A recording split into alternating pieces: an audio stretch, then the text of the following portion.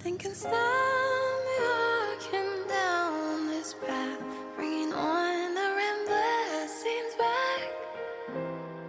Won't accept the fate that is set. There is no turning back this time. Will it be true? Will it be true? Be a closure for this myth book. One day we shall cheer and dance, making joy forever last.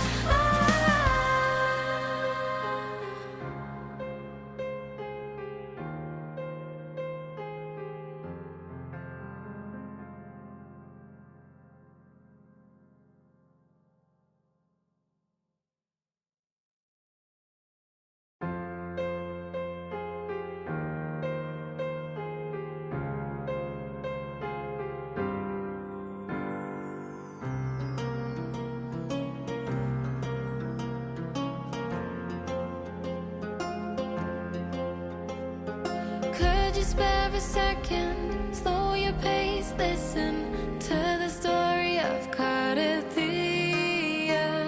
She called for freedom, she yearned for legend, dreaming of splendid adventure. Will the prophecy manifest? Will I be the maiden who is blessed and walk down the glory path? Bring honor and brightness back. Wipe out all the enemies in sight. There is no turning back this time.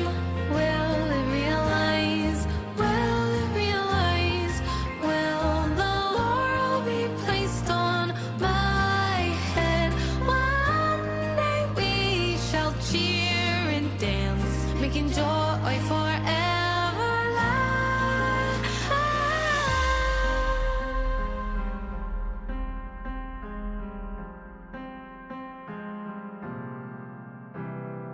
Prophecy is nothing but a vicious lie. Here comes the growling dark tide. The more pain she feels, the clearer she sees.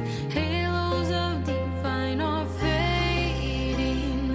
I can hear the bell of fate sound. It's high time to turn it around. I'll carry on my glorious journey with the blessings and wish by my side. Won't accept the fate that is set. There is no turning back this time. This will realize, it will realize.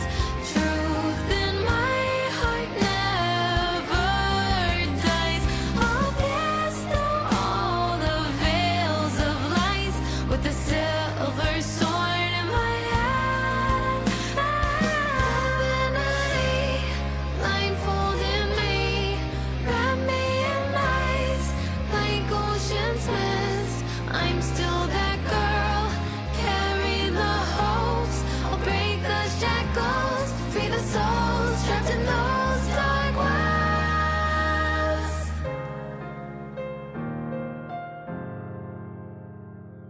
Nothing can stop me walking down this path, bringing on the restless scenes back. Won't accept the fate that is set. There is no turning back this time. Will it be true? Will it be true? Be a closure for this myth book. One day we shall cheer and dance, making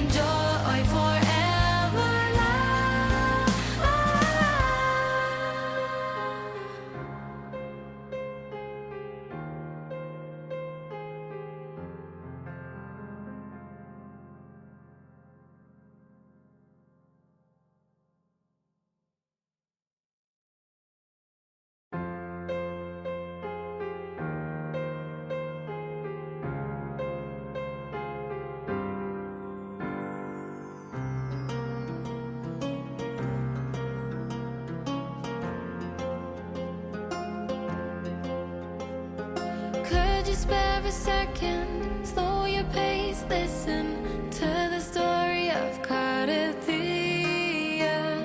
She called for freedom, she yearned for legend, dreaming of splendid adventure. Will the prophecy manifest? Will I be the maiden who is blessed and walk down the glory path? Good day, Kings. How are we doing today? I guess you already hear the music in the background. Like the light stroking your face, my dear Every.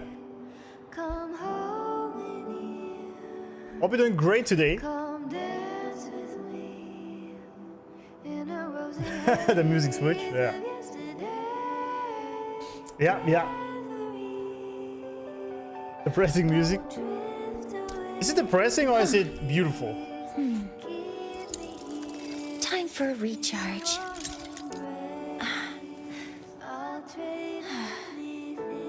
It was kind of funny though. I did stir the pot a little bit with my videos about Frolova. There's one more to come still tomorrow. Kind of funny. A bunch of people had a massive crash out in the comments. It was very funny for me to watch that.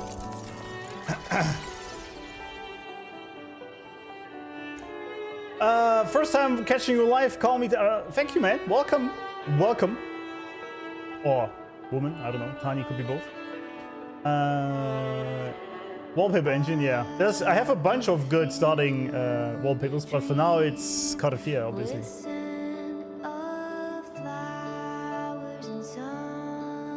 Yeah, exactly. More beautiful. I think so too. I think it's very beautiful. Time for a recharge.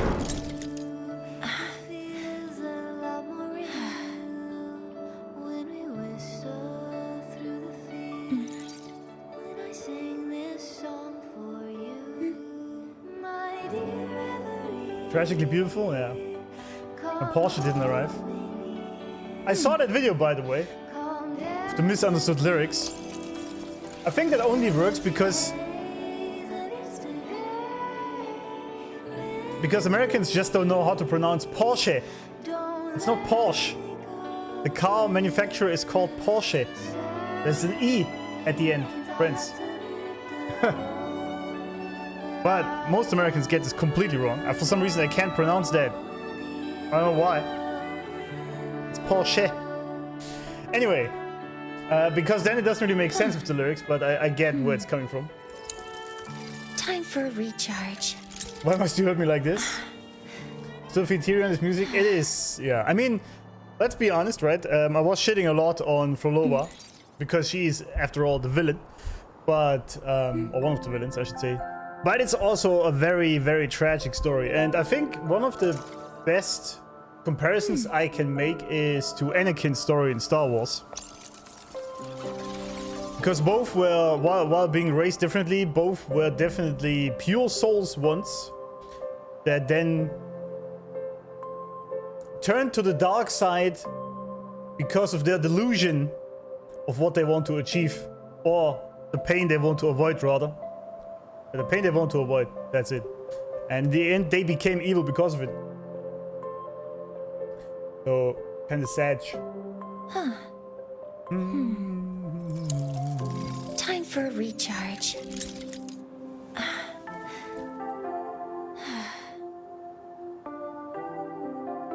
Wait, what? Stream is zoomed, but not on my OBS at all, actually. Wait, let me check that. The hair is talking? Is it just the camera or is it the entire stream?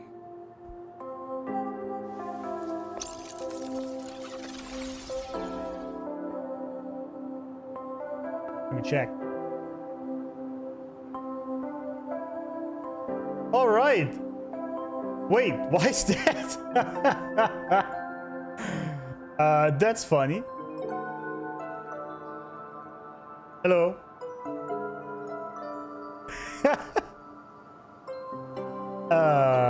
Hold up. Time for a recharge.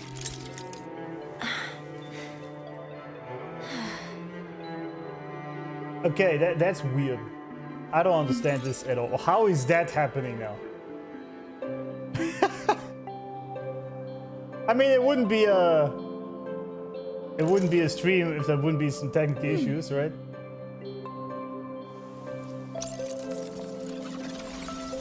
But you can see my skin exactly, right? And every hair I have. Blame Cristoforo? Yeah. This is some bullshit. Because I can't do anything about it. It's right in OBS. I cannot change it on Restream. I literally didn't change anything.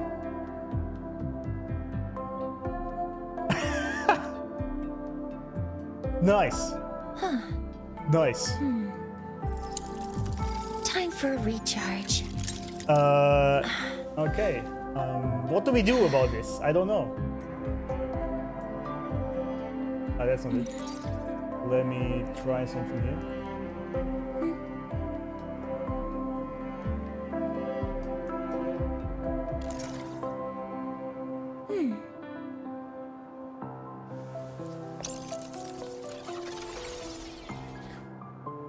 It works, but it's not an actual fix for the problem.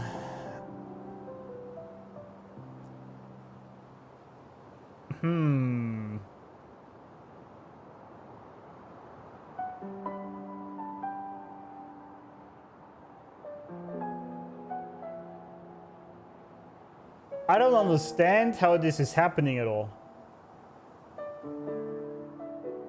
I literally don't get it.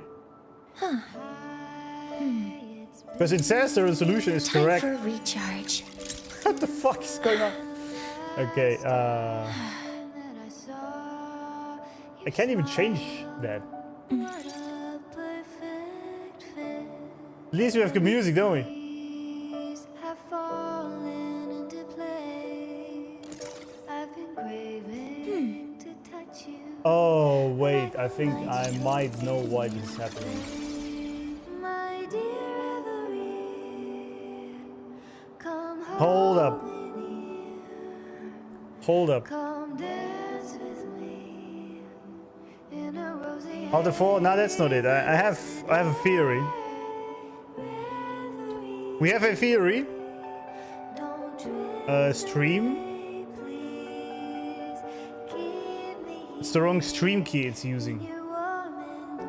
That's a 1440p key. Yeah, that's some bullshit. Why is it using that though? Why? Time for a recharge. It should be correct on Twitch. Let me check that. That would actually, if it's correct on Twitch, then I'm confirmed.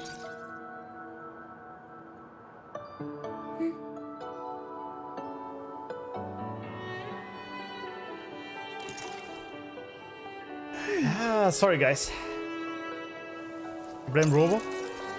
It's also wrong on Twitch. That's funny. So it's not the stream key. What the fuck? I do not understand. Settings.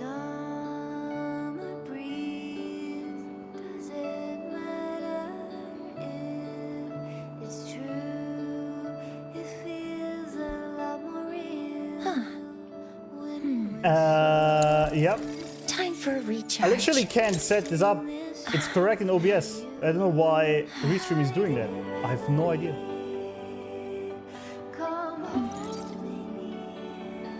I saw streamers PC froze because of Wu and nearly crashed because of Yuki's ult. That's a different problem.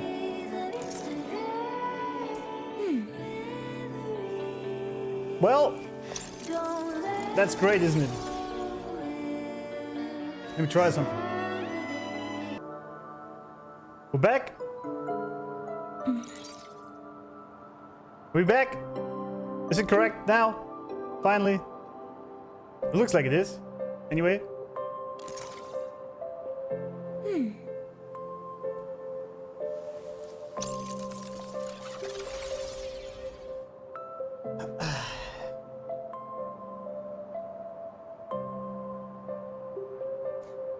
Alright. No idea what the hell happened. Twitch died completely though. That's funny.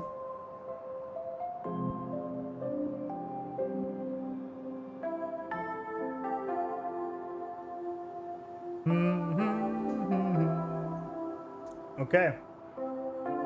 Oh no, Twitch is also back. Okay, never mind. It seems all good, right? We fixed it. Time for a recharge. What you do? I did literally just restart the stream. That's all I did. I didn't change anything else. I just restarted the stream. It's kind of weird. I don't know why that happened. I don't know what it was. Because like I cannot change the aspect ratio in Restream, which is what I use to distribute it to Twitch, YouTube, and Rumble. I literally can only change it on OBS. Like I can do it here if I do this, for example, right? This is what I can do. But that's on OBS. And I tried it earlier, I didn't do anything. So I don't know what happened there.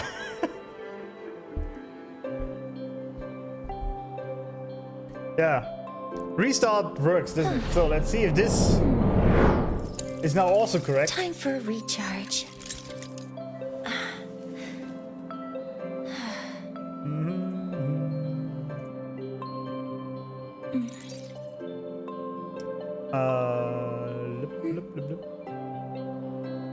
I can't even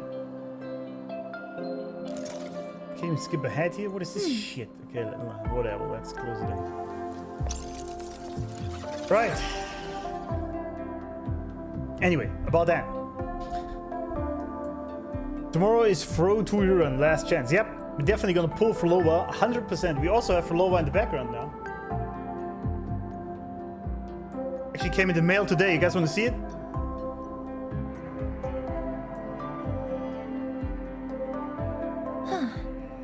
It's nothing special, really. It's not an actual Time for a recharge. figurine.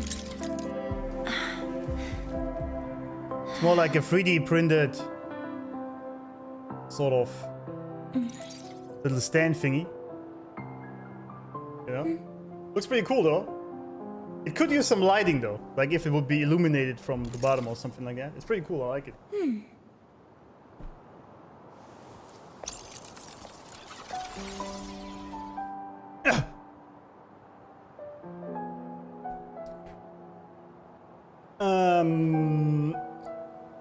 It's not a gift, no. This was acrylic, exactly. Yeah, I just bought it because I have ordered the Shawkeeper and the Chang-Li figurine, but it's gonna take like 6 months before I get that. And I was like, shit, man, I want something now.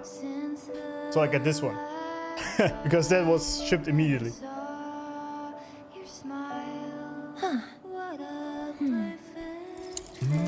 Time for a recharge.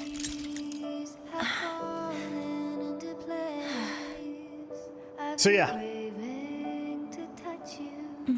Oh yeah, actually, before we do any of this, friends, let's have some more chill music. SK Nendoroid, what is that? No. Ah, what? Yuno got first? Jace, at least we got second. I mean, that's not bad. It's not all bad, you know. It's not all bad. What we at? We are in the eliminator upper bracket playoffs. Okay. Let's see what happened here, though.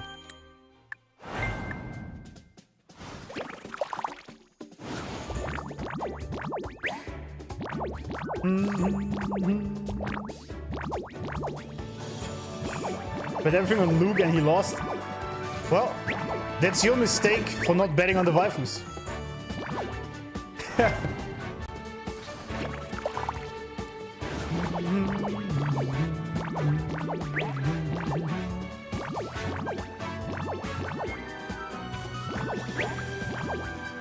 What do you mean, Peep? Because Peep isn't even in this one. I guess it's a different server, huh? Husbando all the way.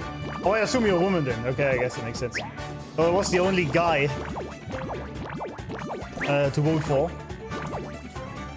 Your husband let you down there. You've got debuff lately, never won an SEA.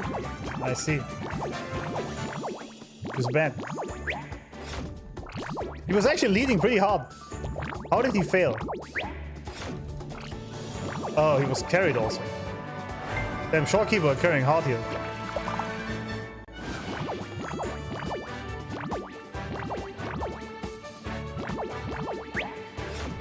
For lower on top, that's what we like. Well, never mind.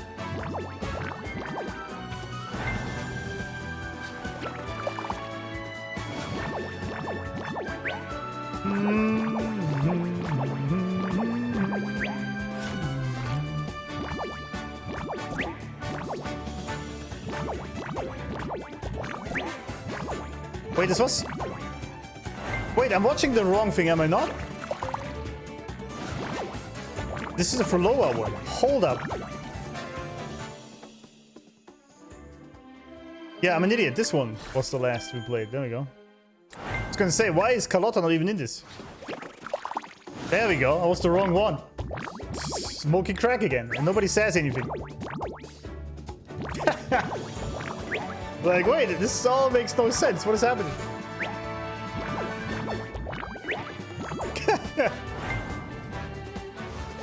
I was like, hey, wait, where's Carlotta even? Great start to the stream. Perfect.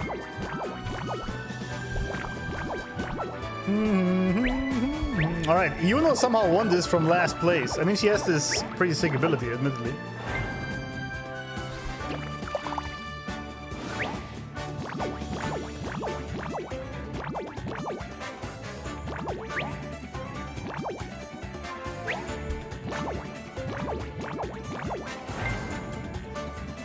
Everyone was quiet. Yeah, you guys were just believing that I know what I'm doing, and that's a big mistake. Well, Peeps actually ahead. How did she lose that? How the hell did she lose that? Howdy.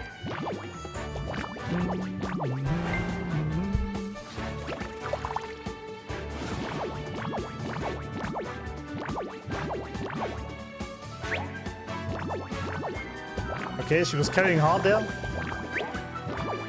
Oh.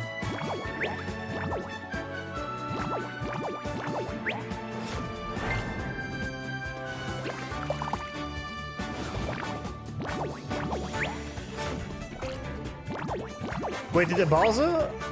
Okay, no, it was Yuno that actually saved us from a Bowser there. Not bad.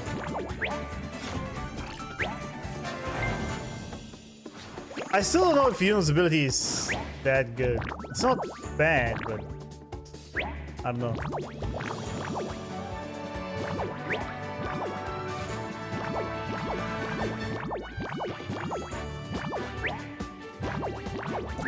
Wait, how did Yuno win this again? How? She's so far behind.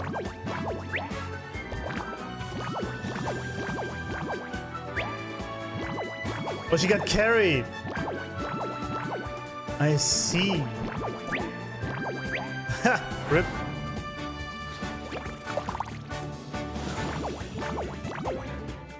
Damn, Changli almost won that. No way, she actually got carried to the finish line.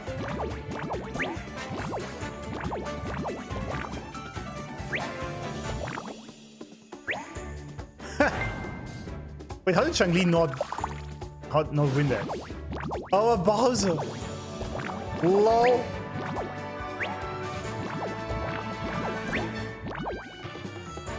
Damn, okay. Yuno literally doing nothing, just sitting at the top, getting carried. I like it.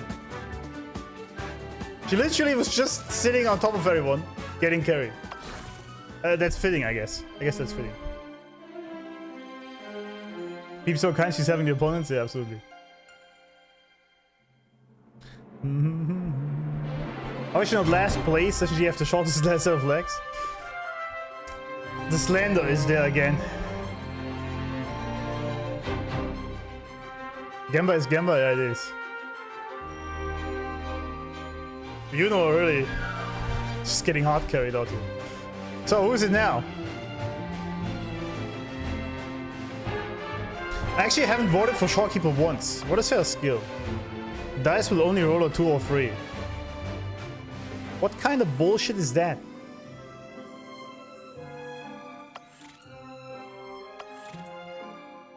That's also kind of shitty, isn't it?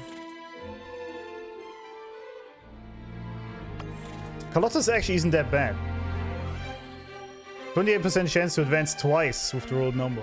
That's not bad. This, I don't know.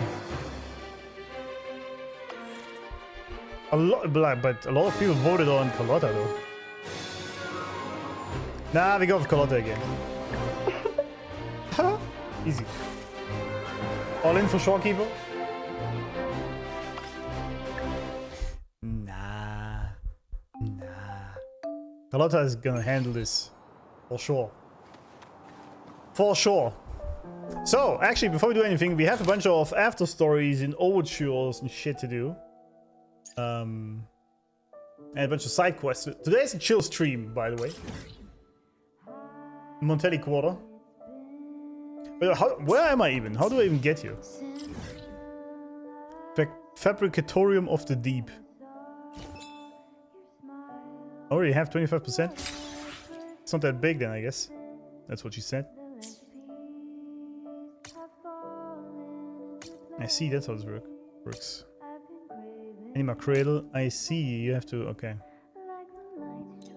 Gotcha. I see. I like the music though. I must say that. Yeah. Often chill streams? Absolutely. They're very chill. Get it? Ready to take the stage? You can also try 2.5 permanent for Lova event. What is that? Ready to take the stage? Yeah, we're definitely gonna farm some materials for Lova because I'm 100% gonna pull her. When are these going away? Isn't it tomorrow? Or today? I thought they get removed a day early, don't they? Or is this only on the main patch?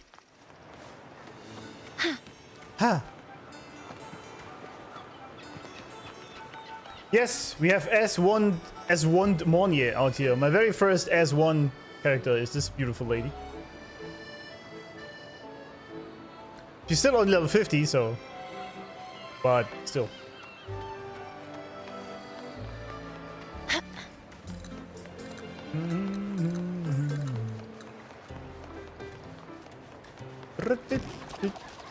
Shangli was benched now though, which is kind of sad, right? But with double support for Hiyuki team.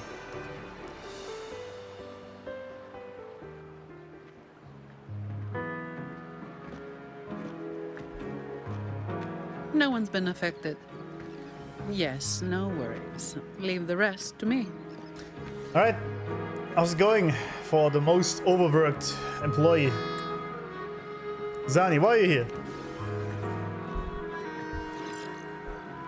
Ah, it's you. What a coincidence. What do you mean coincidence? You called me. A short yet violent quake hit Raguna not long ago. We still don't know the cause, but we're checking for casualties. Casualties. Fortunately, the damage seems minimal.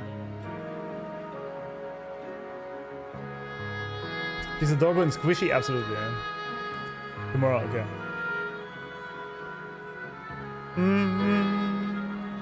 When you gonna stream 2.6? I mean, because the next phase of the most recent update... What does that mean? Isn't 3.4 in 3 weeks then? But 2.6 is gonna be tomorrow then, I guess. Unless we don't finish the quests here today, but it's only... I guess it's only these, right? These are 2 side quests. Some after story quests. Or build up for next one. We're not gonna do this because this is just boring. And we're gonna do the Fantasma Dreamland. That's it. And then we have 2.6, so it's... 2.5 is not that big, so we should be fine.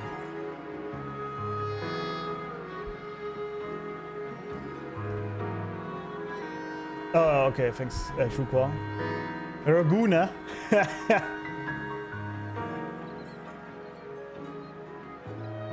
Phase 2 of 3.3 is tomorrow. Okay.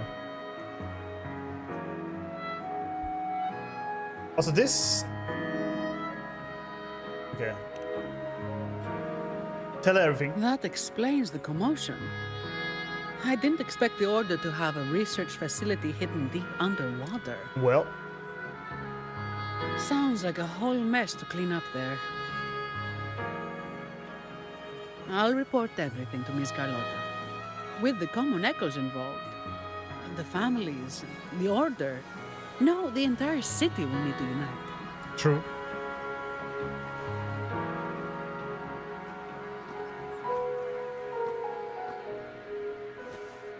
Thank you for bringing this information to us. Also, why does she call her Miss Carlotta? Isn't her name Carlotta Montelli? So it would be Miss Montelli. Or Carlotta. But kind of interesting, isn't it? Like, you don't use Miss if you use the first name, do you?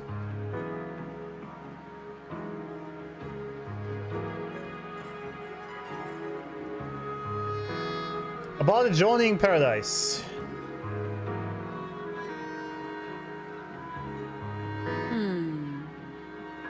If what Fenrico said is true, the Order should make the right choice here.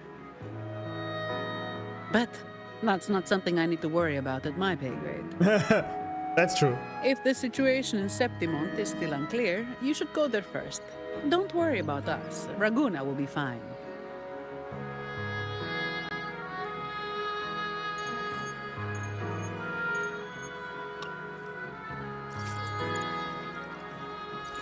Finally.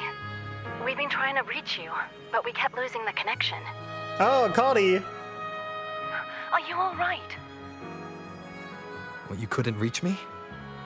It must have been due to the chaotic frequencies of the seabed. Relax. I'm fine. I should probably order a Cardi statue as well. That's a relief. You mentioned the seabed. Have you discovered anything?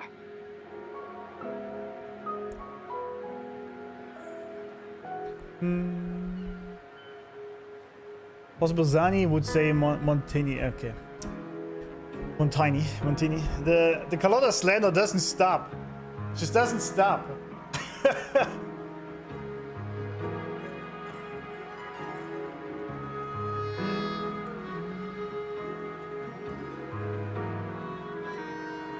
Does not stop. Alright. I have something to say to Cardia. You were right.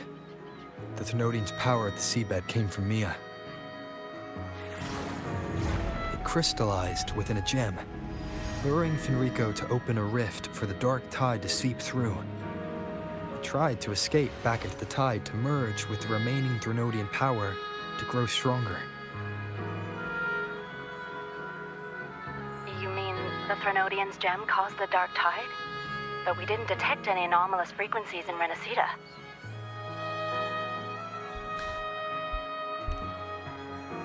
That's basically just a summary of what we played That's for. strange. The dark tide at the seabed. It's different from what I've seen before. In Raguna, it always came from the sky. Could you describe the dark tide you encountered in more detail? It was like the crack. It was like smoking crack, I guess. Carlotta's Landers proof everyone loves her. I see. It's this kind of relationship, huh? This is a after story quest for 2.5. It goes to show that he's embracing his role as the lead of the Black Shawls. He is, yeah. Robo is still one of my favorite main characters, probably ever in the game so far. Failure Art, welcome. Been seeing your clips on YouTube. Glad I caught you live. Welcome. Welcome to the live stream. Why is it so dark, by the way?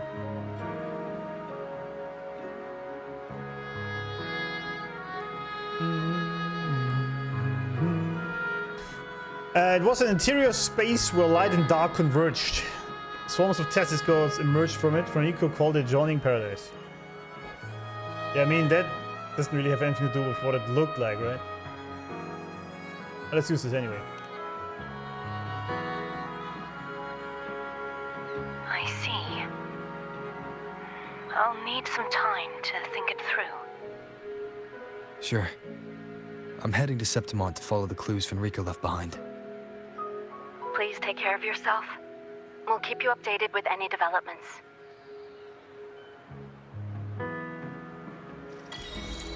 End node, start node. Alright.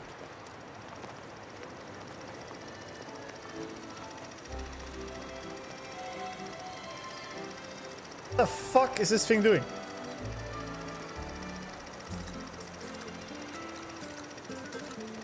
Alright, sure. Sure.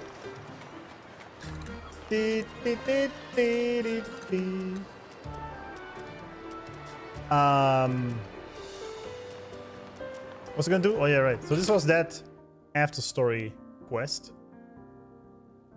With bread and holy rituals, we do this later. Deep sea survey. Don't we have this already? Oh, we do it. Yeah, there we go. Head to the coordinates given by Carlotta. The Fabricatorium of the deep has stirred beneath the waves, its unrest quietly noted by the nobles and the order. To prevent further disruption to the lives of the people of Ragusa and to avoid unnecessary panic, both sides held a rare private meeting. In an unprecedented move, they reached a consensus. A full resurvey of the facility must be conducted to inform joint discussions on the fate of the Fabricatorium and the common echoes it holds. As the only one to return from their place unscathed, you are undoubtedly the best person to lead this expedition. Expedition 33. Energy consumption increasing. Yeah, is it now?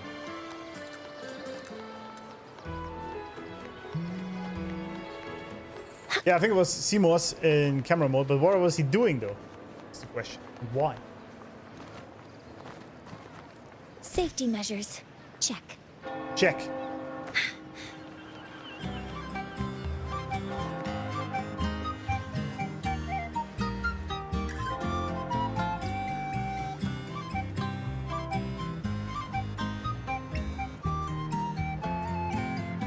Mine as well, he's growing as a character with each patch. The difference between 1.0 roll and 2.5 roll is red. It is insane, actually. But this is what I meant. I mean, people hated me when I said in the quest 2.5 at the end, I actually think he was Chad over there by how he interacted with Frolova. Because I think he did exactly right and people were mad. But that's fine, everyone has a different opinion.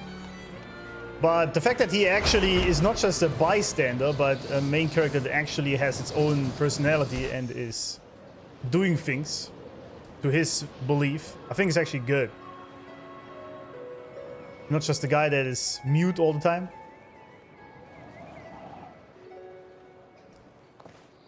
Intellis have already talked with the Order about this.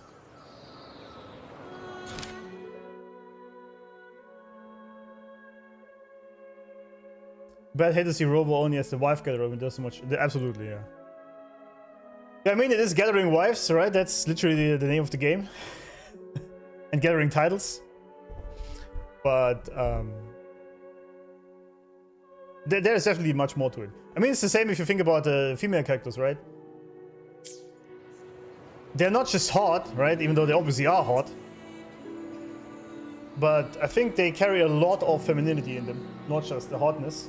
Because I always said that there's a difference between hotness and femininity. And so it's not just these, like, Gunnar bait hot characters. They actually have very deep characters.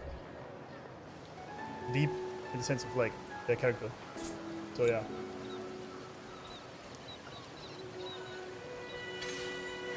I was positively surprised by how all the women are portrayed in this game.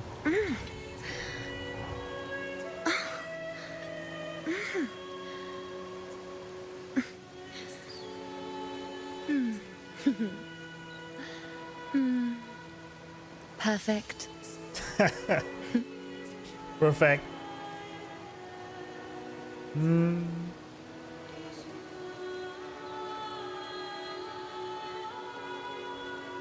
Some people are mad, that's funny. The amount of hate, slant and hatred Robo and Duel from the community of 2.5 yeah, it's crazy. It's crazy. Because everyone was simping for Frolova. Triggered? Triggered? Oh, it's raining.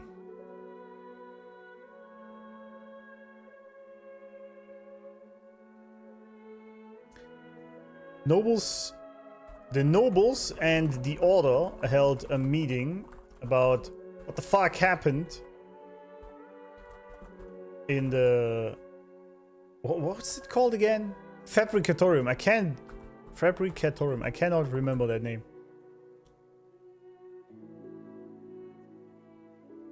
And what to do with the common echoes down there. Carlotta asked us to lead the expediciones.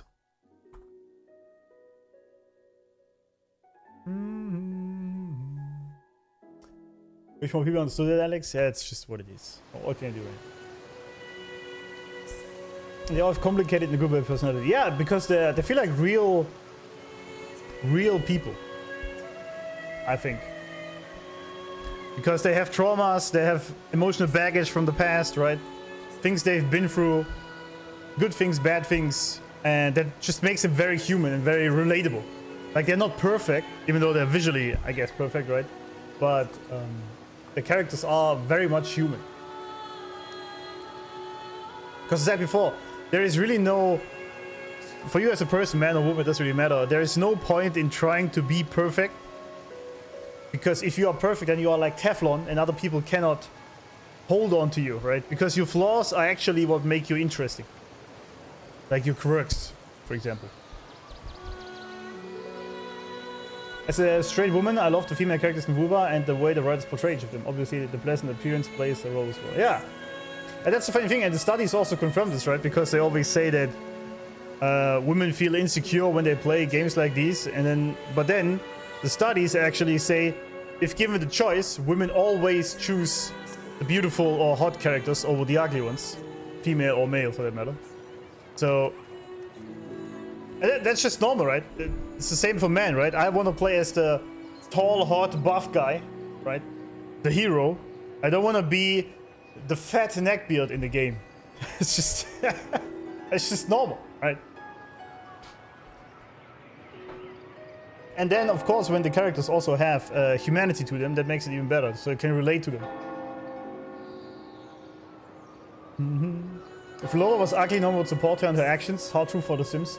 I said this before. I truly believe, and people were gonna shit on me now in chat, you guys. I know you will. I truly believe if Frolova wouldn't be a character you can play and pull, people wouldn't have been as mad as they were in 2.5. If she just were a regular sort of villain NPC in the game, people would have probably mostly sided with Robo. I'm pretty sure.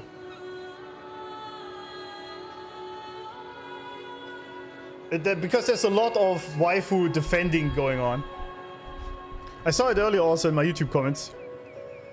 That was kind of funny. There was really a dude, maybe it was a woman, I don't know. Like, literally blowing up my notifications, like your crazy ex blowing up your phone. Commenting under every video about Frolova that I'm wrong. It's kind of funny. I love flawed people, absolutely. All of them feel human, that's what hooks me the most, yeah. Jinshi, she took the mantle of magistrate as a kid, deprived of a normal childhood, and put the whole Jinju on its feet, yeah. Jinshi, actually, I hope she comes back at some point somehow. Such a cool character, and after she got the powers from Jui, we never saw her again ever, which is kind of sad. Kind of sad. I wish I was reborn as Augusta's sword. I don't know about that fanfic, but sure. White Knights? Yeah. Robo Haters had a party with 2.5 and Frolova talking back to him. Yeah. They had a field day there for sure. Yeah, everyone got... I'm not even gonna go into this debate again. I made an entire video about it. What I think about it. It's fine. It's also kind of sad though that she's dead in that sense, because I kind of wanted to see... What I actually kind of wanted to see, but it's also pretty bold from Kuro, and I like that at the same time. Because I thought that somehow she comes around, that Robo convinces her somehow to join the good side, so to speak. But it actually makes more sense that because there are just some people you cannot save. That's just reality, right? Some people are just lost and gone. That's just what it is. And that's clearly her. She's completely lost any understanding, right? Because she literally said that TDs are the same as humans, so she's just mentally gone. And I kind of like that they took this approach, that there wasn't a happy ending for these two in that sense, because that's just reality. There isn't always a happy ending in real life, right?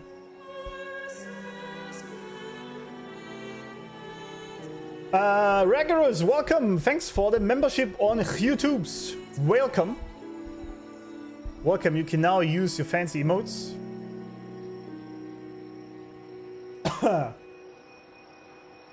You can say whatever you want.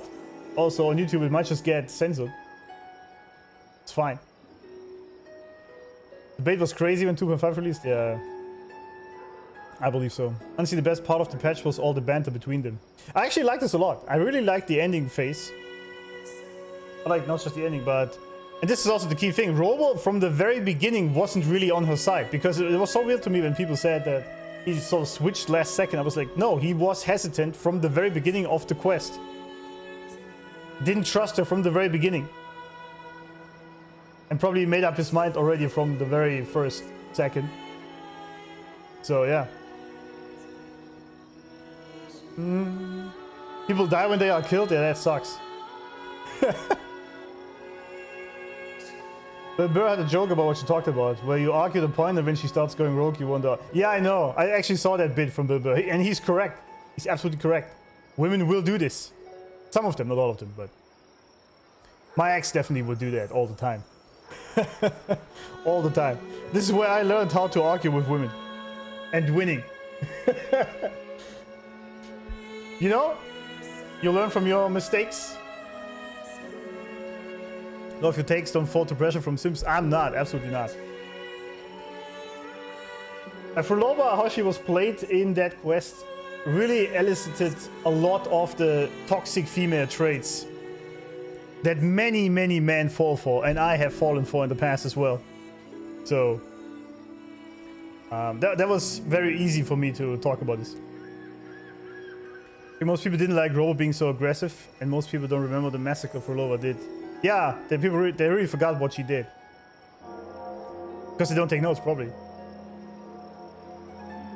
And Robo being so aggressive, yeah, I think that's also a problem. People always think that he's sort of the nice guy who's just surrounded by these beautiful women all the time and they all hit on him. But he's actually very headstrong. And he's very... if people want to say Chad, right? But whatever. He's very, very straightforward in what he's doing and how he's following his goals.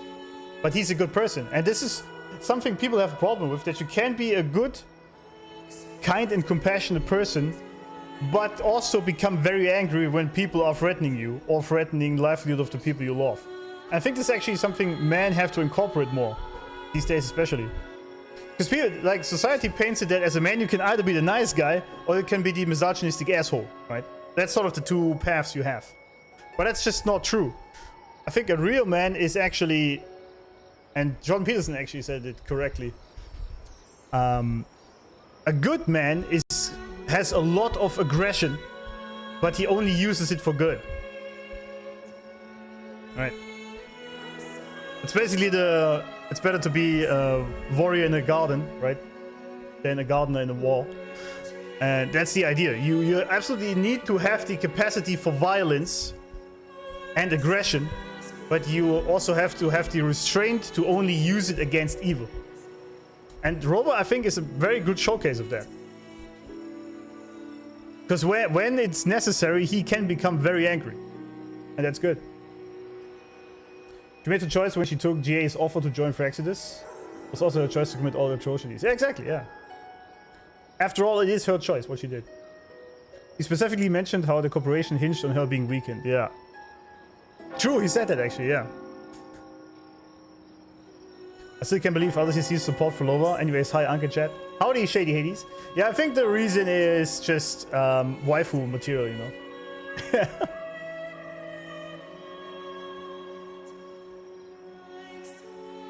We are in Raguna, indeed. Good day, sir.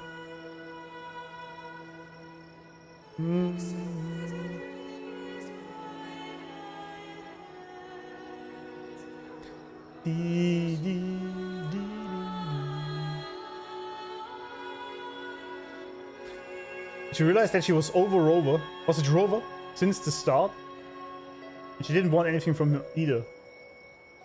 That's not true. She literally wanted him from the very beginning to help out with this. Because she said herself, if her wounds would heal faster, she could do it herself.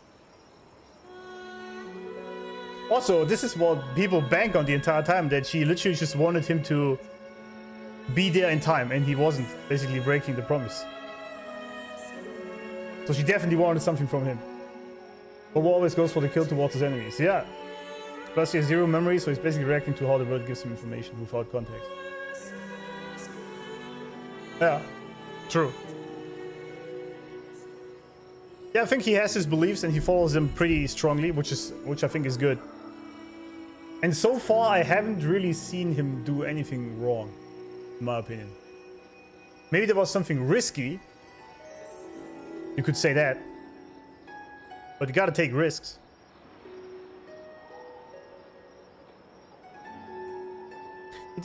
I think Frolova is over with Rover. It's Frover. It's simply a great sense. Yeah, that's just the key thing. And also people didn't really realize to make the connection here. I can see Frolova as the villain here, which she is, because she literally did a lot of bad things and she's completely gone mentally. That doesn't mean I cannot feel for her. I absolutely feel for what happened to her. It's very sad. It's a very tragic story. As I said, it's the same in Star Wars, right? It's literally the same story as Anakin, right? Who eventually became Darth Vader to protect his loved ones from certain death, right? She's just trying to resurrect her loved ones, but it's the same thing. And in pursuit of that, both of them joined the dark side because they promised them the possibilities to make it happen. It's exactly the same story, right? And so Frolova literally kind of becomes Darth Vader in that sense. And I still feel for Anakin what he did. It's a very sad story.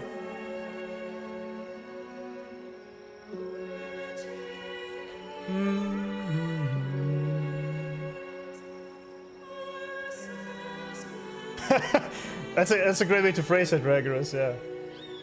That's also the key thing, right? Because Rover and Frolova, they literally were strangers.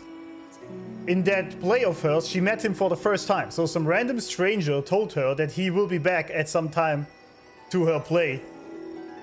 And because he wasn't, people say this was justified then that she did all these atrocities. I'm like, what? They literally didn't know each other except for one meeting. What the hell? I mean, she knew about him, who he is, then later, because she did some research, I guess.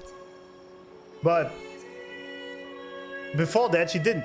So that's just kind of crazy to me.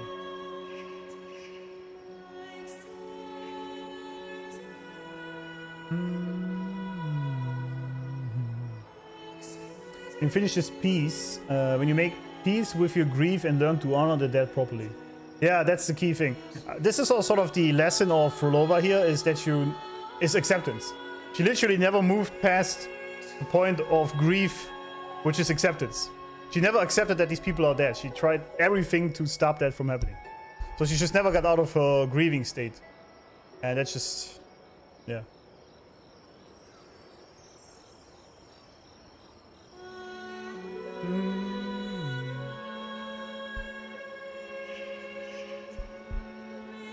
And were they ever dear to each other? Yeah, exactly, yeah.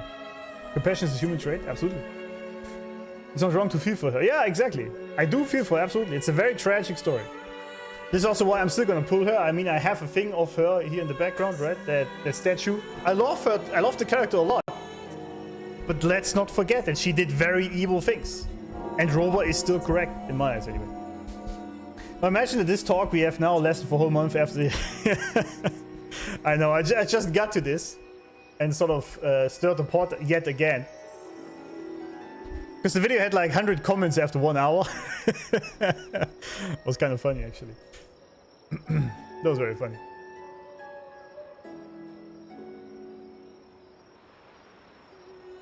The fact that Frolova remained a villain till the end means she can no longer redeem herself, even though she has a tragic backstory. Yeah, She pretty much, this is what I mean. She had the choice to be a good person or turn around and basically redeem herself. And I'm 100% sure Robo would have totally been here to work with her if she showed any sign of redemption or repenting rather. Any sign of it, right? Even the slightest. But she even said herself that humans are the same as TDs at this point and it doesn't matter, and she doesn't care about anything other than bringing these people back. And so it was just a clear sign that she's lost. And because people also say that Rover is some sort of Jesus figure, right? That's also true because Jesus also realized at the time that some people he just cannot save, and then he didn't try. He literally said it's like throwing pearls before swine. It's pointless. Some people you just can't save and then you just move on. That's what it is.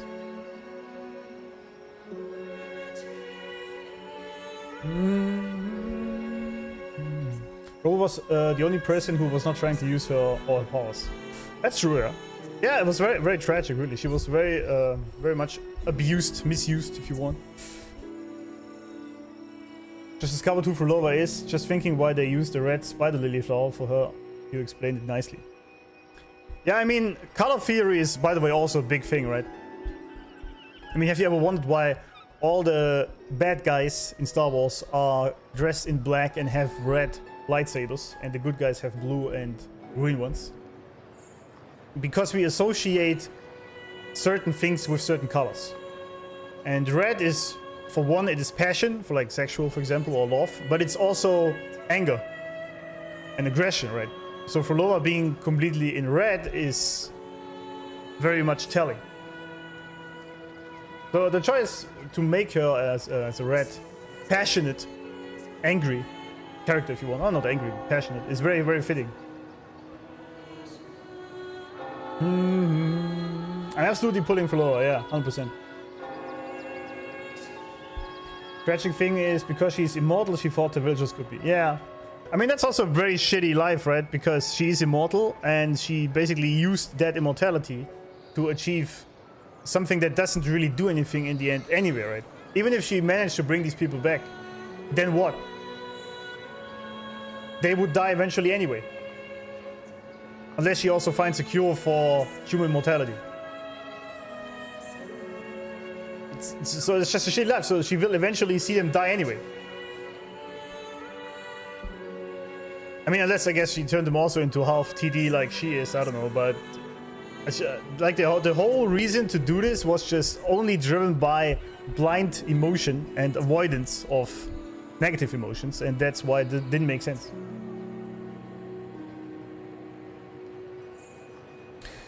Umpedor for Loba turning the frequencies of fallen soldiers into faces, this call, and sending them to attack the city and kill more people. Yeah, she let's be honest, she's literally a terrorist. That's what she is. That's what she did.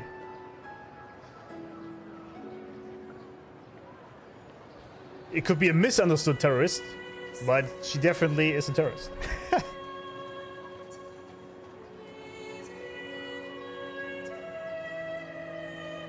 If it was for Lova, I'd definitely be pissed at Robo, but knowing what he was doing for the world, I would put my grief aside and not go on a killing spree. Yeah, but she was probably already lost at that point. That she didn't even realize that. Because to make that connection that you see the good in what people are doing, you first have to clean your heart of the darkness. Because what she was probably seeing was only that he was not doing what he promised. And instead was taking care of other things instead of focusing on her. And I don't blame her for it, right? It's just, if you're only driven by these emotions because it didn't deal with your grief, then this is what you do. I love this patch, cool, trying different things. I love this as well. It was great. It was completely different and I liked it.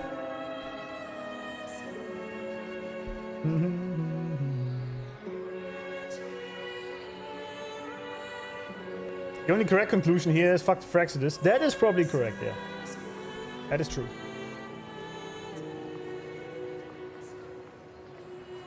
I mean, the saddest thing was that the villagers were crying for freedom, please let us go, but she kept clinging to her obsession on reviving them.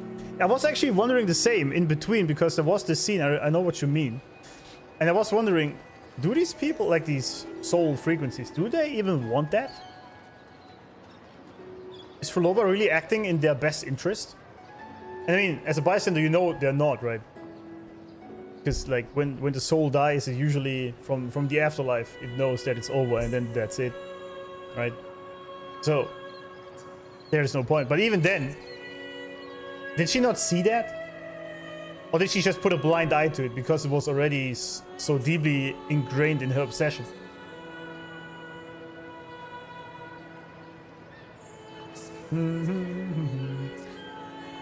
She's not only doing her own thing, she works for the Fraxidus at the same time. Most of the terrorist stuff is Fraxidus shenanigans. Well, it's still her choice to do that. Like, I don't like the idea that's been spinning around like everywhere in society, but especially also with this patch, that other people make you do things. It's just, no, it's still your choice to do that or not. And she chose to be part of the Fraxidus. And even if they want her to do things, then that's still her choice. Even if it was just a choice to join them. That's 100% her fault.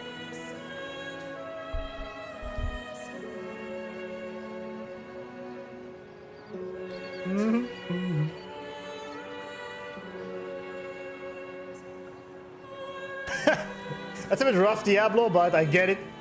Robo haters don't have a communication barrier, they just have a severe lack of brain cells. That's maybe a bit rough, but sure. Trying to explain facts to them is like talking to a brick wall. No, I think what you mean here is a lot of people these days operate from their feelings other than from their logical reasoning. And you cannot reason someone out of a position they didn't reason themselves in. That's what Asmongold also famously says a lot. So there's no point in debating people that put themselves in the position they're in because of how they feel about it. Because you cannot argue with feelings. Because A, they are very much subjective. They have nothing to do with reality or truth, ever. They're just how you feel about something. So it will always be subjective to the person. And as long as they don't accept that feelings have nothing to do with reality or the truth, any debate is pointless. You cannot debate feelings. It's just pointless. The only thing you can debate is facts or truth, right? If you want. But if people don't even accept this, then it's pointless. It's like the whole gender debate, right? It's a fact that there's only two genders. But people bring themselves into this weird belief because it makes them feel better about other people having some mental issues, that there's more than two. And then you're like, listen, we have the clear scientific fact there's only two genders. But this is hurtful to other people. I don't care if it's hurtful, it's the truth.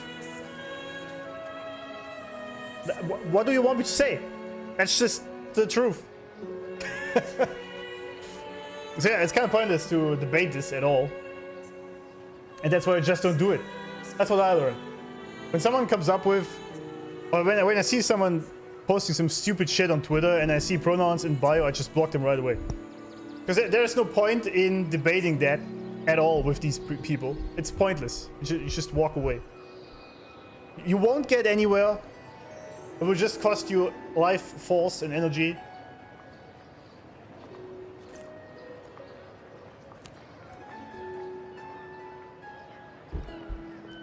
Yeah, because like they just ignore reality. So what would I even debate about? Anyway, shall we actually proceed once? Yeah, she does have amazing animations. That's true. Frolova is an immortal Karen. That's a good one. I like that. I see Frolova more as the bitter ex that is mad because you broke a promise once.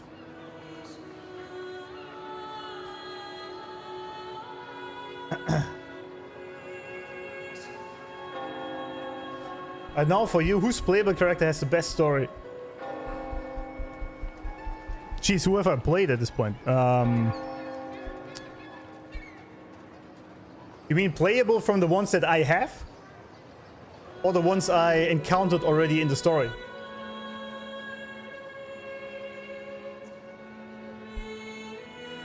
X is full of people who can't read and add 2+2, spitting nonsense. Yeah. It's crazy. It's kind of crazy on Twitter. Encountered. Cardia. Absolutely. I really love Cardia's story. 2.2 especially. And I mean, it's still ongoing, but I really love that. The true holy knight fighting against evil relentlessly, sacrificing even her own consciousness in that process. And just operating on that little spark of hope that someday someone will come along that help her solve that problem.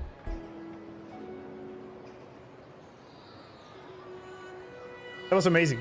2.2 was great. I mean, everything else that is happening so far.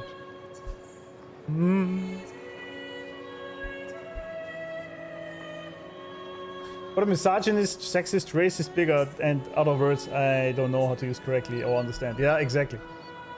I'm all of that. I'm the racist uncle. I have accepted this at that point. It's fine. It's just who I am. It's okay. I don't really care. What is the Frolova premium team?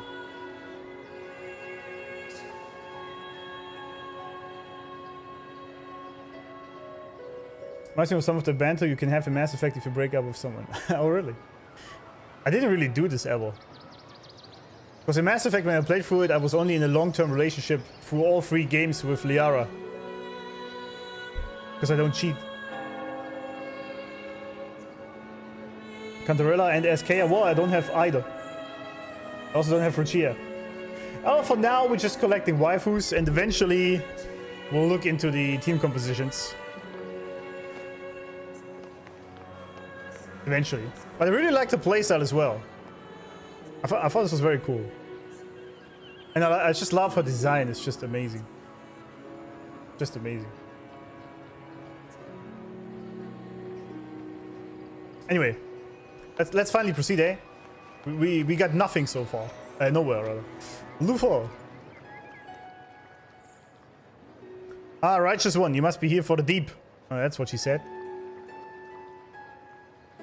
Luthor? In Germany we say Luthor. At your service, I've been expecting you. Does the order know about the Fabricatorium? No need to worry, the events at the court haven't been made public yet, and we've decided to keep it so after a rough discussion. Discussion? Not long after you brought the news, a private meeting was held between the Order of the Deep and the Montelli and Physalia. Oh, the Physalias were also there. Ah, the nobles, obviously. Yeah. So rarely do these parties find common ground, especially under such circumstances. Yeah, I could see that. An agreement was made to keep the incident under wraps for now, to prevent unnecessary confusion and fear among the citizens. Meanwhile, we'll need a rough investigation. Common echoes have become a vital part of Ragunna, and it would be unrealistic to remove the Metari. Thus, the fate of the Fabricatorium would be decided once we all fully understand. Does Ragunna, by the way, not have some sort of government? Is it really just run by the noble families and the Order? Interesting. The 3 parties involved decided to keep it private for now, lying to the citizens as always, under the guise of not stirring shit.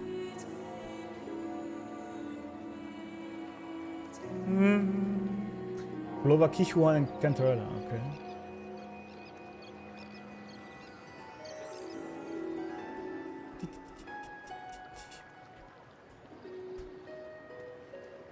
.5 side quest is a lot less than 2.4, yeah, absolutely.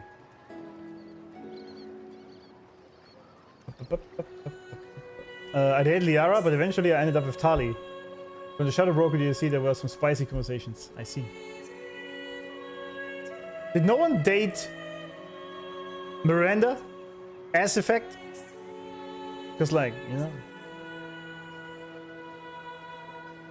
You know?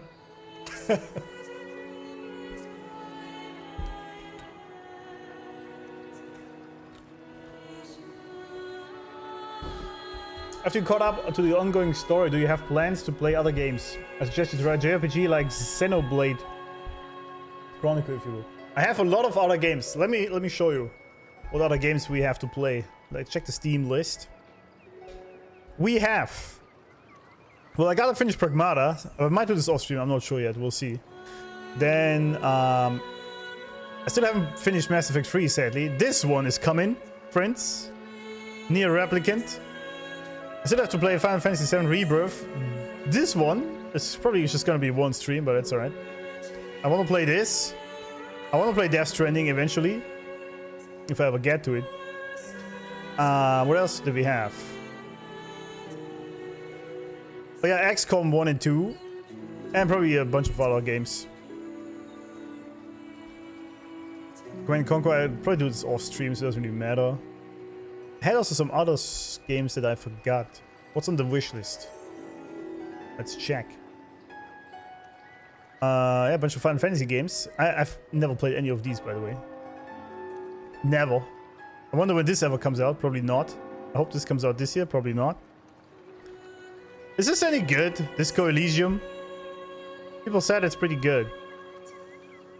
Oh yeah, Metal Gear. I never played past Metal Gear 2. Metal Gear Solid 2. So we have to play all the Metal Gear games. Yeah, I'm waiting for Control Resonant and Ontos this year, obviously. Tomb Raider is going to be funny, but it's just short-lived, I guess. And yeah, these are just some RTS games. I don't even know if I even play these. It might just be some offline games. Doki Doki, yeah. Pragmata. Yeah. You did? She put the ass in Mass Effect. Exactly. Miranda was peak. Miranda was pretty hard. Indeed. Yeah, XCOM. I have been told it's great to watch people play this. And I like turn-based games. A lot, actually. Yeah, I haven't heard of Xenoblade. What is that, even? Okami. Metal Gear Rising, the best Metal Gear. Path of Annihilation looks really good. I'm looking forward to this. But it doesn't even have a release date yet. I heard Near Replicant, so I had to come out of lurking. August, yeah. Welcome back, partner. Yeah, Near Replicant is probably coming pretty close after I have caught up with the Wuva story, because I really want to play that. Shortly after, most likely. I have played Nier Automata. That's on the channel. One of the best games I ever played. Definitely top 5. Amazing game. Yeah. What else is there to say? I actually liked the Final Fantasy VII remake. The base one. I just didn't like the combat. I hate that they made this mixture of turn-based and action-based combat. I think it was stupid. You go with either, right? Either it's a Souls-like or classic combat, or you do a turn-based. But the mixture was just stupid. I hated that. But the game itself was cool. My wish list is filled with naughty stuff. I see. Xenoblade is a Nintendo game, not PC game. Oh. It's a fantasy game like Final Fantasy. Okay. Stranger in Heaven. What is that? No, I have not seen that. I have game requests, by the way, in Discord channel. A Discord channel in my Discord with game requests. You can post them all there. Preferably with a trailer so I can see it and react to it on my other channel. Beast of Reincarnation. That actually looks really cool. I'm looking forward to it. But nobody seems to be hyped for that game. For some reason.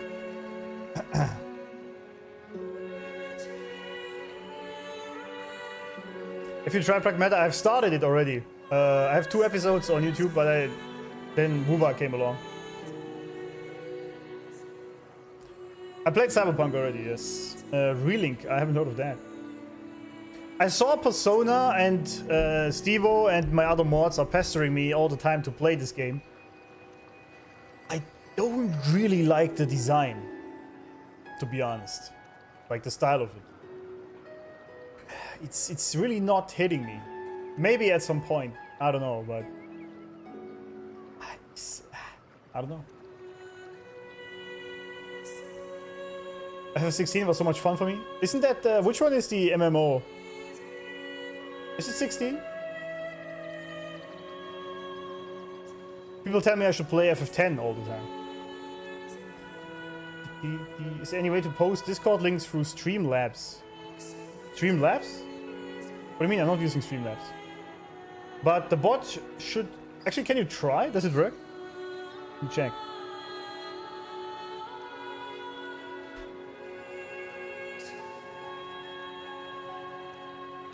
fucking useless bot. Oh, no, there it is. It works. Ha! Never mind, it does work. Finally, it works. Let's try Discord then.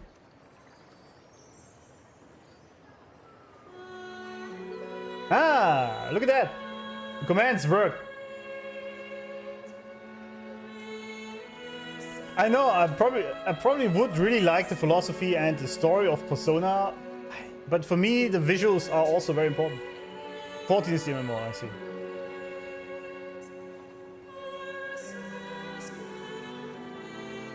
Recently started the 4th Cyberpunk playthrough, but using Dreampunk mod this time. I've been living under a rock. Dude, I played it for the first time in my life with the Dreampunk mod enabled. It's insane how good this game looks. I've never seen a game look like this. Like Dreampunked Cyberpunk. It's insane. It looks so good. But it was eating my PC alive, I must say that. Xenoblade 2 waifus are peak. There's waifus? Now I'm interested. You had my curiosity, now you have my attention.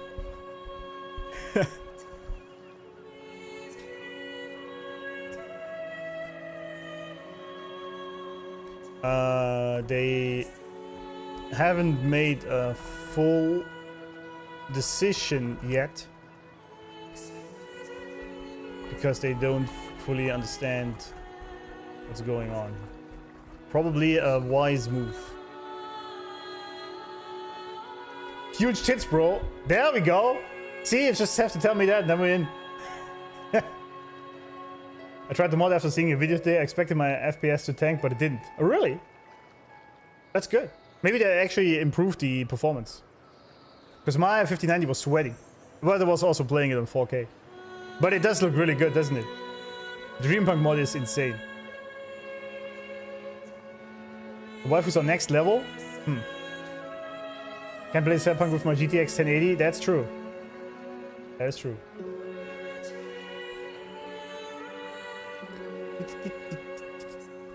The single player gacha game? How is it? Yeah, post the trailers in Discord, please, if you can. I'm gonna react to them then and decide if I want to play it. You're going to finish all of 2.5 side quests today? I plan to if I can't stop yapping at some point.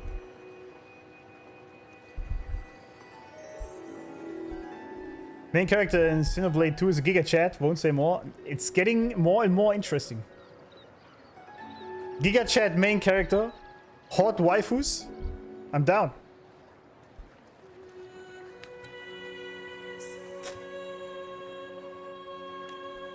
With Azalea's expertise in echo control combined with the Mortelli's terminal technologies will aid in the smooth transition of the Fabricatorium's operation. Once everyone's ready, the truth will be revealed to all Ragunna. Need me here because you are the only person who's been to the Fabricatorium and returned unscathed. We couldn't think of anyone who can lead this investigation than yourself. I'll be responsible for documenting any findings. It'd be most helpful if you could be my guide and explain along the way so our investigation can be as detailed as possible. Just the two of us. Yes, since Acolytes mostly stationed in the Fabricatorium, the Order and the families have decided that I am best suited for this task. Alright, let's go. Don't worry, someone's already thanked me. It's true, actually. Oh, it's on the Switch. Well, that sucks. You guys gotta tell me PC games, man. If not for seeing it with my own eyes, I would never imagine such grandeur was hidden. Okay, the sea nourishes us in ways we least expect. Does it now? Yeah, I mean, this is really amazing, isn't it? That place. Are we now inside the Fabricatorium? This area is... We are in the fallen grave. Coldness and death litter these obscure corners. Only a few straggler echoes remain, watching their own kind being fed into the furnace one by one. What's the furnace? We've always regarded common echoes as gifts from the Sentinel, never caring about their birth or death. But here lies the dissolving and decaying truth behind the miracles. Yeah. Wait, are they all being sent to death? The frequency will be recycled once broken down. You're saying frequency energy can be reused? You mean there's a way for these abnormal echoes to be reborn after meeting the end?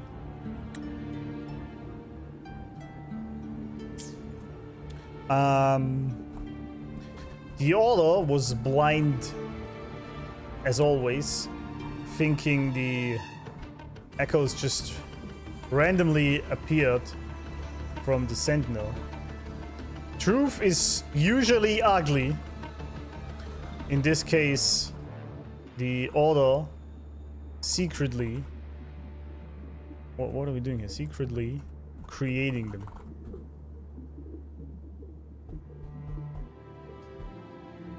Real gamers don't touch on Nintendo products. I agree. It's on Steam. Is it? If it's on Steam, we're good. FPS do be tanking a lot for Repunk. It's absolutely worth it. Yeah, I agree. I don't play Nintendo games anymore since they keep suing their competitors while shitting out Slop. Yeah. Same. Fuck Nintendo. Absolutely.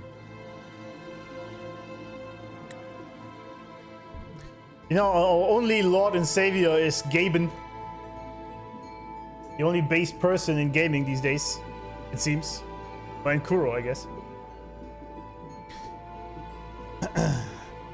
You mean there's a way for these abnormal echoes to be reborn after meeting their end? Also, Angelique, do the reborn echoes retain their past consciousness? The depths will answer your questions. If you speak in riddles, I suppose I'll have to take notes more carefully. Why am I starting to talk like this too? Good one. Oh, this is just a picture quest. Ah, well, it doesn't matter. We get some lore, maybe. Right? You know?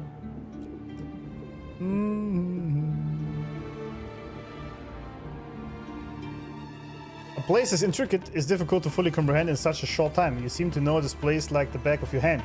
Have you done some research prior to your last visit? Not really. A lot of it came from the person that was with me at the time. She was one of the founders of this place. Yeah, you could say that. I see. One moment. I'll add a few final notes here. The fallen grave relies heavily on frequency decomposers. Only a small number of echoes maintained their operation and no personnel appeared during the course of the investigation. Future management may require few staff.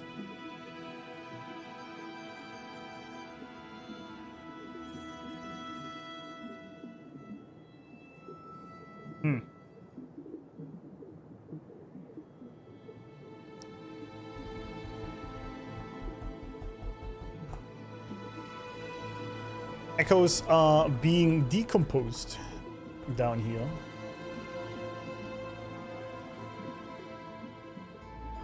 What happens to their frequencies then?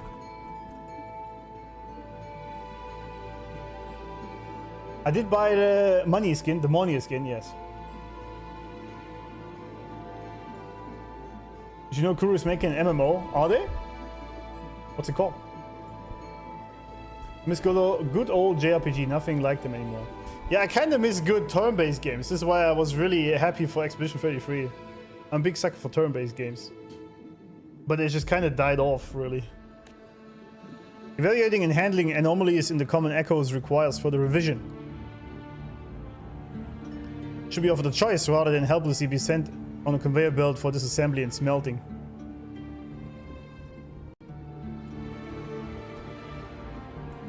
They are sent down into the furnace to be killed, basically.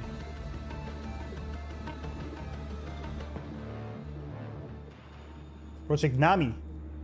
It's a test name. Okay. Is that the next game then they're also making, or what? Deep Sea Survey. How many is it? Just 6? That's doable. That's very much doable. Energy consumption increasing. Write the current to the Anima Cradle. Wait, can I not slide down here?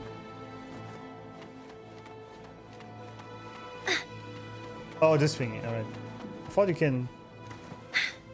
I guess not.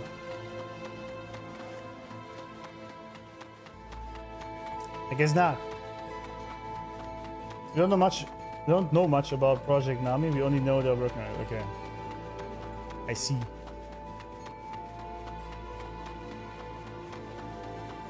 I guess I could have also just teleported there. That's alright.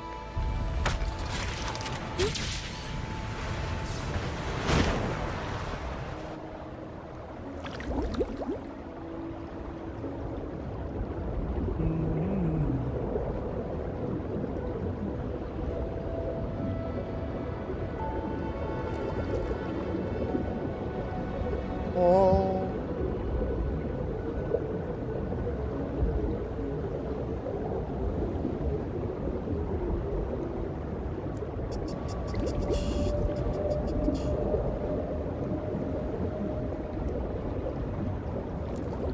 Yeah, I'm supporting the game by buying skins. Yeah, definitely keep pushing the skin purchases so they bring more skins. Maybe, hopefully.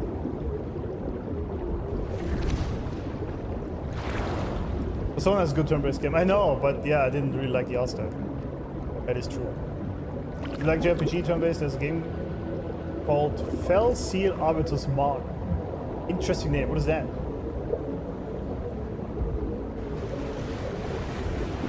Safety measures. Yeah, I still need to react to the songs from this patch. That is true. There's so many videos I have to make. So many.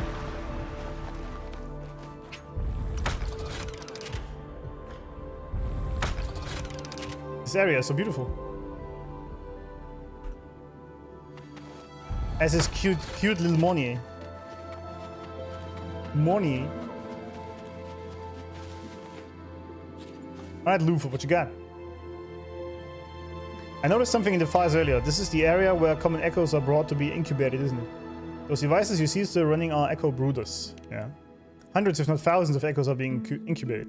That explains why there's heavy security in so many researchers. The pipes transport frequency energy. Recycled echoes from the fallen grave feed the creation of new ones. Yes.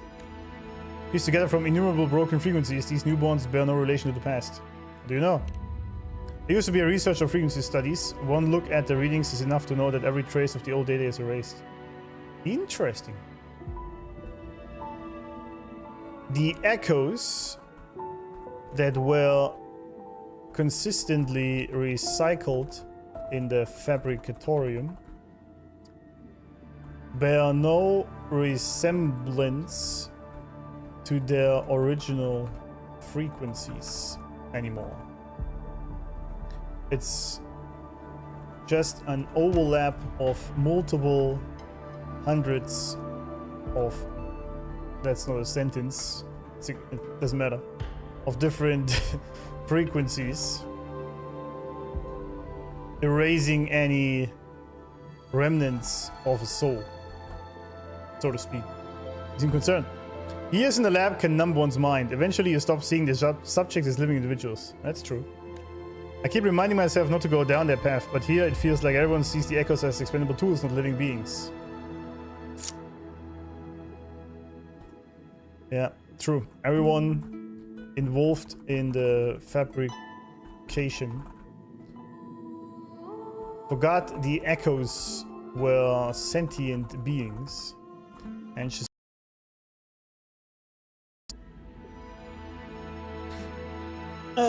bro, they have a lot of good skins that are not. Oh, you mean they are not in the game? Yeah, I know. If White Frolova is a purchasable skin, I would have pulled for her and get that skin. Absolutely. That would be such a cool skin also, right? Having the pure Lova skin from the past. The white one. That'd be very sick, actually.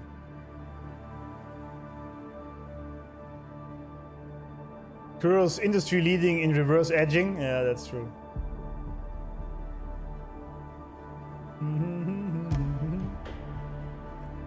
Bikini Hiyuki skin.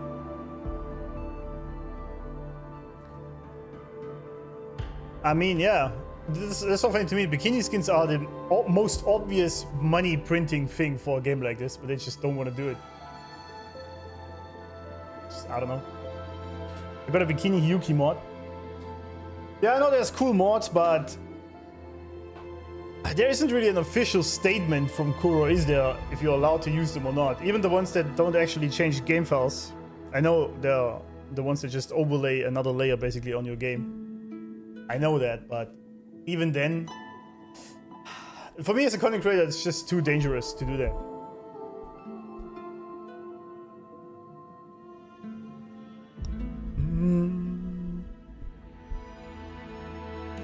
It's not a betrayal of our faith.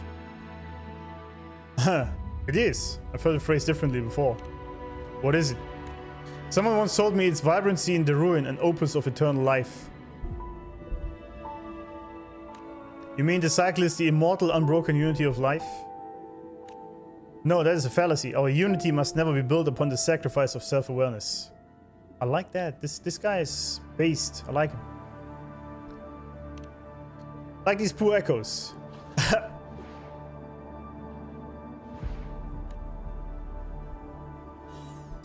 Oh! I see how it is. Seize the window. All targets in sight. Guidance ready.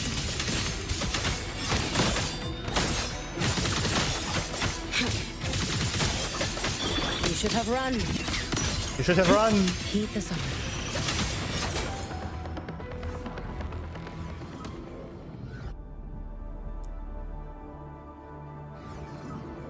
Strange, the melody of this place has gone back to normal. The echoes shouldn't be behaving like this. It seems you haven't reached the deeper truth. This place is more than just a factory for echoes. Oh. The new research data I gathered indicates the Order has been secretly pushing experiments on echo consciousness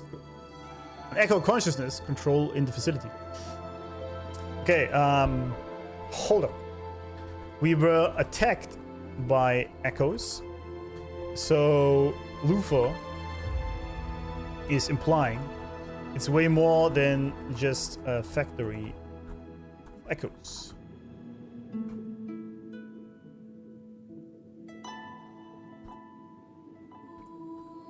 He says his research showed the Order has been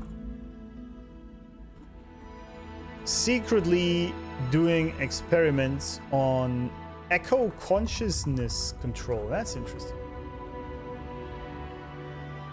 Huh. In other words, if things had gone according to the Order's plans, the echoes would become mere puppets and watchdogs entirely under control. But isn't this what they are already?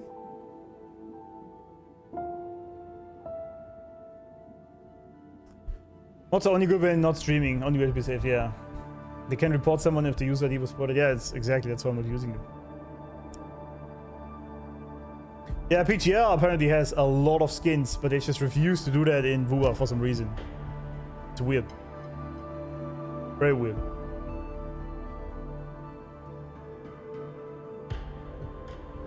Basically turning their echoes into mind-controlled weapons.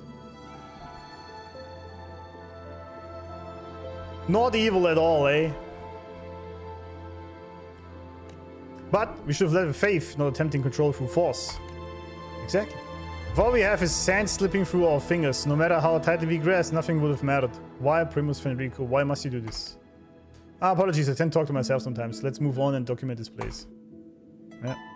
I like your lore drops in between though, friend. I like him.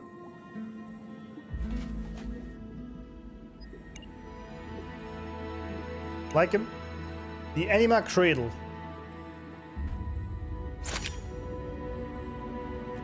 I really love this place, by the way. Its design is amazing.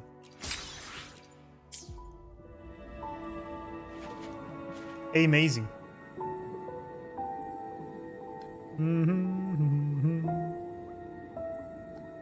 You should understand how high PTS works. No, I don't know. I don't even know what you're talking about.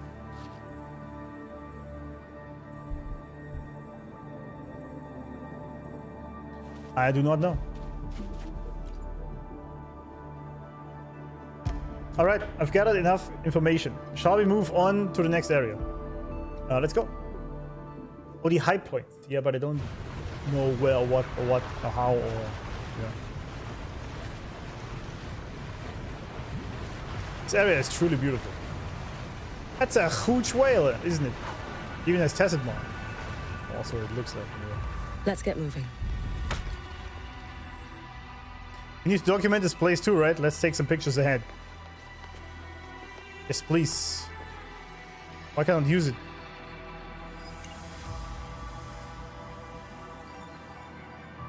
Like, the design is just crazy. Just crazy. We should build things like this in real life instead of that minimalism bullshit. The amount of energy stored here is astounding. Energy hub serves as the central energy storage. Data shows 2 types of energy being stored here. One of the matches will be found in the Fallen Grave. Recycled echo frequencies must be stored here before being distributed to the incubation areas. Okay. The other energy source appeared on devices we saw before. It seems to be the power source that supports the Fabricatorium's operations. But why is it giving a low energy level reading? Must be because of the explosion. Explosion? We have to detonate some of the energy to escape from underground. So there's an underground section of the facility. And that's where the energy storage area is located. Yes, I'm not sure if there's still a way down there. Let's go take a look. I like this guy. He's just straightforward.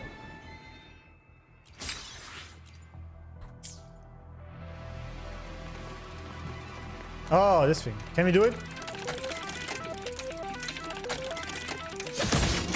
Too soon. Actually, too late, bro. Come on! So close. Oh, it's too early.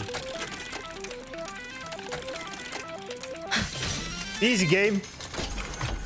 Easy game.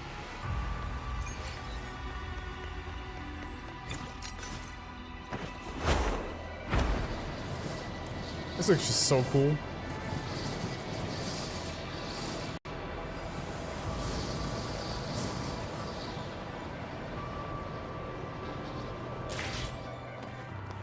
Yeah, no slow-mo needed, yeah. I know I can slow it down, but who needs that shit?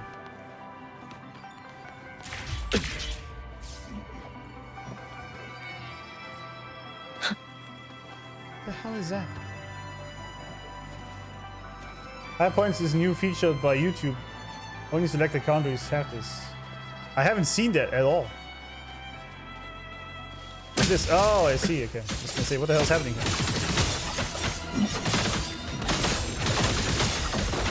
Too late to escape. Let there be snow.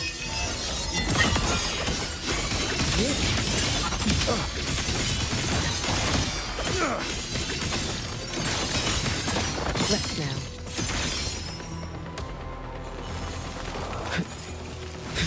Futile. Futile. Fading gloom. Evanescent morning dew. Vanish. Vanish. Ah, it's all snow again.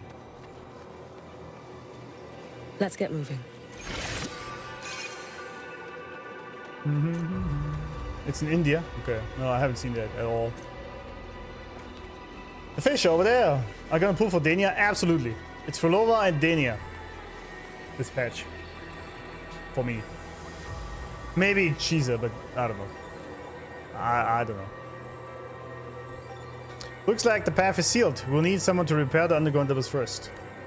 What are these? Seems like someone managed to salvage some files from below. They are not entirely about echoes, and the data seems to be from another era.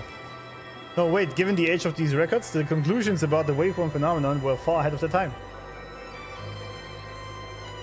And if you look over this again, I want to make sure we don't miss any critical information.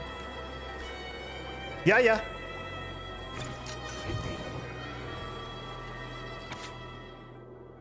Okay, one sec.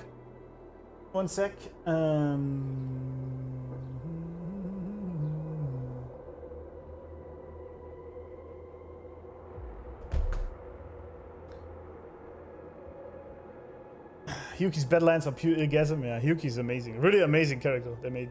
Thanks for follow Helena Catgirls. Interesting name. A man of culture, absolutely. Project Echo Reborn meeting record. Many titties inherently possess consciousness. Yes, isn't that how they come to be? Because of reverberating echoes that are being corrupted?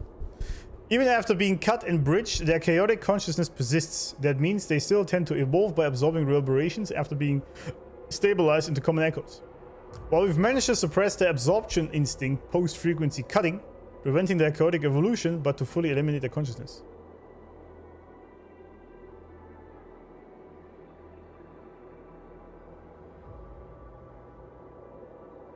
Okay, that's interesting. So how did they manage that? How? Project Echo Reborn. Oh, why is it so small, by the way?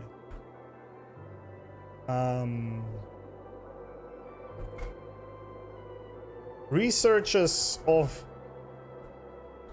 the Order from the past found a way to stop the insatiable hunger for frequencies the TDs have. Their basic survival mechanism. How did they do this? Because I thought they need to consume other frequencies, otherwise they die because of their chaotic frequencies, and they will eventually collapse. How did they do this? Perhaps you should change course and create entirely new consciousness modules. We can implant only the consciousness we need into the echoes, forcibly overriding the original consciousness. The power they granted to us allows this. Oh, I see. I've tested it.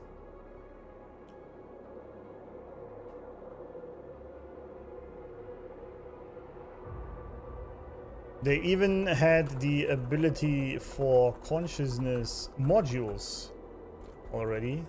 Implanting consciousness in other beings. Ah, fuck! That's OP.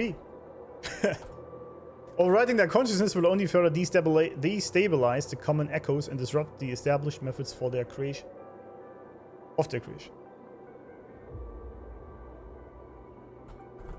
Oh, this just made the titties more unstable. I think there might be a solution. The new consciousness module could be planted deep within the echo's original consciousness, functioning only when needed.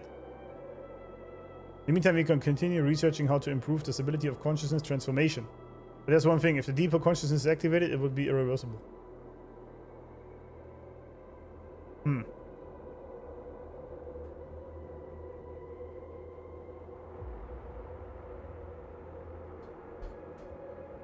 They then tried to use the consciousness module as a failsafe, only being activated.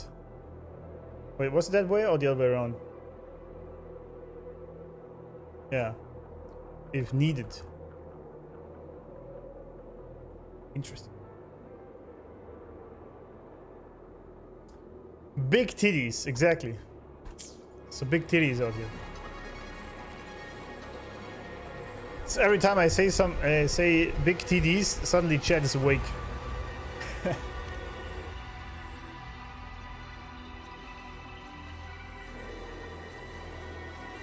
This is the Lost Beyond. Did she take this photo before finishing her work? What is the Lost Beyond? Oh well, it's the end goal of the Sonora experiment by the Fraxidus Overseer. I've heard of such an organization, but how are they involved in all of this? This is where Enrico collaborated with the Fraxidus. Collaborate? The Primus understands that kind better than I do. Why would he do such a thing? This Lost Beyond doesn't pose a threat to Raguna? No, the Lost Beyond has nothing to do with Raguna. It's only about someone with an obsession and a distant, deluded dream. Based? I'd say, is it an obsession? I guess it is. Yeah, I guess it is. Sounds rather dangerous. Quite the opposite. That was likely her final show of weakness. True.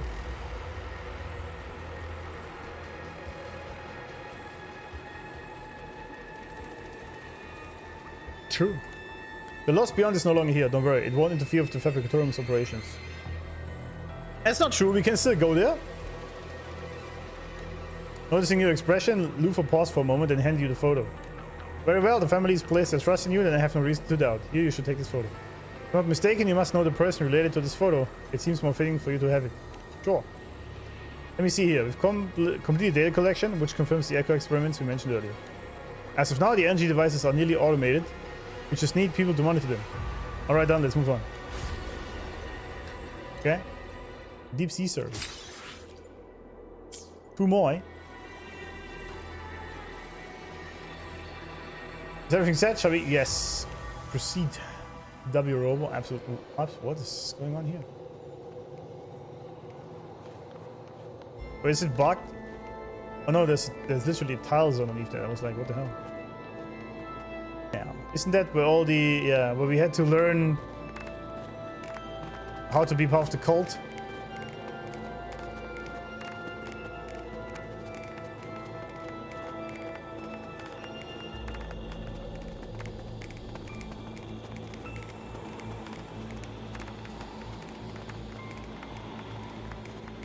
I like how they're smiling though.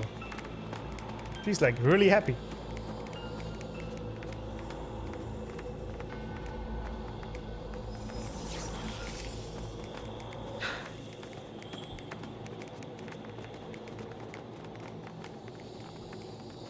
Guiding Acolyte. My dear brothers, you who have come here will be the strength that shall save Renacida. Oh, thank you. I didn't expect to see so many. Let us join together to spread light to all and face the divine ordeal in unity. Divine ordeal? I'm not sure I follow. They can't communicate with you normally. Why is that? To save Renacida and withstand the inevitable divine ordeal is a road paved by many. They are victims of the Order's pursuit of salvation, willing martyrs in their attempt. This is unheard of. Might be because Enrico is keeping the cost of failure in check. After countless failures, their minds are filled with chaos, unable to live a normal life. The ones who survived the darkness could only cling to their faith. This place has nothing to do with production or the experiments. It's just Enrico's last refuge for them, where they can live peacefully away from the rest of the world. I understand. Then these people will remain under our care. But the chaos and darkness you mentioned earlier. Let's keep moving. You'll see soon the truth for yourself. Yeah. Gotta take a picture though.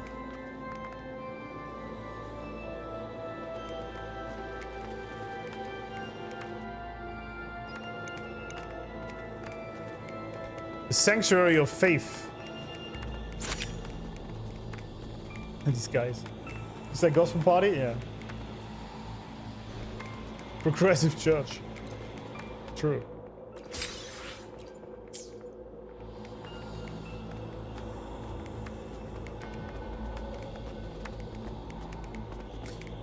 So yeah, they are basically all just mindless zombies now. Right?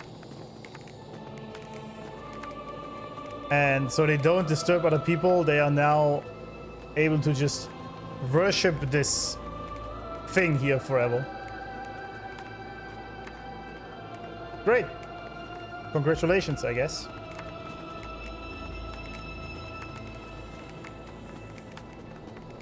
Compare the crystal thing for something. Okay, 1 sec.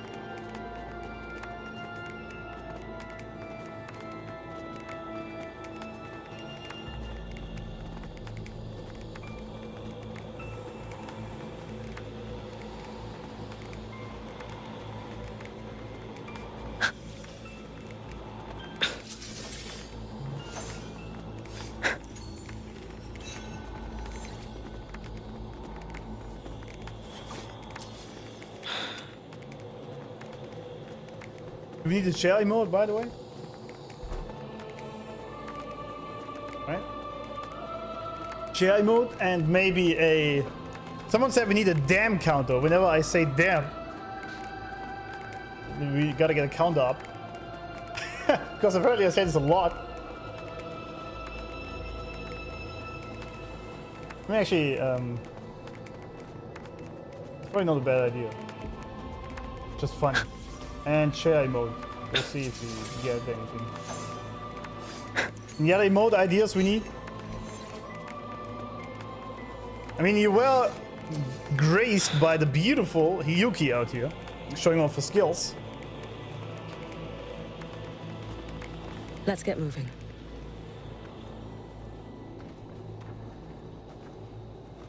Can I desecrate your beautiful thingy here? I should actually do more aerial combat with her. I never do this. Oh, pray.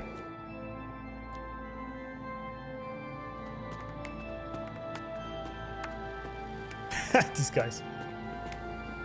Wait, what? Oh, okay, yeah, right, I can do the praying. Oh, wait, that was wrong. My bad. My bad.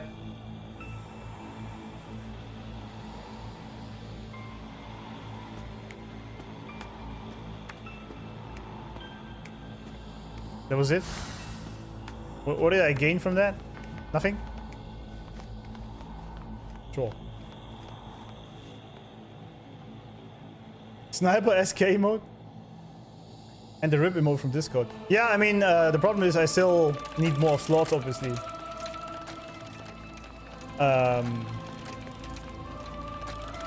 Also funny, there's literally like a slot machine in this... Right next to this faith. Sure. Why not, right? Progressive church, I guess. Easy. First try. No one saw that.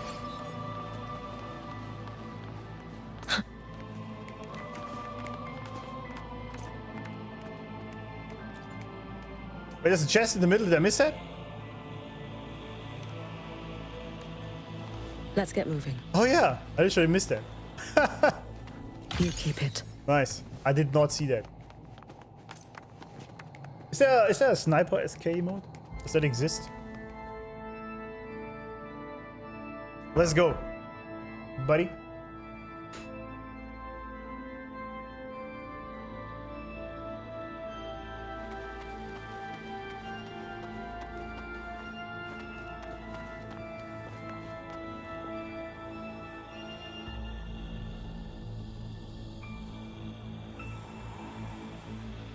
What's the gift for praying? Yeah, I figured. Uh-oh. Uh-oh. Another thunderstorm coming up, huh? Is that Primus Enrico? He can't hear you.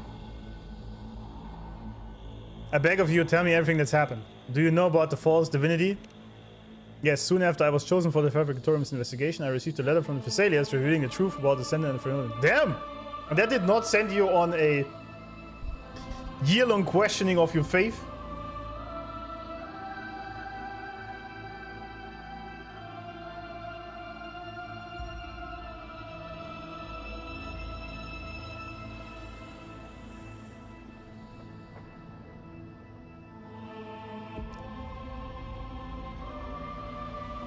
Are we there yet?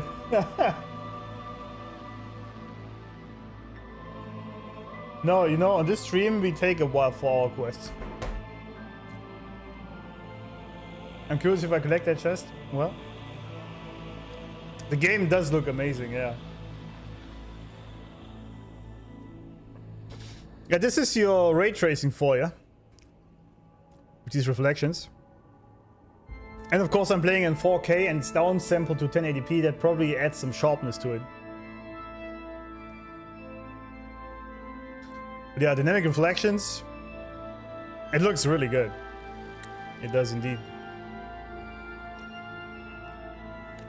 Your place in the order must be quite significant to be shown secrets like this.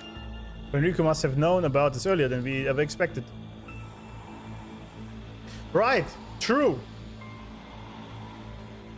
Enrico knew about the false divinity long before we guessed he would. That's interesting. But he forgot, or to be more precise, his thoughts were muddled after being eroded by the dark tide. Okay. But his thoughts were muddled. That's an interesting word. Muddled by the dark tide. To Frenodian rooted in his mind, he had to recall fragments of the truth of his last remaining sanity and keep them buried in the depths of the sea. He and other acolytes once sought ways to save Raguna until he realized that only by attempting it himself could there be hope of success. But he forgot one important thing: he was the harbinger of the dark tide. Frenodian's residual energy almost slipped back into the dark tide. Fortunately, the lantern awakened him, and he gave everything to stop the spread of the dark tide. Thanks for follow MSNBN game.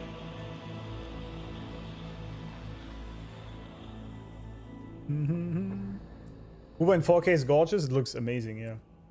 Like, sadly, I cannot stream in 4K because there are some areas that look a lot better on my screen than they do on stream. Especially if there's like a lot of grass, because then the bitrate starts to suck a little bit. But the game looks absolutely amazing. I mean, this is also an OLED screen, so that's even better, but the game is absolutely beautiful. 4K made my old HDMI start to choke. Yeah, you do need fast HDMI for that. That's true.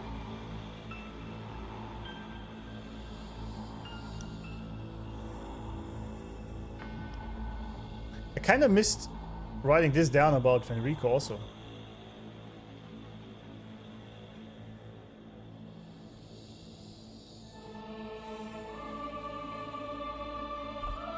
He and other acolytes once sought to save Renacida.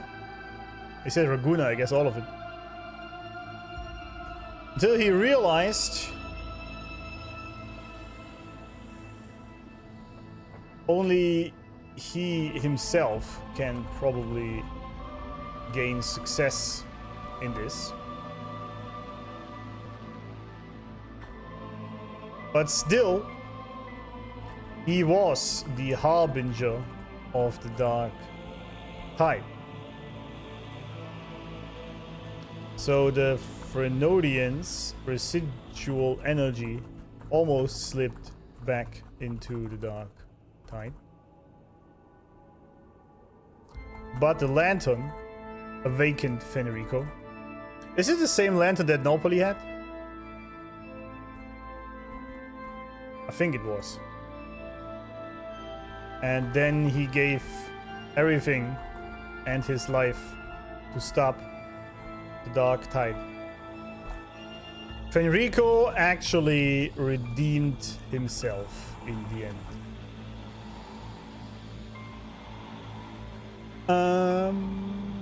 I wonder if the 3x map can still go 4K 120 with how unoptimized that area is. I already had drops under 120 frames with this PC in the Nimbus Sanctum. It's rare, but it does happen sometimes that we don't achieve the 120. And mind you, this is pretty much the top of the field you can get right now, right? At the moment it's sitting at 80% usage for that thing here. My friend has been telling me to play this game for a while, so I came here to check out. My friend, you don't even know what kind of a journey you will be on if you do that. You have no idea.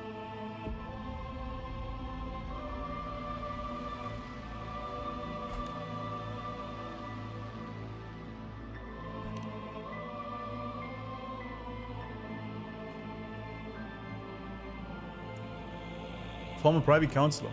You mentioned that back in the seminary days, Fenrico was a different person before becoming Primus. Even as an old fellow classmate, he felt like a complete stranger. Uh-oh. We never understood why, even when he was sent to the pilgrim's sale. I suppose what you've told me is the reason. Guess we gotta fight these guys, huh?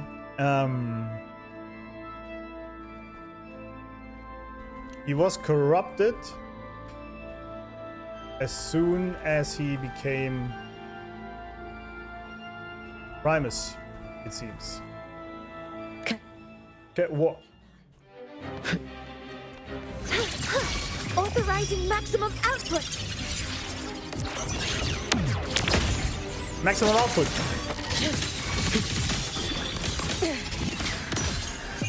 Take your final dive into Naraka. I didn't need to do that, I just realized. That's alright. They died a lot faster than I thought they would.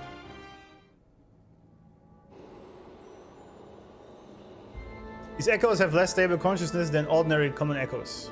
The experiment here is truly a core. It's not wise to hold everything too tightly. Sometimes letting go brings great rewards. Tell that to Frolova, man. An experiment that does only harm may not be worth continuing. It's... I guess you should have talked to this guy. As it stands, Raguna still needs a place where the echoes can call home. Well... Sure, but... This is the control hub of the entire Fabricatorium, overseeing all of its areas. Each region has a similar device that reacts to every change. I've noticed and recorded an image of it. Someone once told me that everything is made of frequencies. Melodies can bend the rhythm of existence, and by orchestrating the essence, we reshape their very nature. True. That was actually a great way to phrase that. Melodies can bend the rhythm of existence. Or in other words, music can change matter. But that's a great way to phrase that. I like that. We say melodies can bend the rhythm of existence.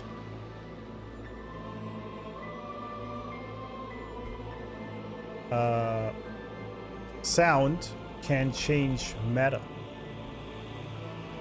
That is crazy good.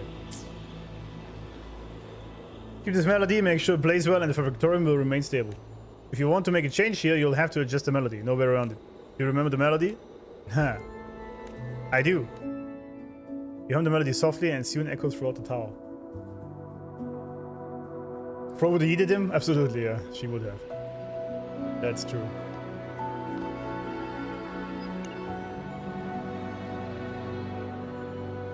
And this just looks amazing, man.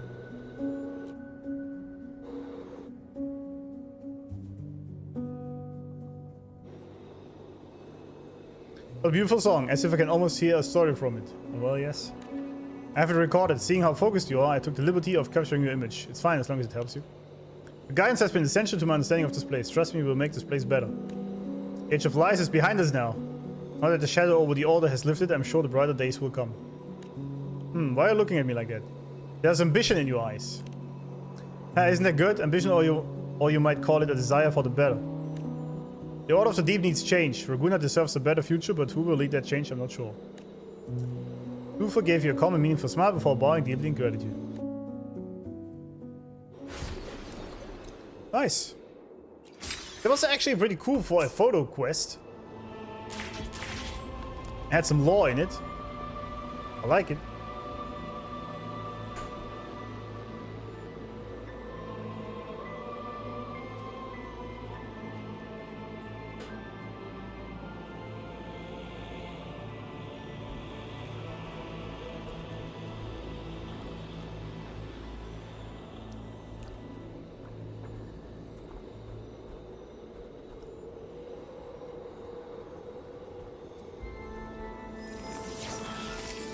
Lufa said they are focusing on truth now. Well, let's see if that's really... This was a side quest and have these many notes? That's crazy.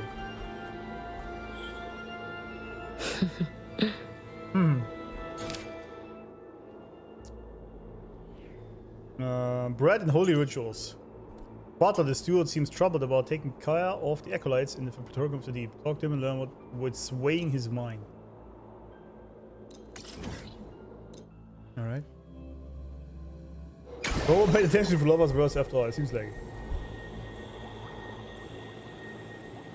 He tried to save Raguna in his own way. Too bad Leviathan took hold of him and twisted his... Yeah, exactly. That's what happened.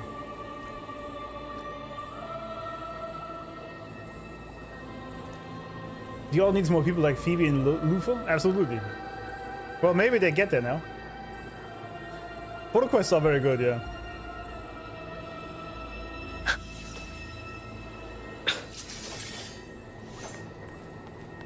Alright, why am I here? Ah, the quest.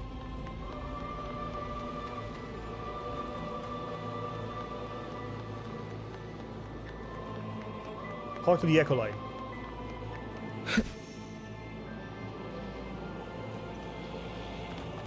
Yeah.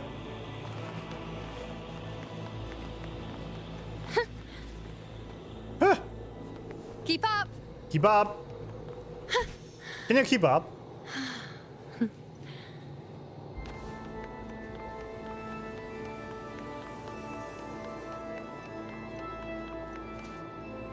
Butler the steward. Talk. Wait, no. How do I open it? What's going on? I'm collecting sacred salt for future needs. There's no room for errors in the work of a steward. I must take great care of the acolytes' welfare. The marchers sacrificed everything for the cause of saving Laguna. Even in failure, they are entitled to live out the days in peace. Okay. Bread and holy rituals. Okay. Butler is seeking sacred salt for the gun-mad, faithful zombies. Put it that way.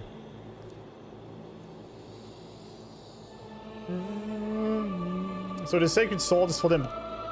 Yes, for they hold on to the belief that anything untouched by the Sentinel's grace on this blessed land could be potentially tainted or cursed by the Frenodian.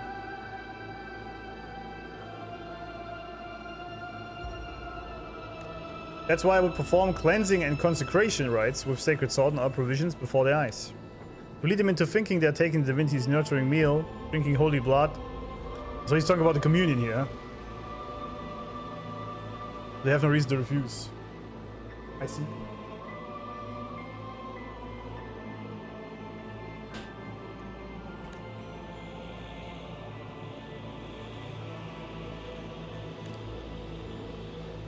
He seems a bit unsettled, best not to push him.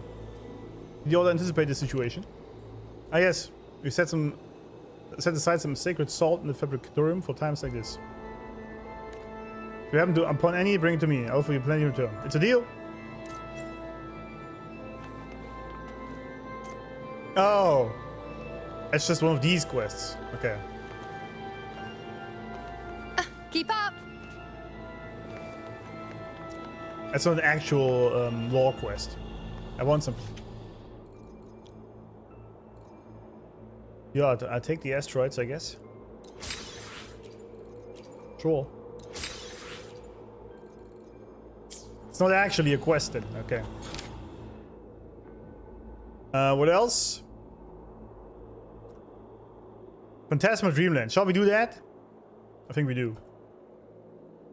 Because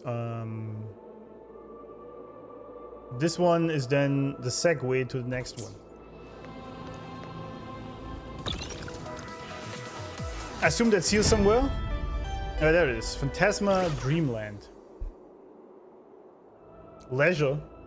A strange gate to the Somnoir appears, beyond which a forsaken dreamland lies. As Flora stumbles into this realm, she finds a host of peculiar echoes have gathered here, serving as the staff of this lost wonderland.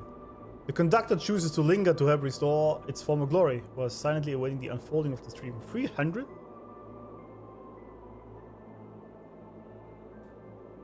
Praises to the Frenodian. This area is so creepy in a way. Think about innocent people going to serve all of the deep because of their faith in the Sentinel, but they end up locked deep underwater, brainwashed to sing. Yeah.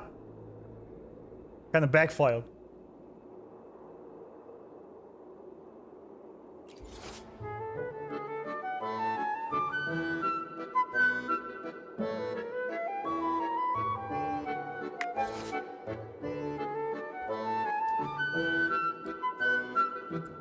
The curious conductor stepped through, and what awaited her was a fall. That gate! Echoes not thrive where human once lived. Surely this place offers inspiration unlike anything before. Desert ruins, roaming echoes is a post-humanity paradise. If so, let me bear witness to where the final rest of the symphony shall fall. Oops, this is no good. Fantasma Dreamland. Complete the goals of 2 phases. Okay. Choose your Fantasma blessing before starting the stage. In one echo recruitment chance, max once per phase. Unused attempts do not carry over to the next phase. Feels bad. Test run. Okay, do a test run. Fate grants a sweet slumber. To where shall the traveler of this I love prolonged her dream voice. wander? Hit the revenue target within the duration to claim rewards.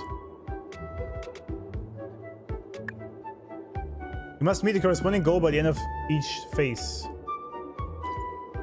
Phase will be finalized once there are no days left. The next phase will start after the goal of the current phase is met. You will earn dreamland coupons daily based on the echoes on the field and their abilities. Echo's positions on the field are refreshed daily. Click here to view echo details. Generate one clang bang on a blank block for every 3 days. Okay.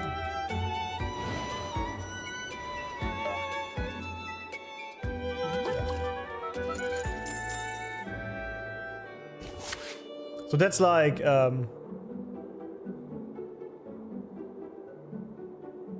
this game is fun, I like it. Yeah, easy on early stages but gets a bit harder, okay. Voice is so good, yeah. The amount of hate this event received. She's one of the many reasons to play in English, yeah. Generate one clang bang on a blank block every few days. Devour one adjacent echo of grey or blue rarity every day and gain the devour target's daily coupon yield. You will devour prism echoes first. Boing. After day's work, you're one step closer to goal. So this is like some harvesting game, kinda? It's a blessing to obtain more bonuses.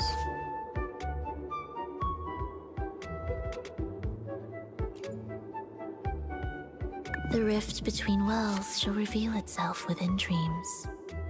True.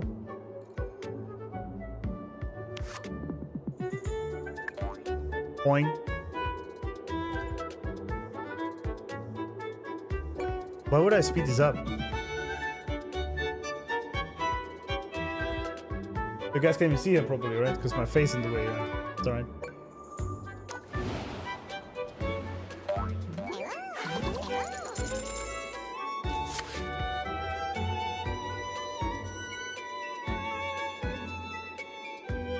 Are we there yet? Chess mimic. Gradation. Sorry, gradation. Because with this dream attribute can grow stronger through gradation. When certain echoes meet their gradation Oh. Once every 3 days, increase the daily component by 1. Diggy doggy.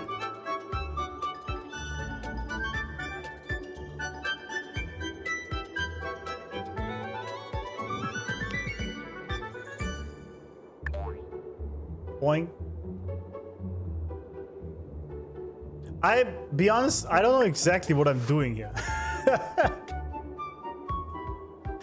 I guess I just got lucky. I was just spamming buttons and cleared it. Yeah, it's.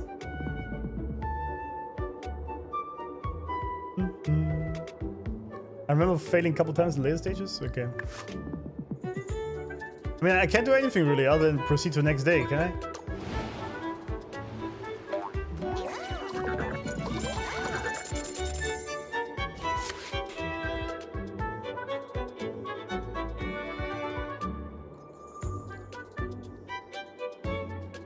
Oh, he needs to eat echoes. I see. Oh, you have to reach this within the day limit. Okay.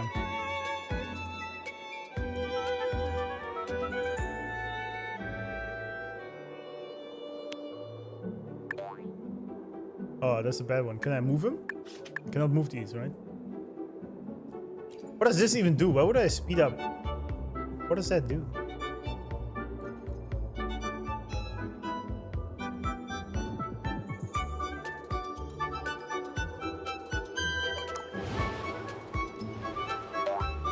Point. It's quite a lot of dudes though. Yeah, okay, I see where this is going. I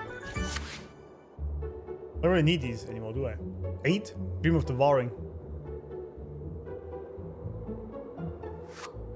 Let's try this pitch. Boing.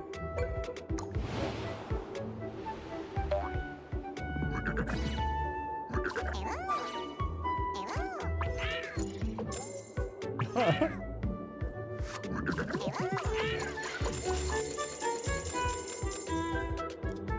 see. Perhaps I should rejoice how a chaotic dream such as this can still be woven into harmony. If Rolova would read, like, a book to me, it's the best thing to fall asleep, I feel like.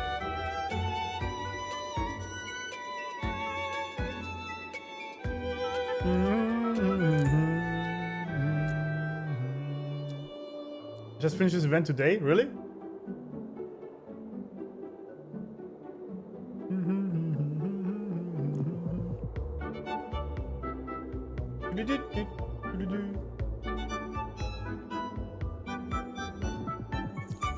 Put it in 2.x. What does the speed even do at all?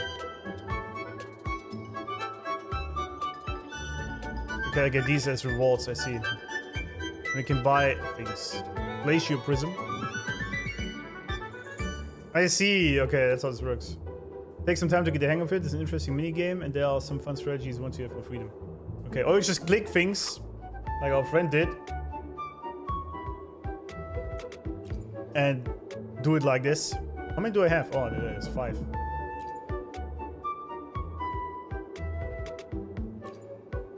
Devour 1 to 4 adjacent echoes of gray or blue rarity every day and gain 100% of the. Oh. I like the Light Crusher. Get this guy. Boing. Oh, they keep being here? Oh, I thought we have to do this anew every time. Oh, because it fills up, you need the Devouring guys. I see, okay.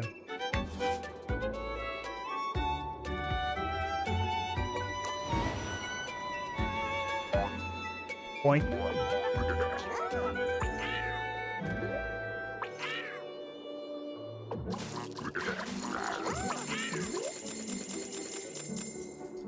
I see, alright.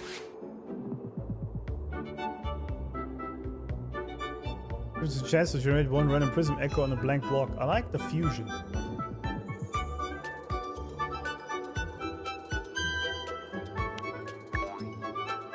Boink.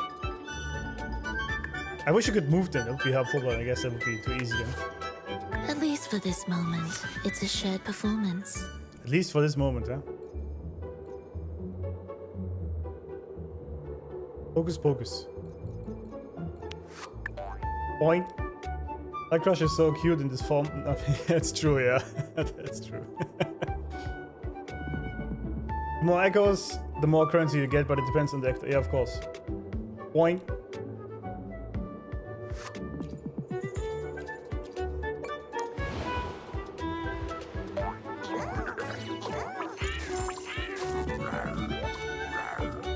Damn, he's eating good. Our boy is eating good. Another Light Crusher. Yeah, these are actually pretty good. Okay, gradation occurs once every 4 days, generates a dream block gravel.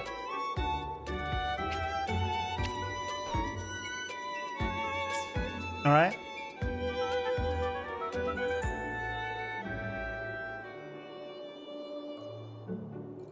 It's gonna crush her. Gonna crush around. Rawr.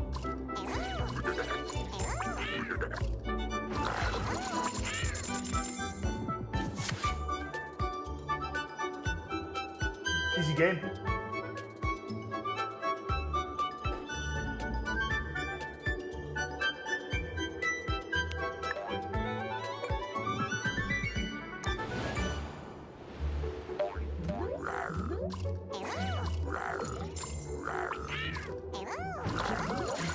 $41 just from this guy. That was sick.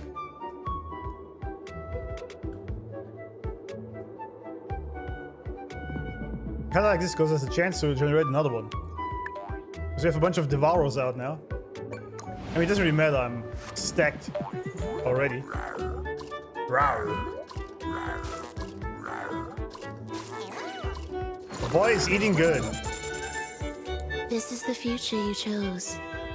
The fate upon which they in paradise depend. I just can't get over this voice. New record. What's that? Okay, one more free Echo recruitment for fresh. Okay. MVP Light Crusher. Absolutely. Rawr. Absolute MVP. Your dream boons can be enhanced. What the hell is that? First night gift. Oh. Music is so chill. Blue rarity Echo is guaranteed to appear in an Echo recruitment on the first day. Okay, we need more shit. Oh, these are all the Abyssal Mercator. There's also legendary ones, of course. I still haven't fully finished the card game, by the way. Might have to do this as well. What are all these props? What the hell? Base.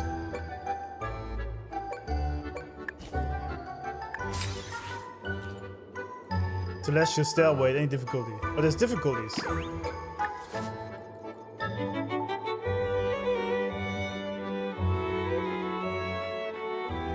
Kinda like this though. Oh, Celestial Stairway, there we go. Room Ace, okay. Alright. A great performance needs not two conductors. I will yield for now, and allow you to command. Oh man, imagine she tells you, I allow you to command. Sorry. You boing? Look at her, chilling with her echoes. Yeah, absolutely. I hate this event, I just random bullshit, go and finish it. I think that also works, yeah. You don't really have to be... Because of this dream attribute center around gradation as their core ability. Certain echoes will trigger gradation once and obtain buffs after staying on the field for a second, yeah. Maximize your gains, try placing as many gradation echoes in the early days as possible if you select Dream of Gradation. Yeah, unless they get the vowel, right? What do you do? Once every 3 days, increase the daily coupon yield of one random echo in the field by 2. Oh! Not bad. Not bad. Do I need this right now? Actually, yes. Can this improvisation bring about a new chapter in the Song of Life?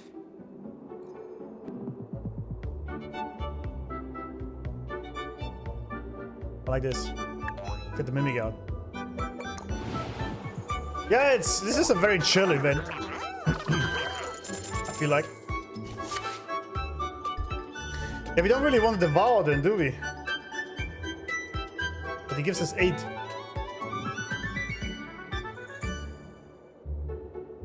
Because I don't have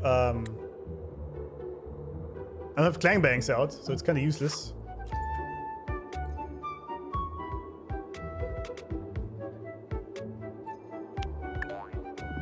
Let's try with just these guys.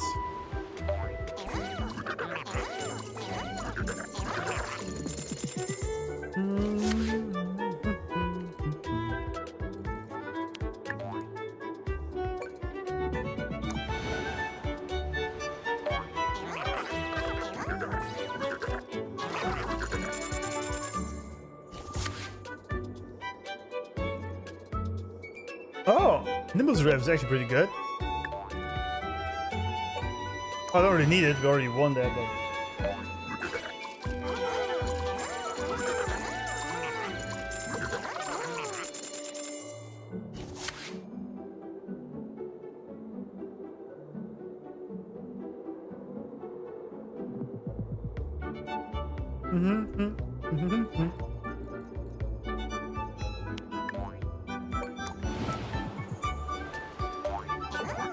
Card game is my nightmare. I love the card game, but I'm also The illusion of paradise will fade, but these miracles, these revelations will echo forever.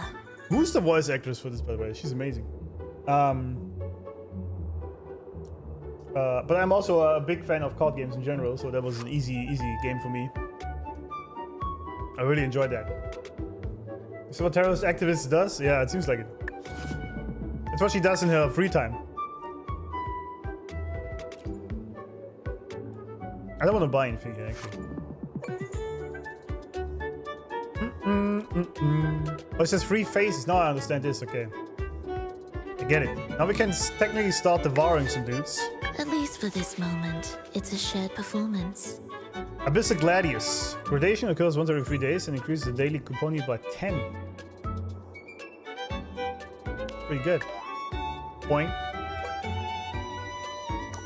Ray Lim. Okay.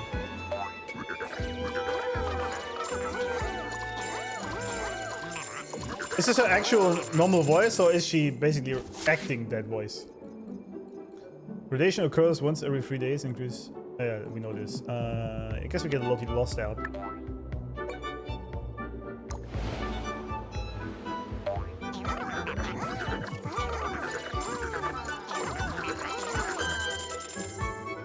I'm way ahead of that. I'm way ahead of that. We could use some devouring guy because we're pretty full. Growing echoes and watching how they devour each other. Yes, that's pretty much for Lova. That's right. That's true.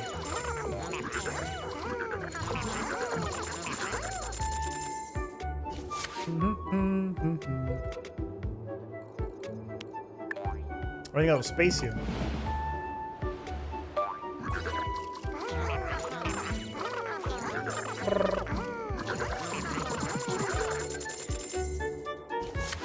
Okay, just skip this. Okay. Yeah, I think we skip this. I'm full anyway.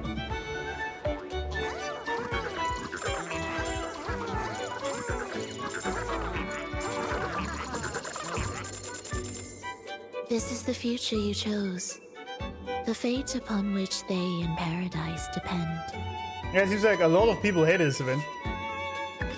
I think it's not bad. It's chill. For now, anyway. I need a devouring man. I feel like. Because we're not actually. I think we just. There we go. Oh, they spawn regardless of anything. Oh, I didn't know that.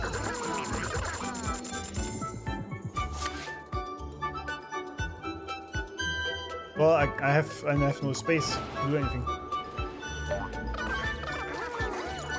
My little terrorist is doing this in her free time? Yeah, seems like it.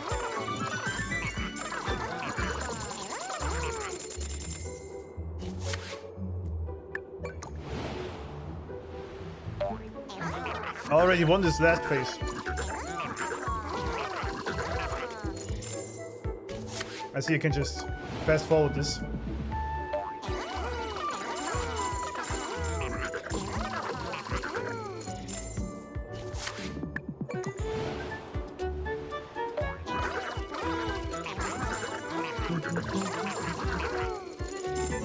The illusion of paradise will fade, but these... Sorry for interrupting you, my lady, but... He was the MVP.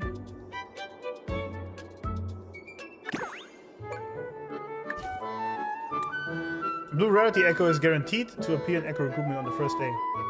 Oh!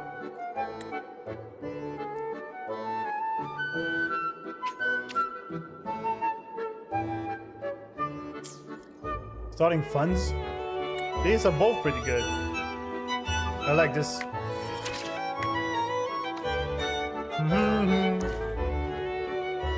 Oh, then it's on normal, I see. Alright, let's try. The prelude has sounded. What kind of finale will this paradise reach this time? Huh.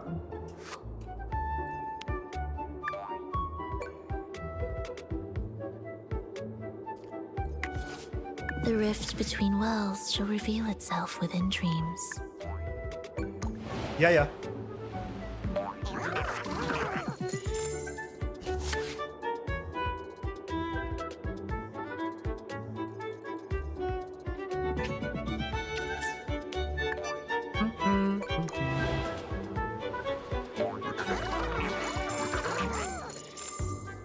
I really hate it's really boring. Yeah, it's not exactly... It's not like it's really asking much of you.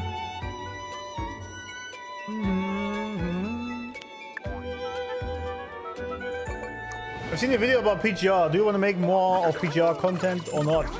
Well, for now it's mover only until I have caught up, and then we'll see what we do after that. Except for reaction videos. Anything goes with that. really. Because it's on the other channel. I don't really need them. Also doesn't hurt to have them.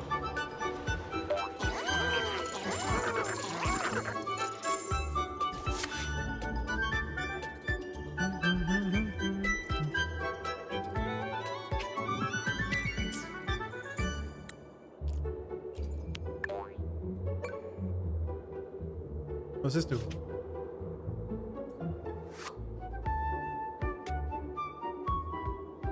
Fortune bell. Yeah, I don't need that. I got it.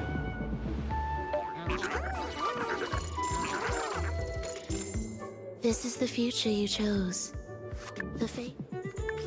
Yeah. Can this improvisation bring about a new chapter in the Song of Life? The voice is just amazing, man.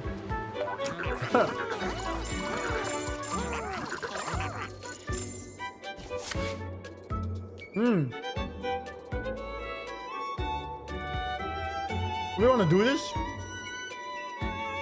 Do we want to start the war? And let's actually try this.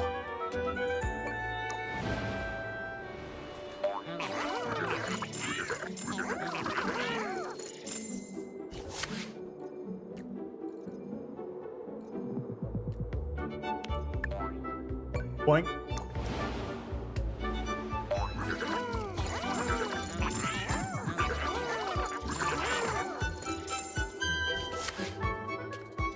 Might be a misplay to have him eat my dudes, but we'll see.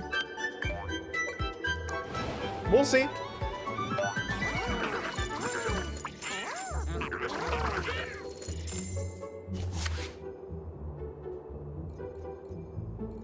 Cuddlewaddle.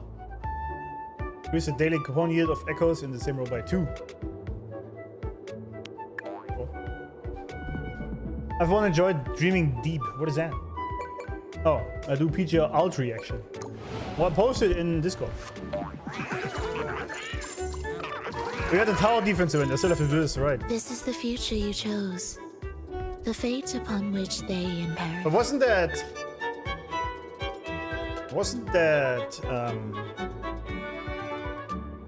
Yeah, it's next patch, actually. Officially, at least. I can already do it, but...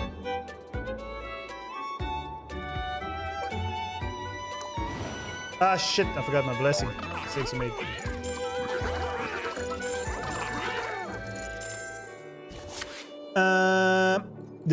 Yeah, let's go with this guy.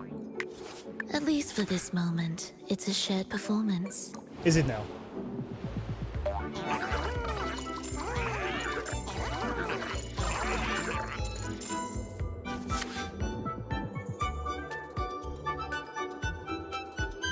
Exclamation mark Discord should give you the link.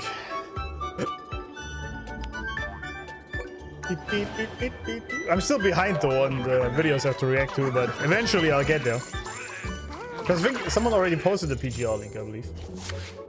Wait, are we failing, friends? Are we losing?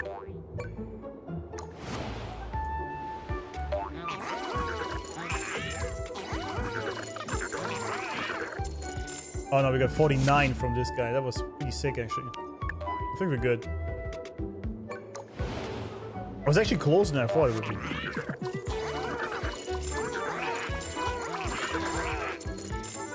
The illusion of paradise will fade. Well, oh, there's 5 phases. I didn't even look at this. Well, maybe we do need some buffs. After all.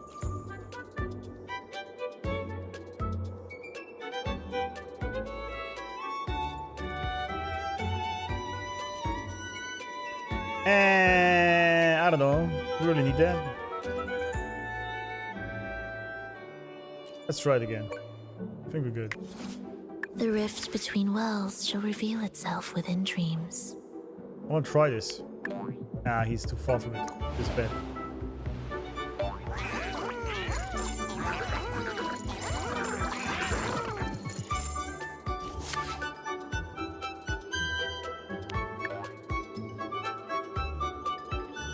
If I fail to win, sometimes I come back to play in endless mode.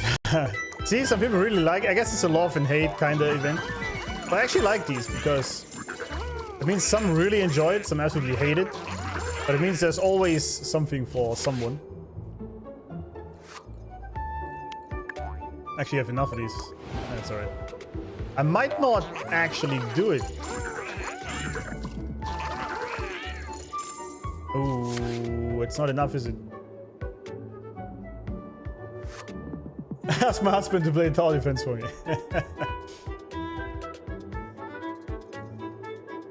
That's nice. I mean, why not, right? Tower defense. It's been a while since I played any tower defense game. So we'll see. Questless Knight.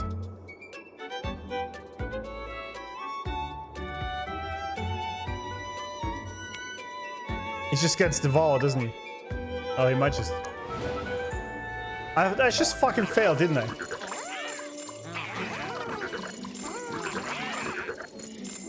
Yep. So, this is where paradise meets its end. Shall we surrender or begin anew? Failed. He was the MVP, but I don't know if this was really that good. He just ate everything. A great performance needs not two conductors.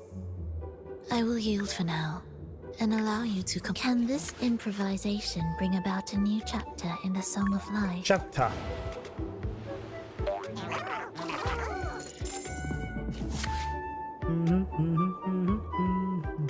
I rage quit. Happens.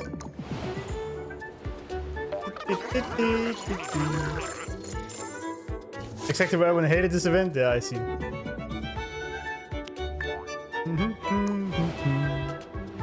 Have to do the whole phases again? Okay, I see why people hated it.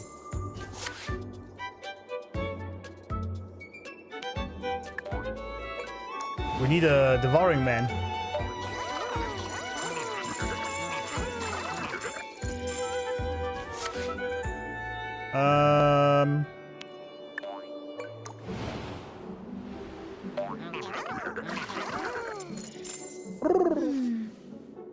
Perhaps I should rejoice how a chaotic dream such as this can still be woven into harmony. You should, yes. It's possible, you know?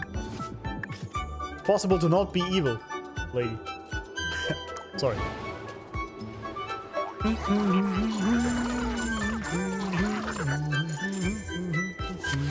Also, I forgot something. That's alright.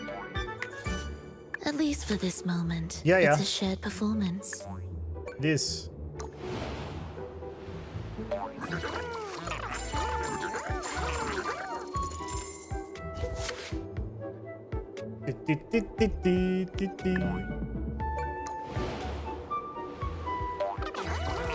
Collecting all achievements forced me to do it.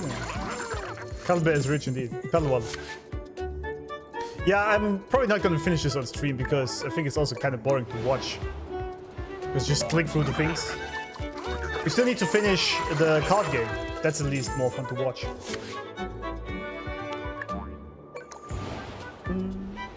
PGI outcome, we'll put the other recent later. Okay. Wait, PGI is still going? Are they still updating the This game? is the future you chose. Are they still making that game? Because I Can thought this was gone. improvisation Oh, there bring he is. about a new chapter in the Song of Life? Actually, this is even clever.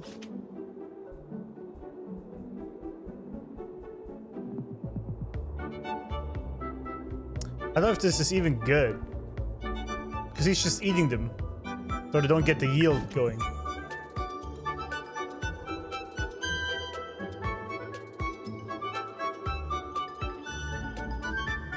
Still? Okay. This event took me like a drug? Damn, okay. You don't want to combine much? Yeah, I was thinking this is probably a bad idea. Get this fuck out of here. Because he's just gonna eat them before they start ramping up.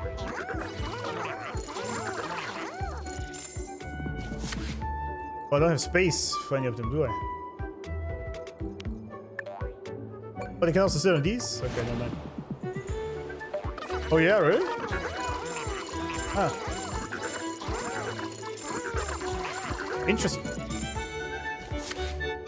I thought it's that game. These all suck, dude. Yeah, let's just skip that.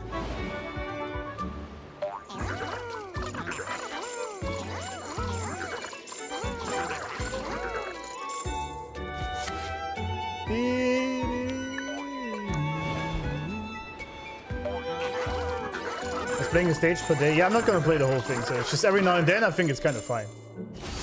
Oh, Kelpie!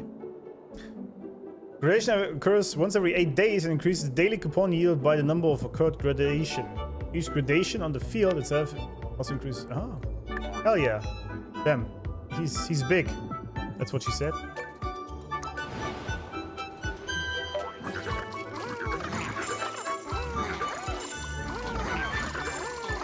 Because it must be same type, yeah, that makes sense. This is the future you chose. Yeah, Frolova, shut up. Sorry, but just shut up. At least for this moment, it's a shared performance. Boing. PGR is fucking phenomenal. That's why everyone is hyped for Cyberpunk collab. It was relatively recent that the DMC code in PGR was still there. We'll show everyone. Okay, I see.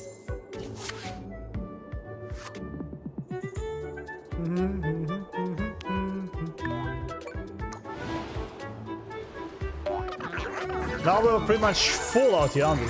Completely stacked. Yeah, it's looking a lot better already, isn't it?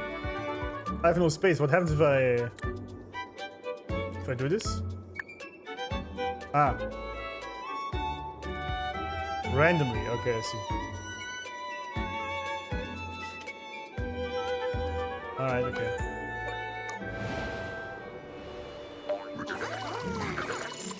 There's no point going over 20 here for this. I feel like it. Just skip it.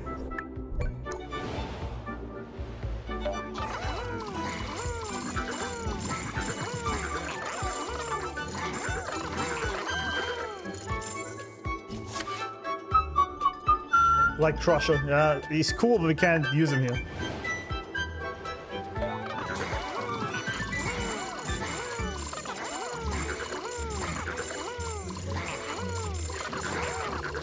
Uva's Ronu is feeding PGR. This is the future you chose. The fate. Okay. Makes sense, I guess. I can't use it now. Just man. Yeah, I wonder.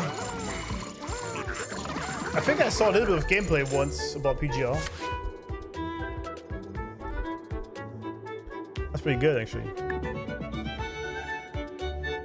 It's randomized, right? I can't choose which ones are on. Yeah. We actually made it onto the map. Oh, another Kelpie. Hell yeah.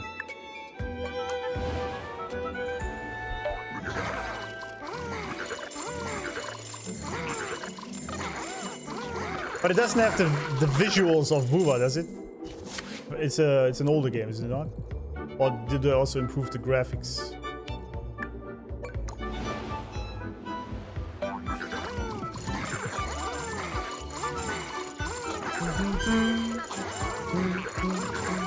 Alright, we did it.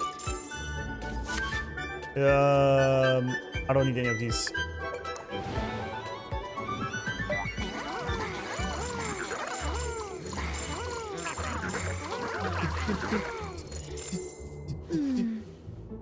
Perhaps I should. You should rejoice, indeed.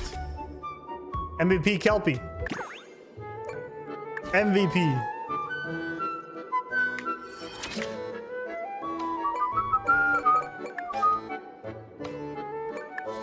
Wait, that's not it. Wait. Ding. Oh, you got exchange as well. Manage dreamland for 30 days in single run. I'm not gonna achieve that. Oh, I see. 30 days. Oh, okay. We can actually do this. Yeah. Okay, let's get this then. Never mind. Rolling Rapids. The prelude has sounded. What kind of finale will this paradise reach? Because this of time? this dream attribute centered around devouring. Okay. When powerful echo absorbs a weak one, its daily component increases. You have enough echoes on the field that can be devoured, yes.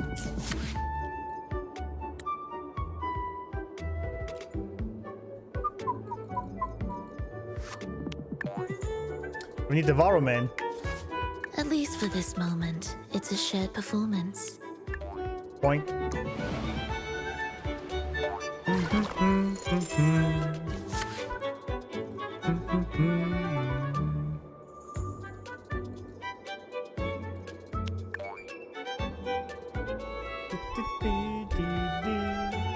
Graphics are gorgeous, but it's not open world. How does that work? It's an ARPG. Oh. I see.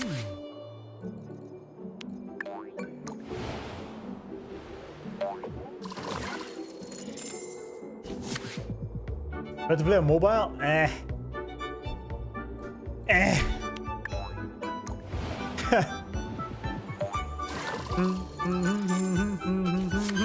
Finally. Eat him up. I mean, you don't really need it. I don't really need that, do I? Because he's eating good. Point. Can this improvisation bring about a new chapter in the Song of Life? Chapter. Where's my devouring ones? Maybe I shouldn't place that many, but that's alright. Because the Clangbang also places them. Need more Devour Man. I'm gonna skip this one.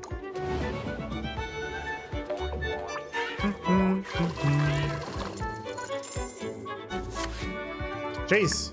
Where they at?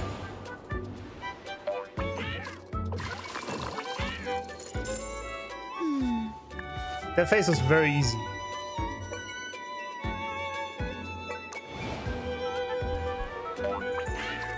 I thought they would do something similar when Wuthering launched. It had a lot of issues. Okay. The controls on PC are fine, you just need to get used to it.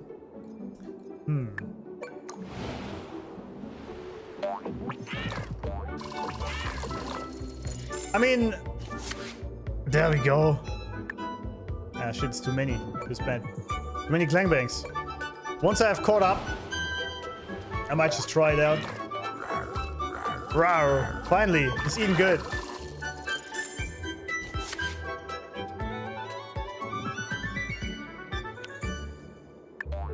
Boing.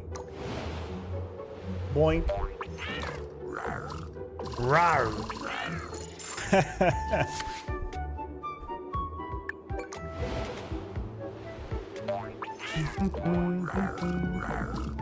But there's so many games I have to do, or to play, and to stream and whatnot. You chose. At some point you really have to choose. Carousel can be devoured. That's funny. You have to really have to choose what you play.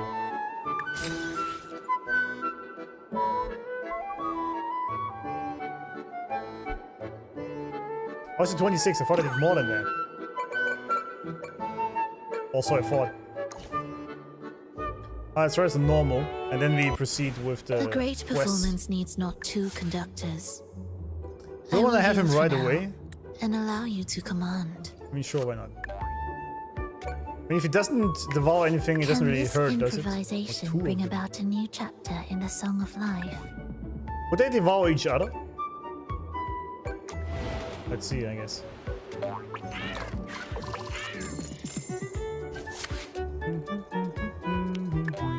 Bam. Sad placement there. Very sad.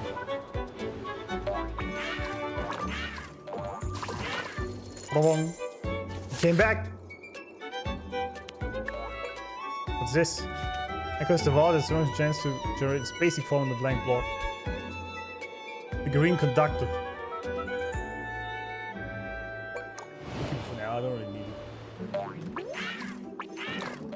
Okay.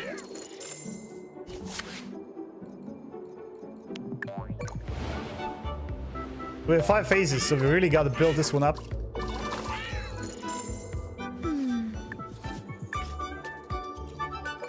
At least for this moment, it's a shared performance.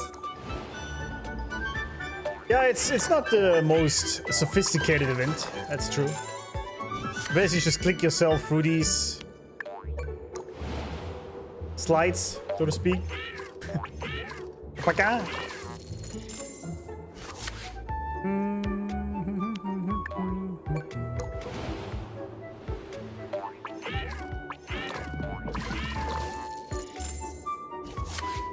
Carousel.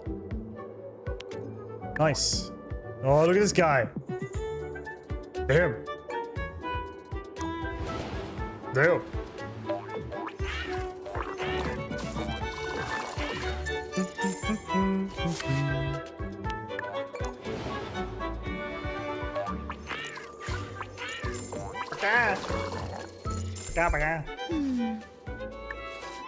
Yeah. What else we The have? rift between worlds shall reveal itself within dreams.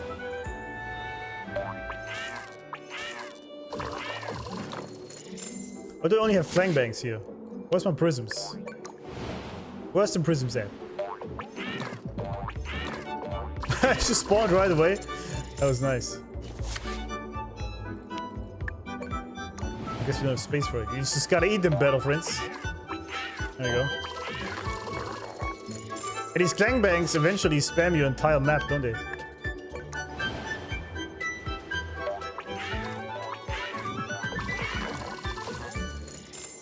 Ding, ding, ding, ding, ding.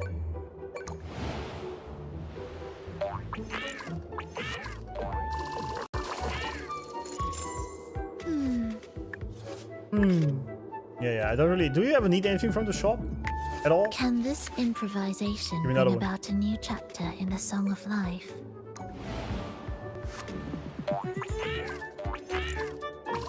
Well, I kind of need more Devour, man.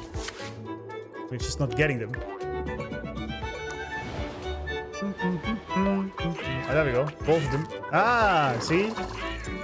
Got our bonus. There we go. Need to eat more shit.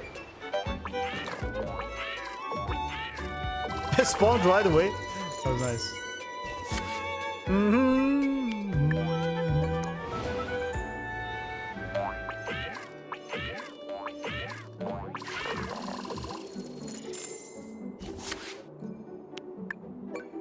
Need to eat more.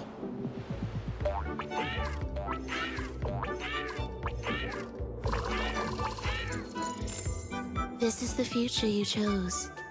Actually, it was kind of close, wasn't it? A lot closer than I was hoping for it to be. At least for this moment. Finally, it's a light shared crusher. Performance. There you go. Eat him up. Oh, I didn't spawn. Just spawn. Dragon of Dirge. Devour one adjacent echo every day and gain daily coupon yield of the devour target. When devouring echoes with the same dream attribute, there's some chance to devour again. Oh, 5 times a day? So he can be eaten good. These are actually kind of cool though. I can actually sell this one. Fuck out of here.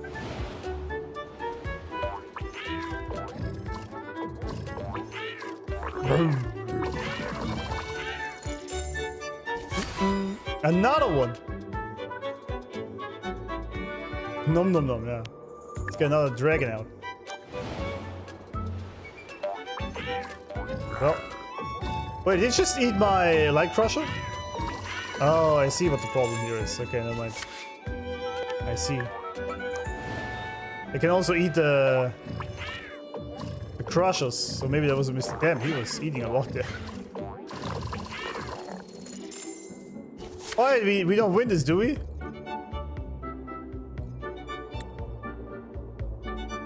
Actually, we might.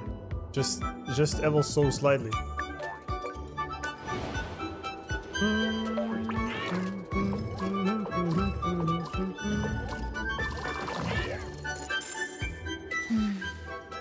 Well, rip.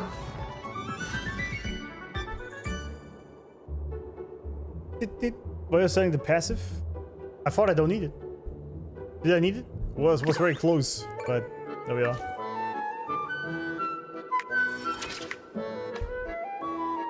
Anyway, let's get me out of here.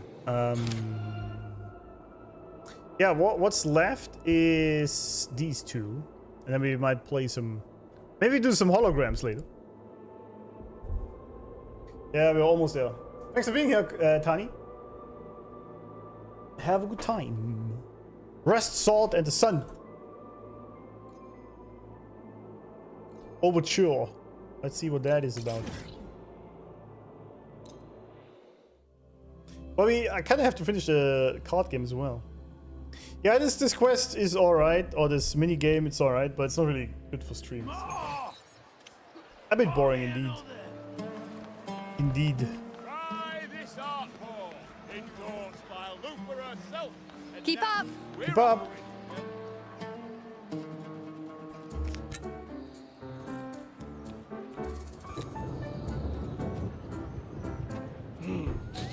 Muggy day. Sky's gloomy, air's all wet.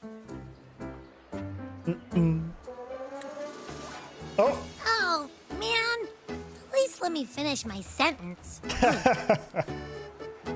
Ugh. Cold, cold, cold. Oh. A hot meal should... Yeah, are you sitting in the rain now eating, or what's going on?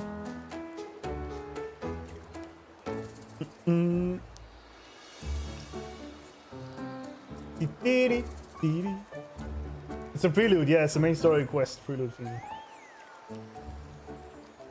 Do you want to react to the PV char on PGR? I don't know, just send anything.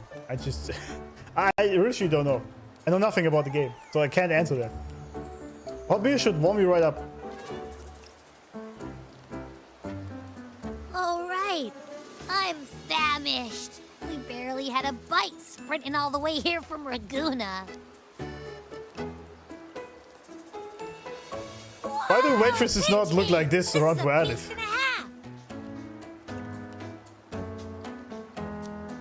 Damn, Abby's eating good. Hey, Rover. So, we did bring enough money, right? I mean, we kind of rushed out without grabbing anything. Oh, that? Don't worry. Money's not an issue. Oh, he's rich? Augusta made sure we're covered. All our food and lodging here in Septimont is billed straight to the F-Force Palace. Damn! But... Not bad. I think the owner might have overdone it a little. I like how they're dancing in the rain there. Ha! Better get used to it. You're the champ of the Great Aegon. I like this music so much, by the way. And you know me. If food's on offer, I'll be a scoffer. Yeah, no leftovers. I like Abby.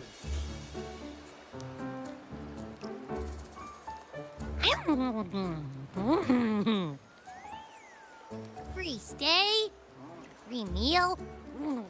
Zephyr really knows how to treat guests. Maybe we should, you know, hang around a bit longer.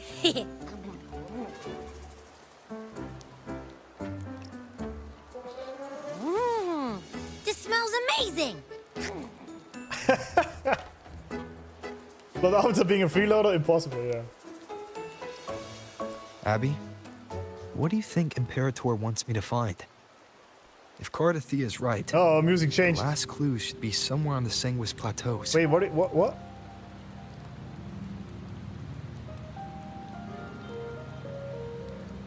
Abby emote? Oh yeah, true. True. So many emotes. I don't think I have enough space on my YouTube and Twitch to even load all these.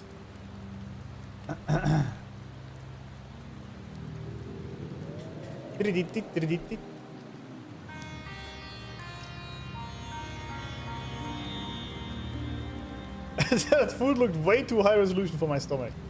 Yeah. Sangui Plateau was once the Septimont frontline against the Dark Tide. The region's unique landscape, remnant energy gathers here in unusual density. Okay, let's... Okay. Rust, salt, and the sun. Wait. What is this? 4 chapters? What in the fuck? Okay. Okay. Sure.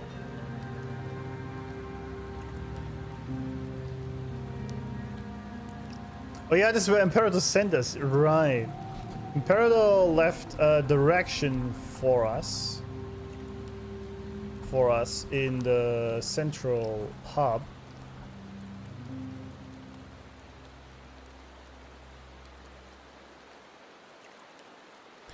Leading to the, how do you, Sangui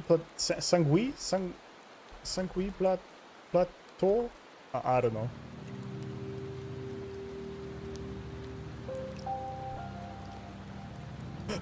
Was once the front line against the Dark Tide due to its structure. Remnant energy gathers there in unusual density.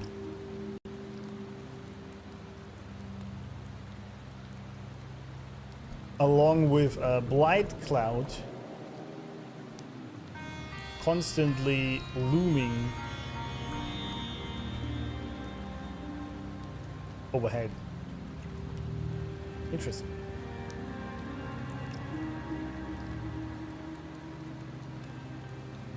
During high tide seasons, gladiators come here often to hunt titties.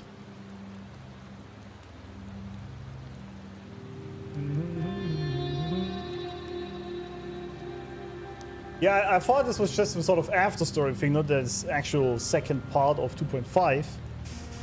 But alright. I mean, can you not change titles? Mods? You can, right?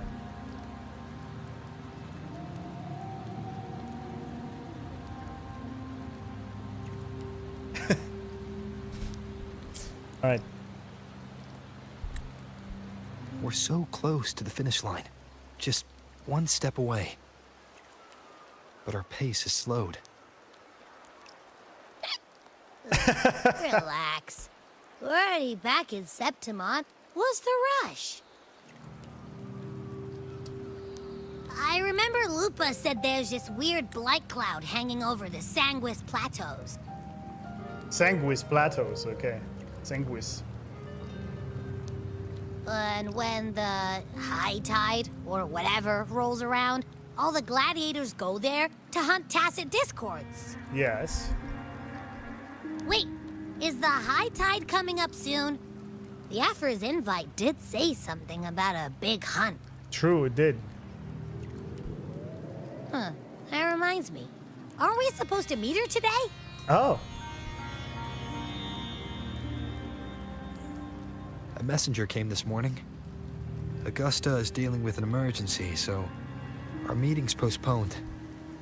It looks like it'll be a while. Why are you sitting in the rain, by the way? Unexpected change. It's throwing everything off course.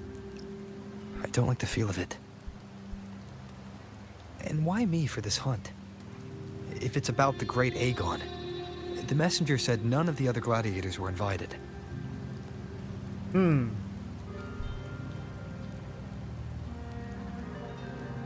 Who knows? Maybe she just wants to test her strength against you.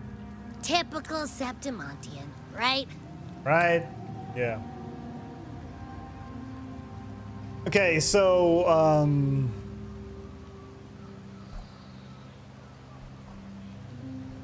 Hogle. Augusta.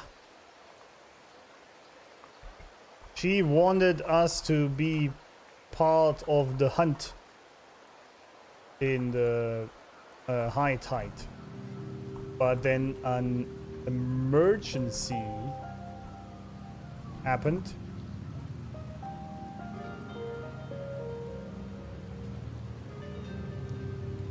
and it was all postponed.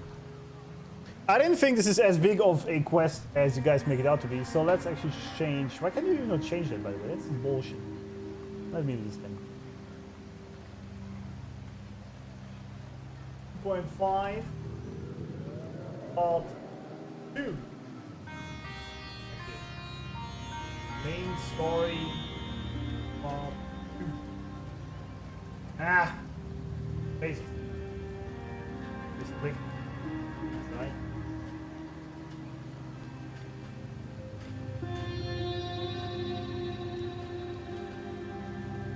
It's alright.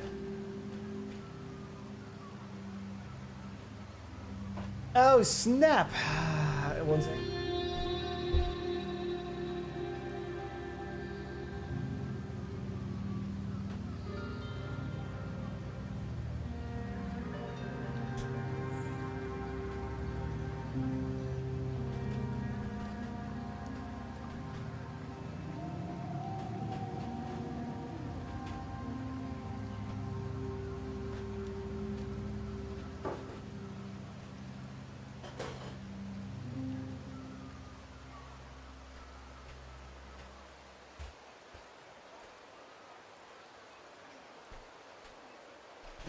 German weather is a load of horseshit right now. It's raining like every day. Augusta wants a solar rover.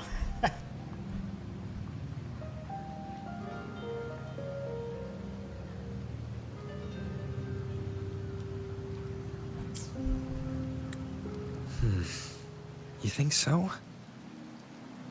I've only met her a few times, but I doubt she acts on such simple impulses. And as the F4, can she really thoughtlessly do whatever she wants? Guessed from afar, you possess eyes as clear as crystal. Free question. But what the? What troubles you so that eyes once bright as the highland sky now darken with rolling clouds? Now, who are you, sir? A warrior who walks the blade's edge does not falter over trifles. The clouds, if I may guess, are cast from the throne. At the peak of Capitolini Hill, beneath the pale walls of the Ephes Palace, secrets lie buried. And the most intricate among them are those born from the pursuit of power. Even one as honorable as the Effer must learn when to be ruthless. In Septimont, a city forged in iron and blood, anyone who seeks the throne without knowing the cost is no better than a lamb marching to the butcher's knife. Yeah, you just like to hear yourself talk, don't you?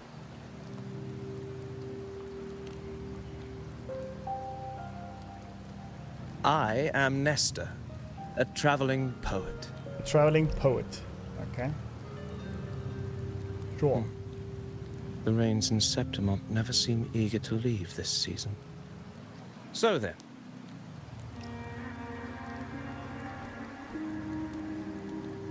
If you are curious about the Effort, then allow me to say that nothing would honor me more than to offer even a modest service to the champion of the great Aegon.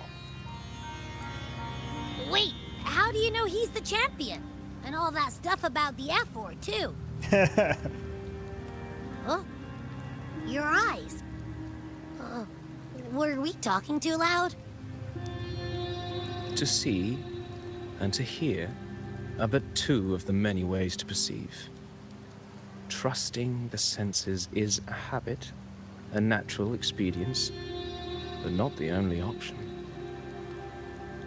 Truth be told, I've been gathering inspiration for my next epic, and its protagonist is none other than Augusta, the Effer of Septimont. That's why I speak of her with some familiarity. I have a feeling your tale with her will soon be written. And knowing more about those who walk alongside you is rarely without its benefits.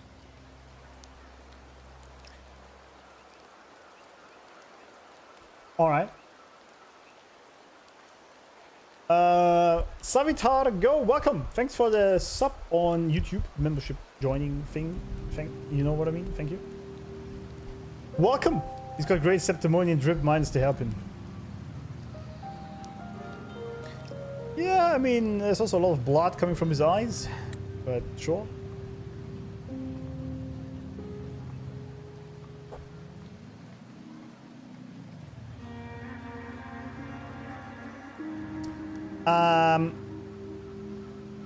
Nestor, the blind, fancy poet man,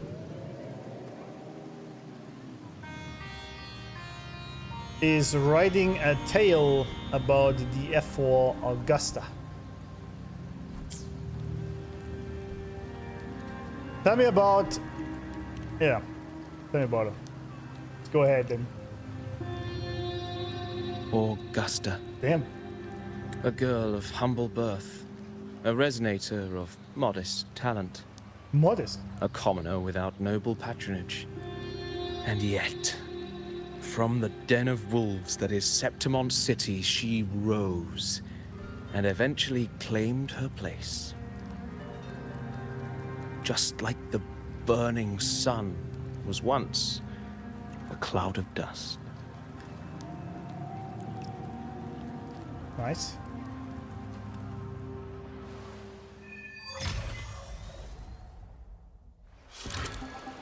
What is happening? What? Okay. Oh, this is not the epic of the Blazing Sun. Okay. This is split up in two somehow. Sure. It's just a setup for this one.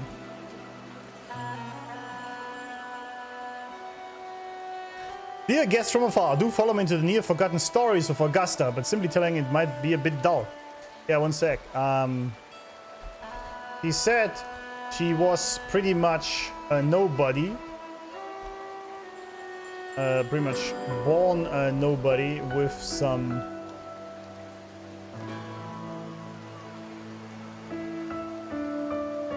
non-special resonator skills. But somehow still made it to the very top of September.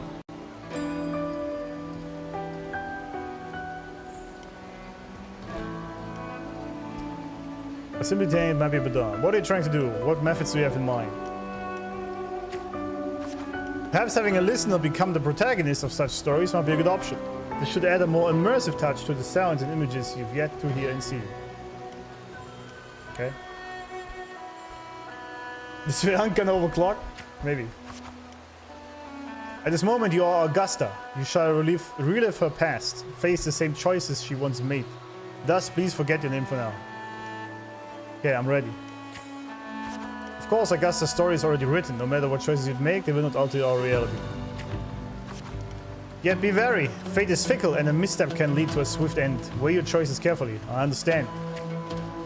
Well then, let the story begin. Set aside the complex thoughts and let me sing the epic of a young girl, Augusta.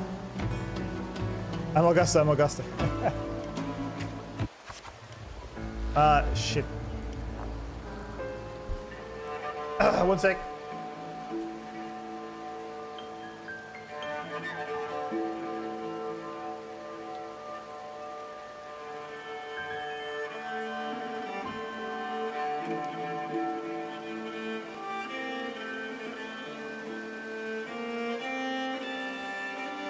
The rain is kinda insane. Oh, we're a nameless girl again. Okay.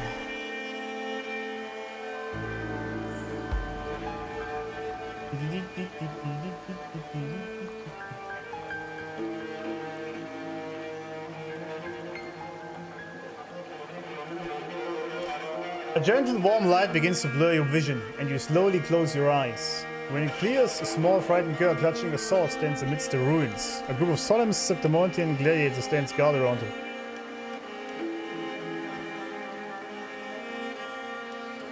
Well, okay.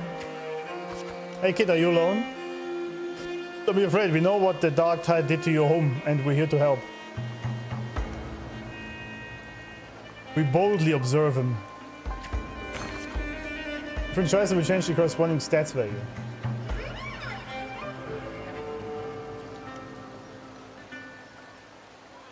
Reputation. Okay, you must be hungry. Here, this should be enough to keep you from starving for now.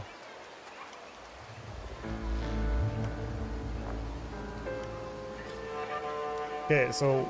Okay. We are Augusta now. Little girl.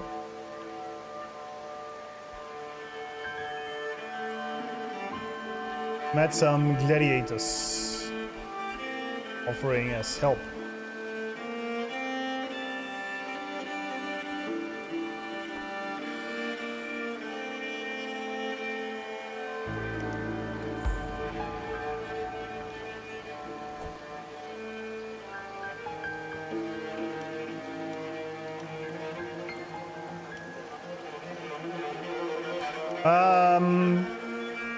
I mean, it doesn't hurt to just take it. Oh, what does it say? Tough to swallow? We can take it to Septimon City. It's not safe here. We don't know when the next disaster will strike. Staring at these ruins won't change anything. Even if you rebuild these walls 1,000 times, they never hold against the dark tide. You don't have the strength to stop it. Bring your sword and come with us. Equip your sword with determination. Gladiators shake their heads and pat your shoulder.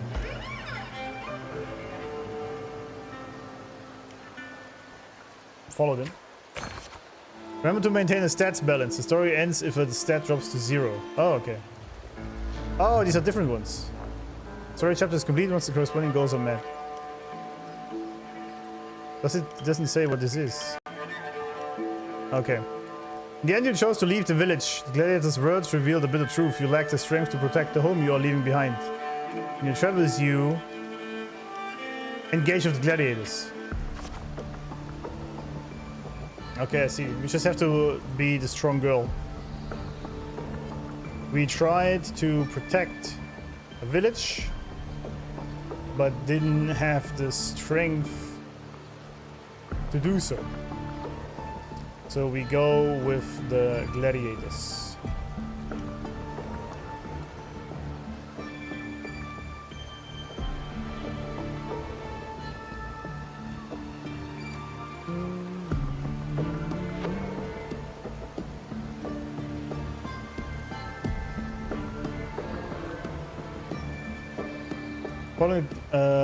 Following gladiators, you arrive in the city of Septimon by ship. Drifting goodbye after arriving at the central square. Meanwhile, you notice the square is crowded with citizens. Show you all of the city. A poster for the gladiators Aegon is pinned to a wooden board. The air is filled with heated chatter about the upcoming match.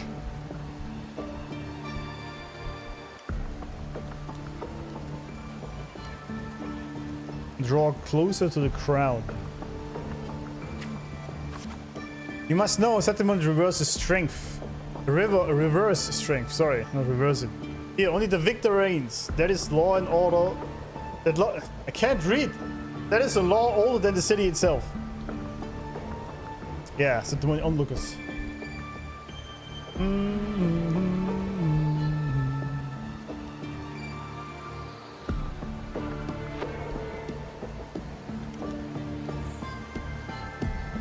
I would say passion-filled. There we go. Eat or be eaten, such is the way of the city. To survive, you'll have to find your bite and seize the crown with your own teeth. Yes. You can't stop thinking about that conversation. You realize the gladiators are the very symbol of strength in Septimon. If there is a way to dominate the arena, maybe you'll find the strength you're looking for. She arrives at Septimon and learns that strength is what's being reveled there. It acts accordingly, I guess. Tear down the poster and walk away from the crowd. Why would I do that?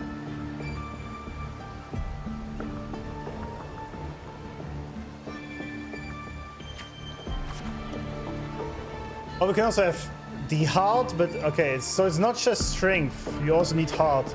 That makes sense, I like this. Because to be a good leader, you need both. I like that. I like that.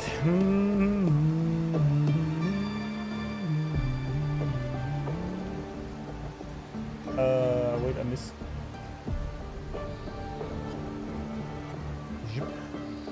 As you leave, you notice that 3 words stand out in the incessant chatter: identity, status, and talent.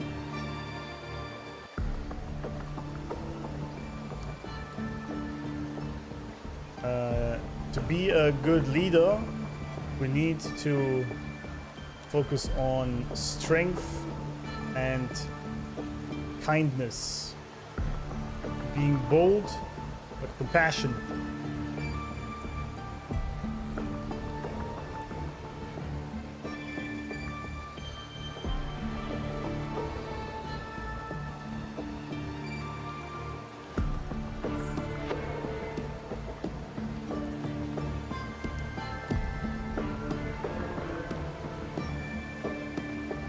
Okay. There are always those commoners who view the Aegon as mere boring displays of butchery, but we're hardly entertained by the sight of rats shrieking in the dirt, or we crave true magnificence, a warrior who can make roses bloom from blood. Wanna have a little bet on how many mangy rats are gonna try for the Aegon this year? Them and their stench be stinking up the place. Ignore their words, obviously. You are determined to step onto the arena. The rules demand a mentor at your back. Someone to keep death from claiming you on the first day. And perhaps even teach you to see... Wait, can we fight as a little girl?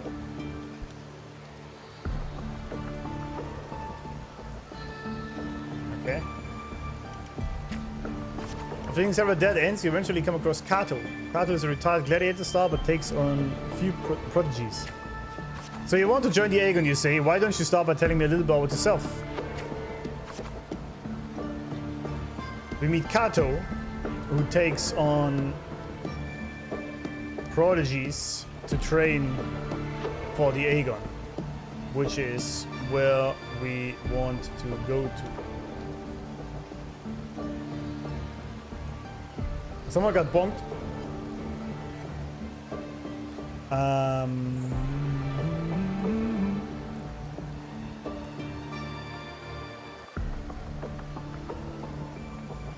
You recall discussions about gladiators, identity, status, and talents. People in the city of Septimon seem to value these more than anything.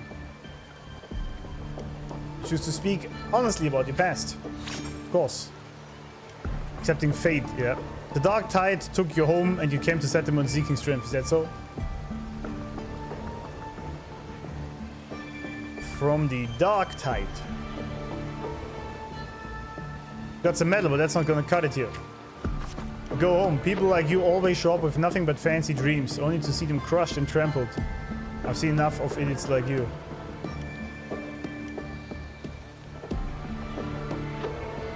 Well, does arguing even do anything here?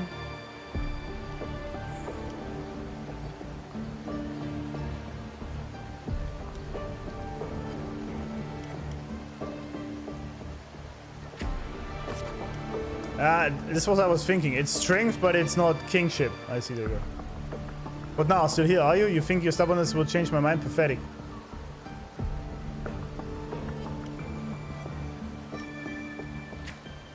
Huh. Alright then, let's have a duel. Land one strike and you win. If you manage that, I'll teach you how to be a true gladiator. This duel here is your entrance trial. Accept a duel after great deliberation. You have to think about it. Blades meet a sharp clash. Kato moves with practiced ease. You are quickly defeated. Strengthless, do you realize how weak you are?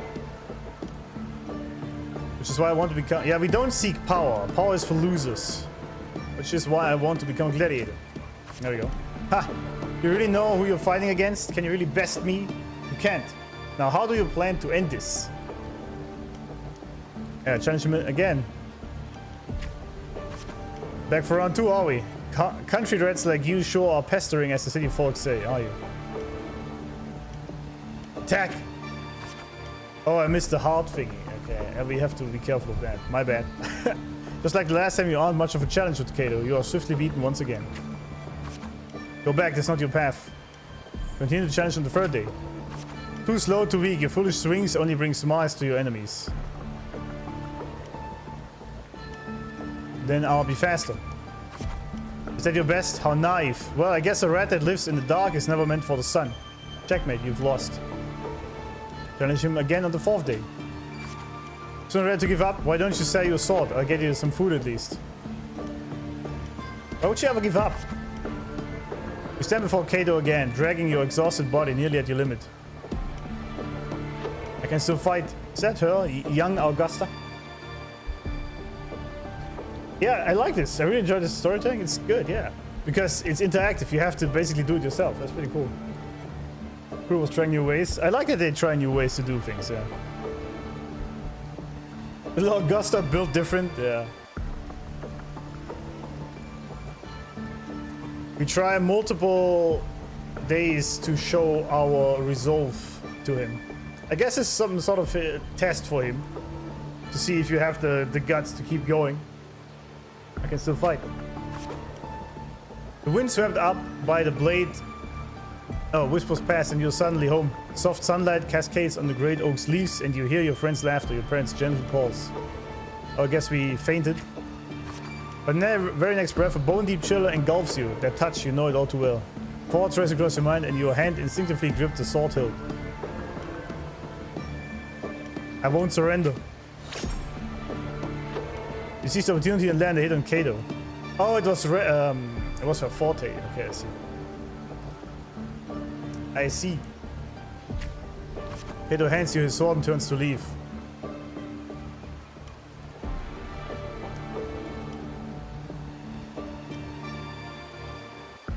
Let's call out to him. In Settlement Arena, the victor claims the weapon of the defeated, a symbol of conquest. The sword is yours now.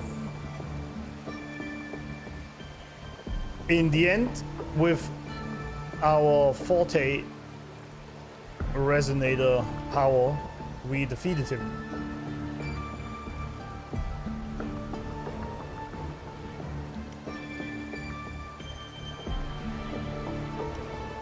Conquest. If you are determined to bite off that crown, do not fall before you get there. Augusta, that's your name, isn't it? Yes, I am Augusta. The moment you step into the arena, you will lose this name. The spectators may brand you with a number, a symbol, or even the name of some wild beast. I am prepared. I am built different. And only the last one standing has the right to reclaim the true name. By then, all will be chanting your name, Augusta. You'll have to conquer their hearts and win their applause, even without identity, status, and talents. Tell me, will I see that day? I will make the crowd cheer. Let's go with this. Training starts tomorrow, 6 sharp, right here. Nice. I can't do anything, huh? New around the big city completed. Okay. That was chapter 1. Fail enough times, and you might eventually succeed. True. Should we call it resilience? Or mere stubbornness? This is, by the way, also how many people make it online. Including me, I guess. Is because most people, it's like 95% of people give up their venture online eventually. So you have a very high chance of making it online just by outliving everyone else. You know? If you just keep going while everyone gives up, eventually you will be the one that is the last standing and is winning. And that pretty much works online as well, or with any sort of, I guess, self-employment, because most people give up on their ideals, if you want.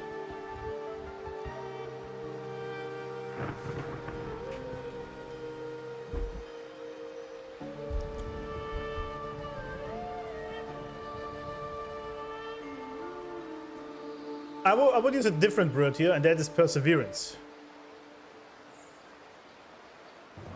It's also a great, it's not even a quote, it's just 2 words. Fail forward. That's what it's also called, right? Failure is never a bad thing. Because you can learn a lot from that. What works and what doesn't. What you're good at, what you're not good at yet. Where you need improvement. So, I also tell this to my son a lot. That making mistakes is actually a great thing. And he's 5, right? So he's like, why, Dad? Why are mistakes good? And I say, because that is where you learn what you're good at. Right? And where you need improvement. And then you can work on that and proceed from there.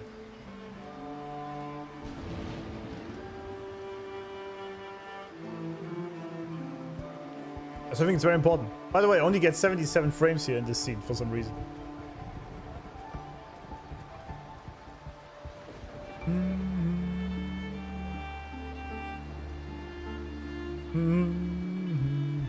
As long as you learn from them, some people refuse to learn when they fail. Yeah, that's the main sort of culprit, right? Making mistakes and failing forward is a good thing if you take the lessons from that failure. But many do not do that. You are correct on that.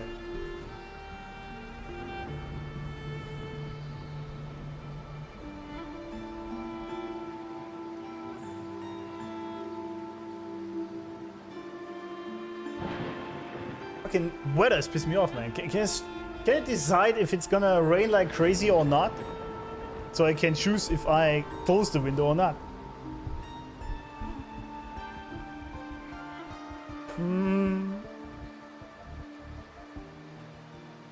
Only someone who does nothing doesn't make mistakes. That's true, but he also doesn't get better. You only get better by making mistakes. Or by failing, I should say. Failing is probably the better word. Just think about the gym, right? You have to basically fail at your next higher level of weights. And only then can you get better and stronger. So you have to train till failure, and then this is where you grow. And then proceed from there. And it's the same with life in everything, pretty much. Same in relationships, you gotta fail until it finally works out. You gotta go forward not knowing what happens and try it out, and you're gonna fail and then you do it again. So you only get better at things by doing them. Reading about them is cool, but it doesn't really do anything. There is no substitute for experience. Basically joining the stream of Fight Club, essentially the underhanded methods that can never be spoken about. It's not really an underhanded method because everyone does this also in regular business. Outside the streamer world. Because again, most people give up their self-employment business. Within like the first year, I think it's 90% of people give up. Because they just expect immediate results. Right? And that's just not gonna happen. Like, I've been trying to make it online for 8 years at this point, right? And I streamed to 0 viewers for a whole year. Actually more than that, if I combine my old channel together. And that's just normal. If you look at even like people like Jinxie or even Shroud. Shroud also said that he streamed the first year with like 5 viewers watching him play CSGO. Was it CSGO or CSS? I don't know. And like nobody watched him. And eventually it happened. That's always the case. That's just how this works. The same is pretty much true with everything. You just gotta keep trying it and getting better at it until people finally take notice of you, right?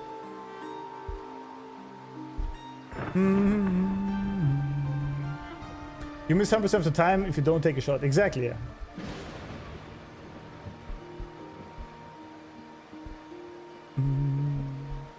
Doing nothing is doing something, that is also a mistake. I see what you're saying. Watching people make their mistakes so you don't make the mistakes as them. Yes, if you can do that, that's good, but I think some things you can only understand if you experience them yourself. I truly think that. It depends on what it is. Some things you can learn from other people's mistakes, but other mistakes you have to really make yourself, because only then does it really click in your mind. You know.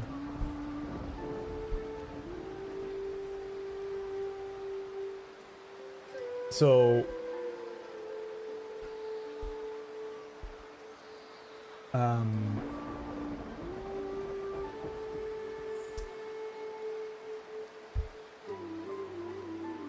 what would be a good example of this?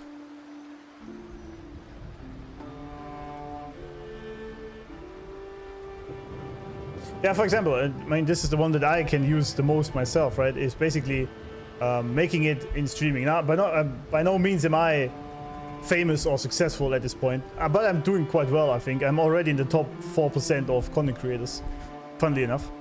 And because this is also not a sign, right? Most people just don't make it because they give up.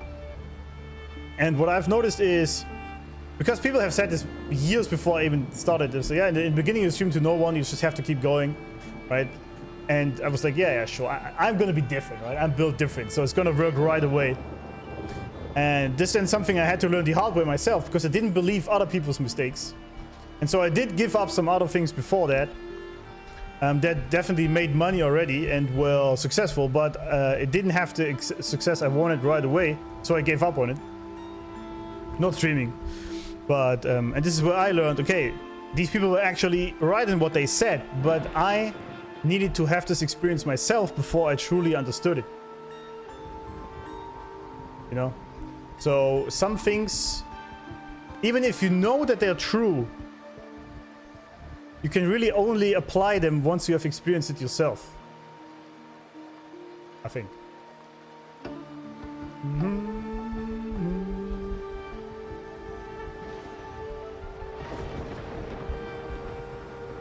So yeah, you do great commentary for discussion. Thank you. Yeah, I mean sometimes it is also somewhat controversial, I guess. like with my recent Flova video.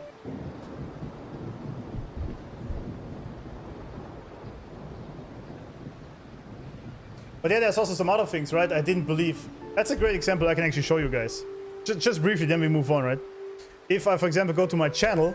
Oh, I really have to do this now. Okay, one sec. Just want to show you something and it's asking me for stupid passwords and shit. One sec. But I think this is an important lesson that most don't realize. So a little bit of background for content creation, if anyone's interested in that. If anyone. Typical Google, yeah it is. Alright, there we go. We're back. So, this is my channel, right? My videos. And if I now set my filter to visibility and private, you're gonna see a lot of videos that are not accessible anymore to anyone. It's actually 225 videos that you can't see anymore. Some of them have thousands of views. Some of them even have like 6,000 views, or another one I think has 11,000. Something like that. And this is also something someone told me a while ago, that because of how YouTube operates, you have to remove old videos you don't like anymore and you don't want people to see, or they are just outdated, or they didn't do well, for example. You have to remove them because the YouTube algorithm always shows the newest, always shows videos, all of the public videos you have to other people. It has a bias towards the newest ones, but it does also sometimes show very old ones that have no views or have a very bad click-through rate and whatnot. And I didn't believe that at first. I was like, nah man, I let everything online. I want people to see everything.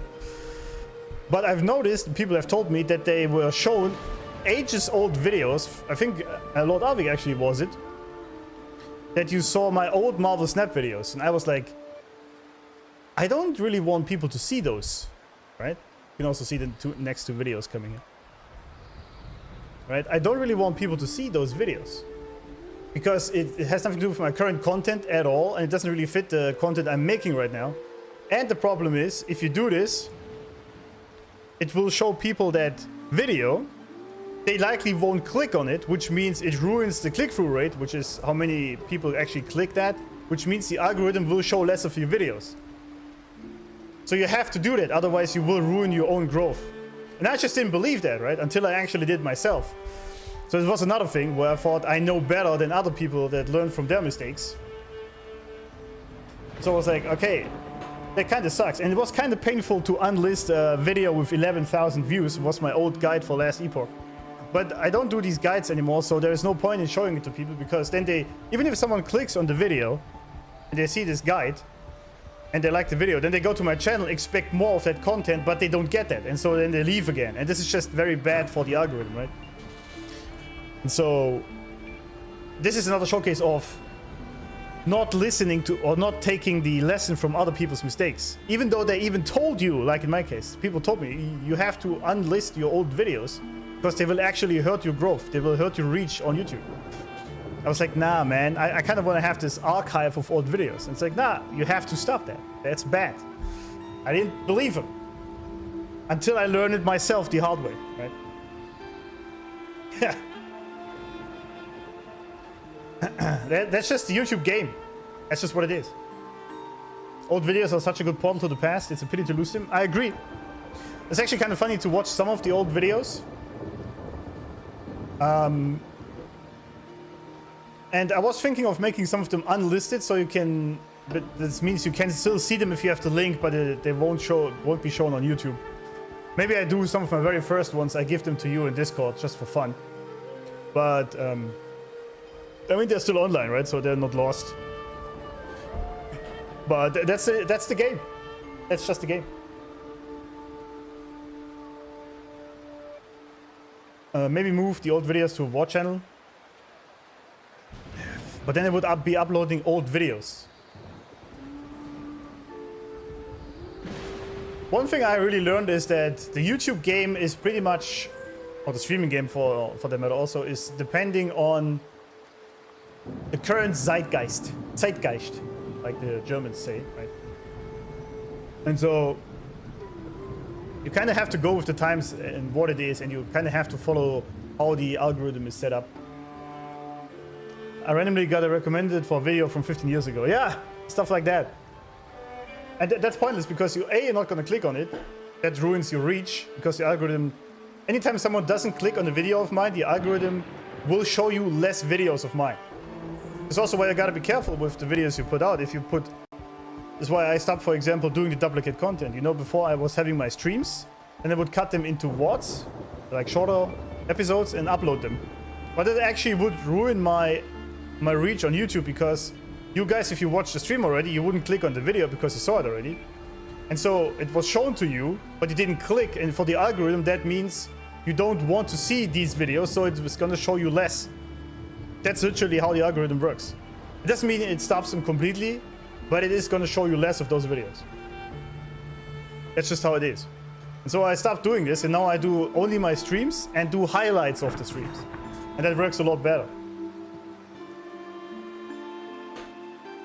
Yeah. Recency and relevance, exactly. It's better to private it. It is, yeah. Doesn't YouTube frequently change its algorithm? It doesn't. The YouTube algorithm is pretty much always the same. They change some little background details. And the shorts one, the shorts algorithm is constantly being updated, but for videos, not really. Not really. The Frolova stuff has always been split. People just, yeah, I know. That's true. It's gonna feel like a pain in the ass when you put the effort into them. It is true. It feels kind of painful to see all these old videos and streams. Like, it's like over 250 videos I made that are now not available anymore. But it kind of gets, you kind of forget about this as soon as you see the newer videos doing a lot better. So like, okay, whatever. At least the new ones are doing well. You know? I don't know, how about you made me prepare for tomorrow's test, which was hopeless to pass? That is because it's all just a mindset question. Anything in life is a mindset question. So, fail forward, my friend. Believe in yourself. Manifest reality you want. And fail forward. That's the solution.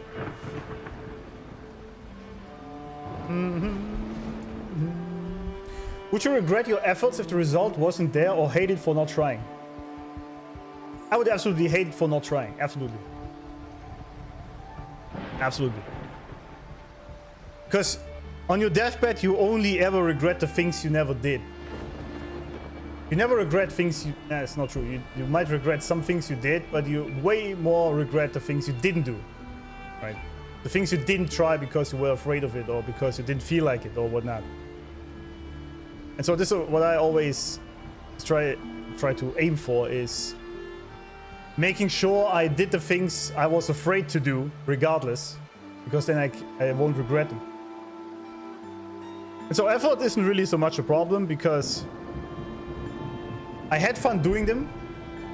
For example, that 11,000 views video, that did well at the time, so it gave me the dopamine rush already of that. It has served its purpose because it's now outdated. The guide isn't even accurate anymore, so it's also false information, so I had to remove it anyway. So this doesn't really bother me. I'm more of the guy. I might actually remove too many. I have some sort of a cleanliness issue with my own channel, or with the things I create. It's a little bit of a perfection issue as well. I know it's a problem. I try too much to be too perfect with these things when I shouldn't. But at the same time, it also helps. So I don't know.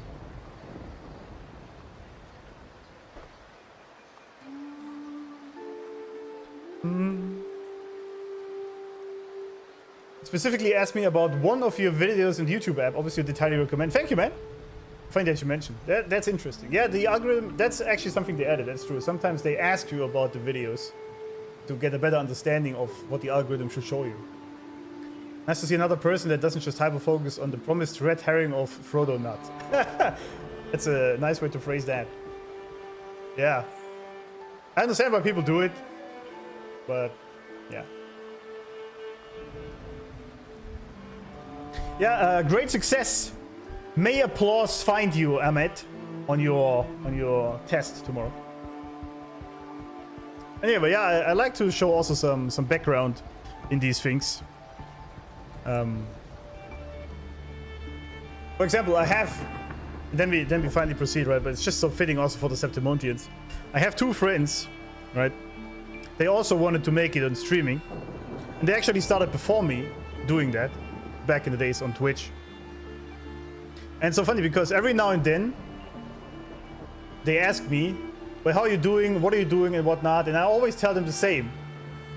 That is, I just keep going. That's it. And so I give him a bunch of other tips, like this, what I told you, for example, right now. But I said, the main key thing is that you just keep doing it. It's gonna suck.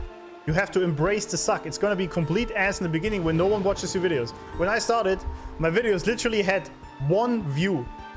I'm not kidding.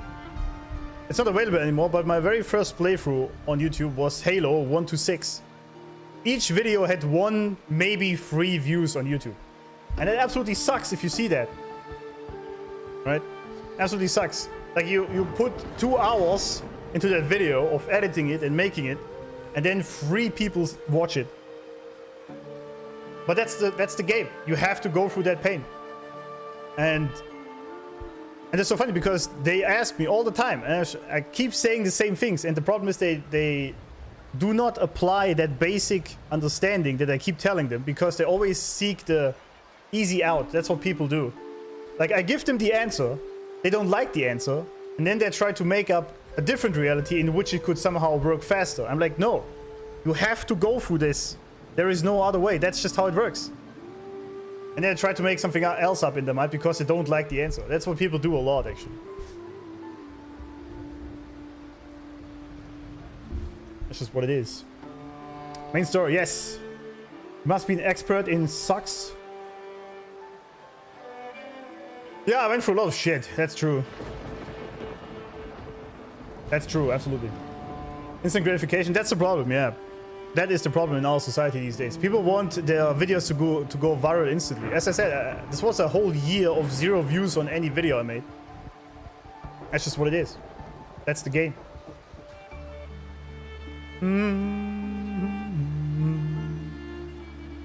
Don't forget to master YouTube thumbnails. Yeah, that's another thing. People also think that YouTube is some sort of luck, right? Or streaming for that matter. I don't think so. I think it's actually a skill you can learn. Thumbnails, for example, is something you have to learn how to do. And it's gonna suck in the beginning as well. They're gonna be bad. Like, my old thumbnails were really bad. They were really bad. But you get gradually better, right? The same is with titles. You have to make clickbaity titles that are not lying, right? You have to have some sort of... You have to evoke curiosity in the person that is seeing the thumbnail, and then they see the thumbnail, this is what you see first. Then you read the title, and then you decide if you click on the video, right? And this is also why I put my face on it, because this breeds familiarity with you guys. If you see my face, okay, that's him again, so you click on it. Which is also why I think these days faceless streamers rarely, if anything, if at all, make it. Because you need a connection with the people. But these are all skills you learn, right? How YouTube works, what the psychology behind people clicking on videos is. all the analytics, how that works. That's something you can all learn, right? It's not some luck. Some people were lucky, sure, but most people made it on YouTube and streaming because of the skills they learned. It's just a skill, really. For me, the key factor if I stick to a streamer is honesty and how to say it to act natural. I don't like the forced hype. Oh yeah, the excessive screaming and yeah. Yeah, I actually think this is gonna get a lot less in the coming years. These super hyped streamers, they like jump out of their scare and scream at the chair rather, and scream at the smallest little thing happening on stream. Because everyone knows it's fake. Right? These exaggerated emotions they have. Like, I don't do this at all, you guys know that. I mean, I do cry. I did cry on Encore's quest and Cardia, and I may have shed a tear on Frolova's ending, actually. But it's not like I scream at the screen when I really love something, right? And I think this whole fake streaming scenario is kind of coming to an end, I feel like. It's still a lot, but people are noticing. And especially because everything in society right now is fake, if you look at it, right? Everything online is fake. Social media, like, everyone on Instagram is fake, even to the fact that they are now AI models, right? And TikTok and X and whatnot, everything's fake. So people actually really seek authenticity. They really seek that. And so this is why I think also my success is coming from that. So the next thing is also you have to sort of read a little bit what the meta game in society is and sort of play into the counterculture of it, right? You have to learn how the tides are moving with society. This is also how I knew years ago already that eventually the entire world will move more right-wing again after the whole activism collapses, which is currently happening. This is why I did this years ago already, that I'm sort of, I mean, these are truly my viewpoints, but I knew that this will eventually work in my favor.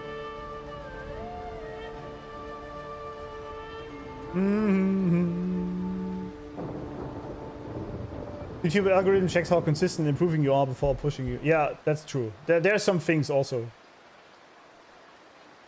Yeah, my thumbnails still need, yeah, good point. The thumbnails still do need improvement. Like, I also think that never stops.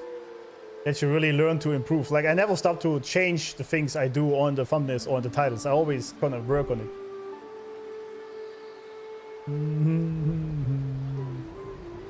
Rich kid streamers, YouTubers are annoying. Yeah, absolutely. That's why I kept watching your VODs. You're not pretending to be someone you're not. You feel authentic. Yeah, that's who I am here. Is literally who I am. This is just because I thought, do I want to play someone I'm not for the rest of my life if this really becomes sort of my main job? Or do I just want to have fun doing this by just being myself? And I have driven off some people by that, right? For example, with the Frolova discussion, some people were actually mad at me and they might not watch me again. Fine, but that's who I am. Those are my viewpoints.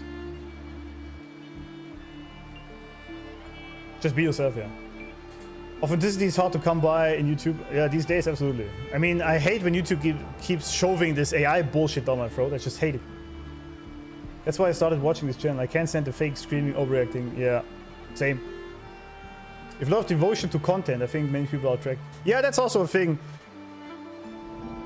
Because the market is very oversaturated, you kind of need something to stand out, right? I didn't really choose the thing that makes me stand out, which is my lore board, right? This beautiful thing. I didn't really choose that. I just did this because I enjoyed doing it and because I like it and it helps me. But this sort of became the thing that helped me in that sense. And then you notice it sort of spirals because then people gave me the title of lore arbiter, right? I didn't choose this myself. You guys called me that. And this sort of then starts to spin like a snowball and people are like, who the hell is that? Why is this? Why you call him that, right? And this is sort of how these things sort of proceed onward. And I have, by the way, also, I guess I can make this public already, with the great, I've been in talks with Amanda about a collaboration. she actually we are talking about things, but only after I have caught up with the story. I really like your voice. Well, that helps, I guess. Thank you for your wish on the success. Yeah, the throwers be mad. They are. Yeah. Thanks for the sub, Sculptor. Isn't that a resub? I think you've been before here, right? I'm doing the MSQ on purpose. Well, I'm not doing it. I'm yapping all the time, am I not?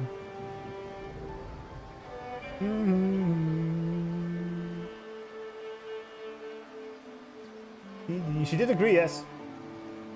I don't know her views on things. We're gonna keep politics out of that, obviously. It's just about the game.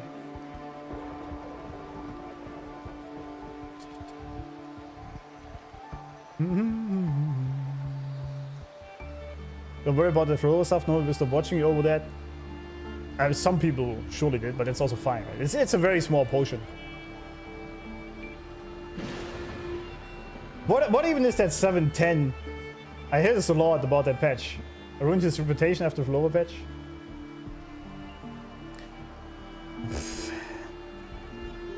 I don't know. I guess he misread the room. Big time. Congrats, thank you. I didn't auto resub for me. Does it not do that? Does YouTube not auto re-membership? You sound so friendly. I feel like you're the type of person who could beat your ops to a pulp and apologize to them after and offer to buy them lunch and drink. Yeah, probably.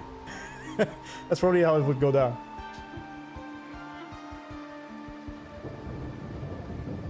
A streamer rated 2.5, 7 out of 10 after being on his phone most of the patch and not focusing. Well, that makes sense. I guess he deserves what he got then.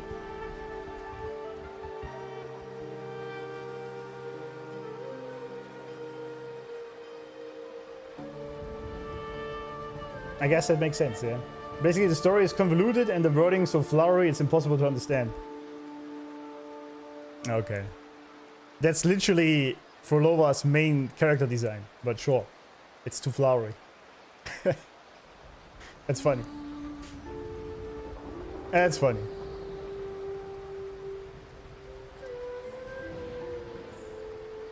Yeah, but oh well. I mean, this also, right? Some things, like if you would have paid attention, just didn't get it, I think that's a different thing. But this is obviously stupid in that sense, right? That you don't pay attention, then you blame the game. But I also think that some people just sometimes have a bad take, and that's totally fine. If anything, that makes them more human. I'm surely gonna have some bad take at some point. Because anyone who has always the right and good take is just weird to me. You can't be right about anything.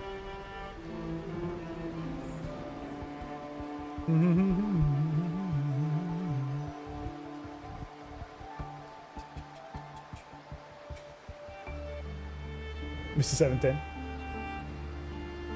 gets invited to Kuro Fest. Yeah, I mean, it's not that big of a deal, is it?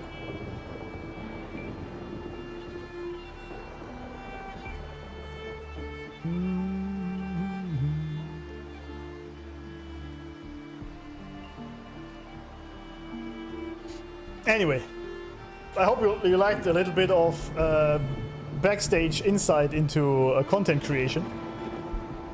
Even though it has nothing to do with the quest.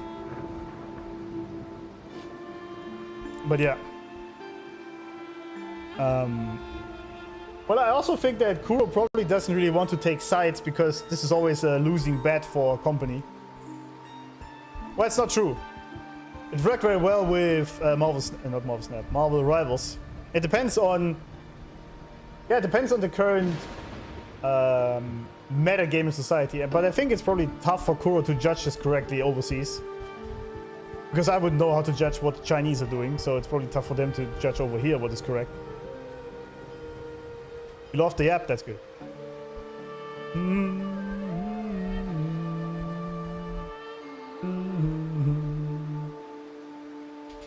But yeah, for example, with Marvel Rivals, it worked very well that the devs actually took sides in a drama. Worked out very well for them, but they had the right understanding of what was going on. So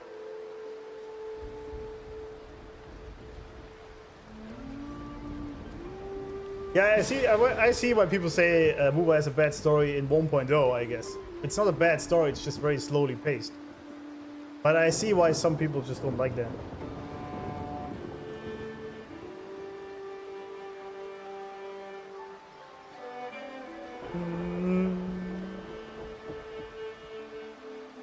I don't trust people that have sponsors. Sponsoring is a very different thing. I'm gonna talk about and then we actually proceed, sorry. Sponsoring is pretty much a lifeblood for many content creators because you get a shit ton of money from sponsoring. Like, it's not even close to what you make otherwise, right? Like, we're talking five figures with some sponsorships, sometimes even 6 figures, if you're big enough, right? So I do understand totally why people do this. My problem really only is, and this is what I would never do, that because there were some contracts with these sponsorships, right, where they tell you you're not allowed to say something bad about the game you're streaming there, not directly, or you're not supposed to focus on flaws or whatnot. And I'm like, I'm just not doing that, man. Like, if you want me to play your game, then give me full reign of my actual review of the game, right? Then I'll do it, all right? But you're basically just paying me to glaze the game, and it's just, nah, man. That's not happening. That's just not happening. And so this is also the problem why so many people have a mistrust in people that are sponsored or dismiss any stream that says #ad, right? Because of that exact thing that is happening, or has happened. It's not as prevalent as people think it is. It's very rare that companies do this, but it does happen. It does happen.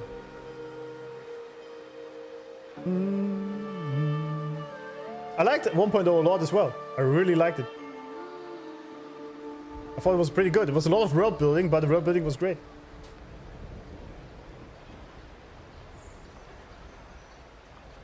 Yeah, man, just think about Marathon, right? No, not Marathon. Highguard, the other Concord, basically, right? When these people were invited over to the studio to play the game, and they all said, absolute amazing game, they were all glazing it, right? Because they were sponsored. And even if it's not even in the contract, right? People often are very hesitant to say anything bad about the sponsors because then in the future they might not be sponsored again because the sponsor will say, oh, well, fuck this guy, he was talking shit about our game. And I'm like, sure, but do I really want to sell my soul just so PlayStation sends me another fucking of their shitty woke games? I mean, come on. I'm just not interested. So, I mean, Asmongold is doing the same thing, right? He said he has turned down 100k from sponsors because he just was not interested. And he played the game anyway on stream. He bought it and played it. But he's obviously on a different level because he makes so much money and is so famous he can't do whatever he wants pretty much in that sense. But if your entire livelihood depends on your sponsorship, I get it, but I wouldn't do it, man. I don't know.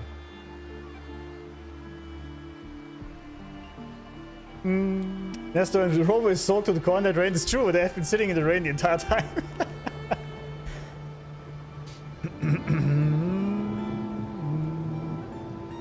Have you heard of what Kuro did when they sponsored Giguk? I didn't know who that is. They handed him instructions and all it said was enjoy the game. And that's exactly how it should be. I know that Kuro is based. But also, if you have trust in your product that it's good, then you don't need to force people to say that it's good. Because then you just know that it's good. And you know they will say the same. So it's a great showcase of an actual good product if they don't try to make you say things. And it's sad because Destiny was doing okay a year ago and then Bungie just burned. Yeah, Bungie... That's kind of funny, right? Bungie actually just cost Sony $1 billion, right? Actually. Was it Sony? It was Sony, right? I don't know. But because of the marathon failure. And yeah, so Destiny died, so Marathon could die. That was pretty much what happened.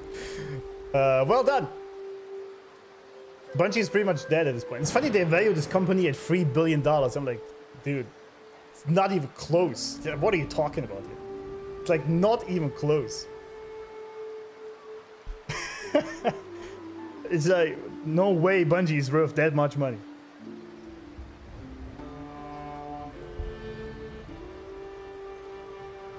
I love when men are wet. What do you mean by that?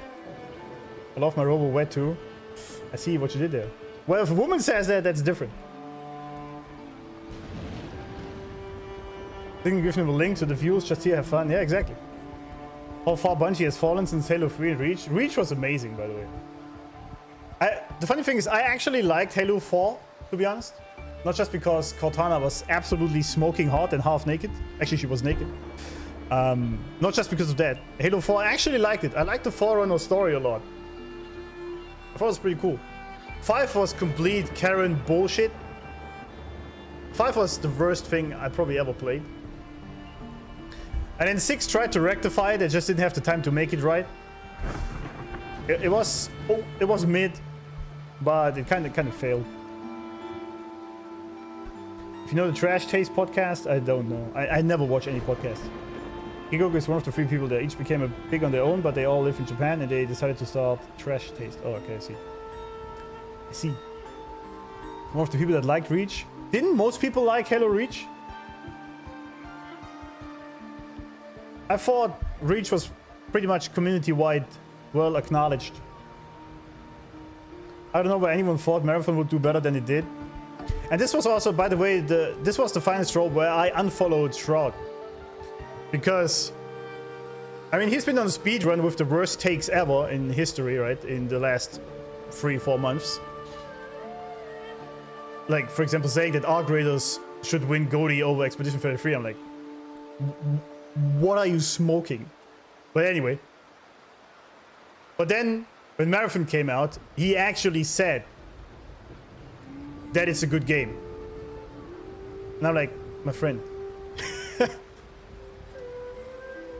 Why are you lying? Why are you lying? It's just not. It's just not a good game. So, I don't know. It's kind of weird. But, yeah, I could tell because he had only like, I think, 2,000, 3,000 viewers when playing Marathon. So I guess he noticed himself. But I guess the check came in. Halo 4 Cortana was peak, absolutely. Never played Halo? What? What? How? Everyone at the model like Reach, exactly. Bloom and armor lock? Okay, I see, but yeah.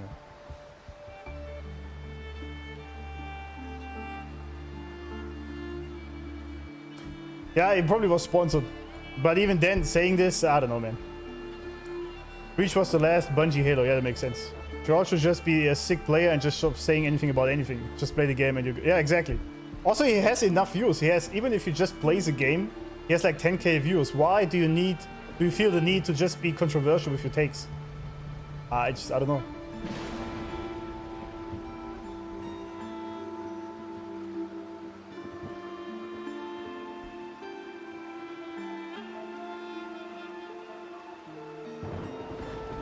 Yeah, but to me personally, I still think Halo 1 was the best, honestly. I know people look at me weirdly when I say this, but this still carries the most vibe for me. 2 was amazing, obviously, but 1 was just a classic. I don't know.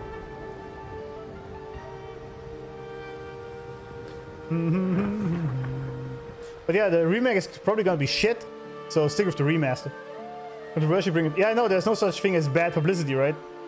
But I do think these days that's not true anymore, especially in the streamer space, because there are so many bad actors and liars that people are actually looking for authenticity, as we said before, and so they see through this bullshit of just stirring shit with bad takes for the sake of it.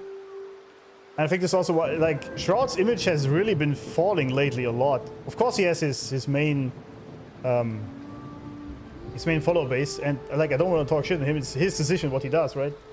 But I've noticed that people were very negatively about him recently. So I think just saying things for the sake of gaining attention doesn't really work that well anymore. It worked a while ago, but I think the tides have tabled.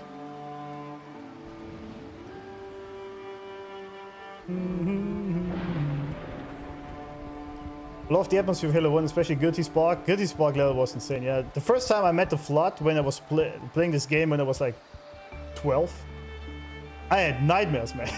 But it was great. It was an amazing game. I think as long as you can survive, that's enough, right? Besides that, love yourself along with the players, love the game, and love your own team. With these 3 principles, you will be able to run a long-term gaming business. Yeah. But that's the CEO of Kuro. Yeah, he's absolutely based, it seems like, yeah. Absolutely based. And that's correct. I also think the problem many people have is that constant need to grow, right? Like you constantly need to make more revenue and you need more viewers, you need more whatnot.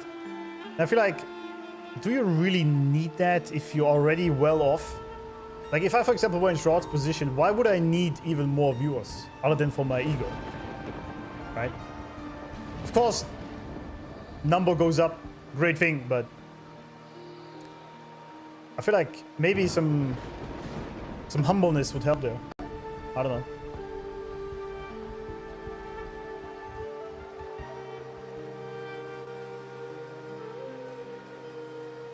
One of the best moments in gaming still, absolutely, yeah.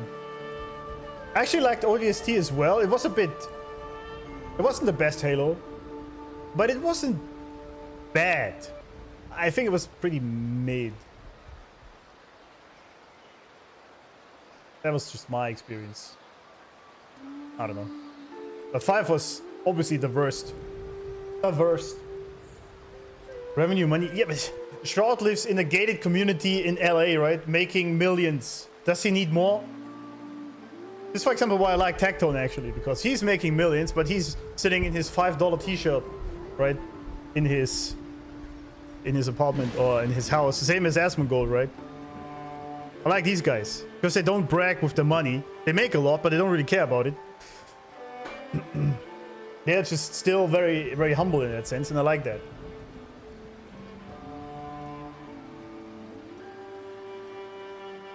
Anyway. It's never enough money. Yeah, it's just greed. That's what I like about Asmon and Tech. Yeah, same. They are pretty down to earth still. Anyway, that was like a 40-minute shit talk. So let's proceed.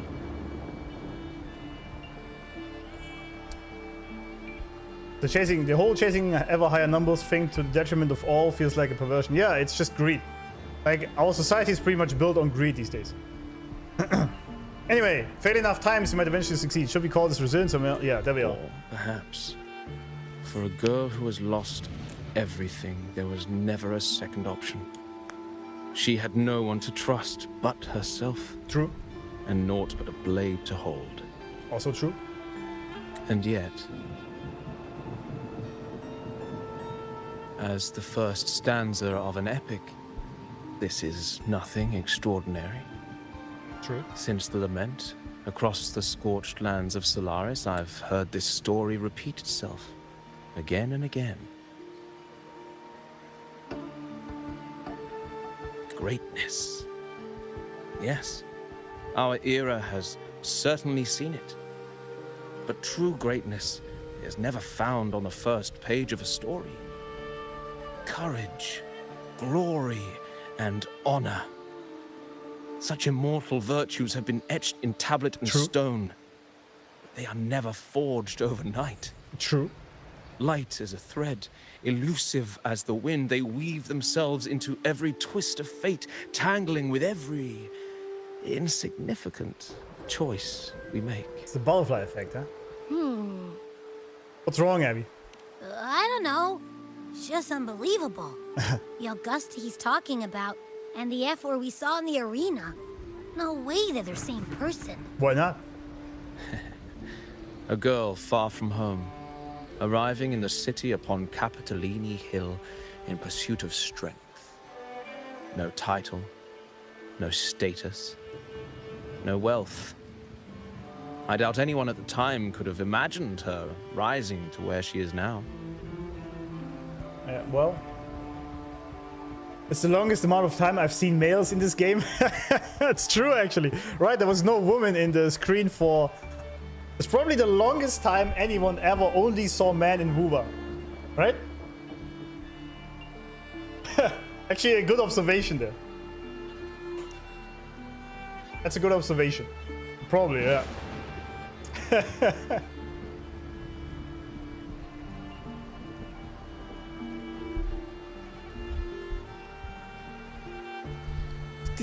No, no 2.6 today. I just want to get all these side quests done here, right?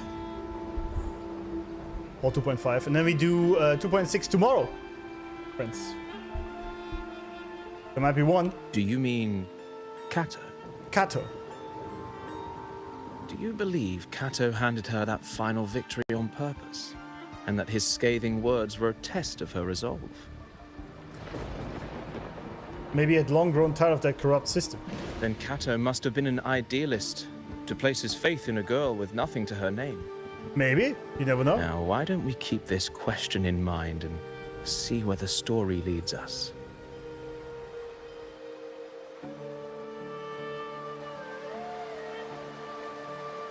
Continue chatting with Nestor and learn about the F4 story. Why do I have to click this? Just keep going. Are you ready to listen to the epic of the blazing sun? Yes. This is a very cool thing though, by the way. I like this.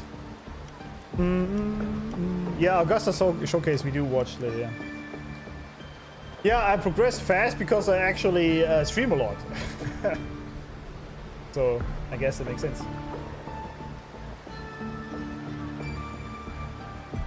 I know why people keep trying to PvP Asmon on the internet, like if you disagree with him, just leave it at that.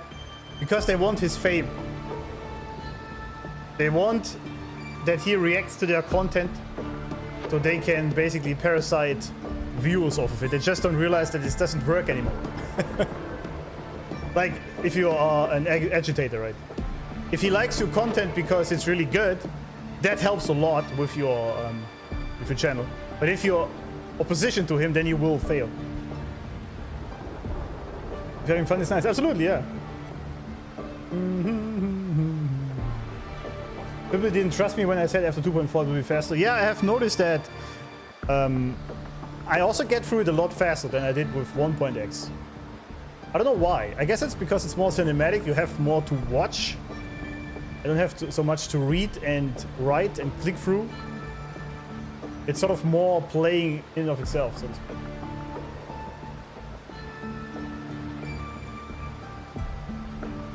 That's another thing as well. You stream consistently and that's friggin' massive. Yeah, absolutely. Oh yeah, another thing. Last thing, you have to be consistent. That's what I said, what I told my friends, right, when they said basically how I'm succeeding here and they don't. It's just, you just have to keep doing it. When no one shows up, just keep doing anyway.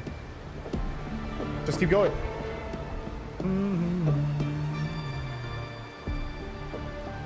I think you can catch up for collab, maybe. When is 3.4 coming out?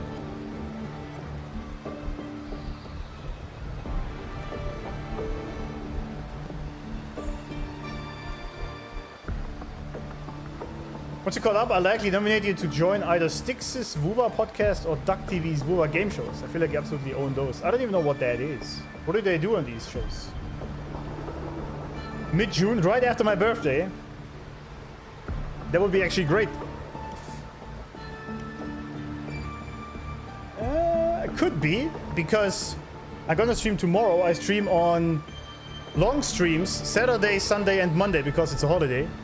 So it's gonna be 6 to 8 hour streams for 3 days. I guess we get a lot of content through that, I assume. Anyway, dawn breaks with a pale glow. A month has already passed under Kato's training.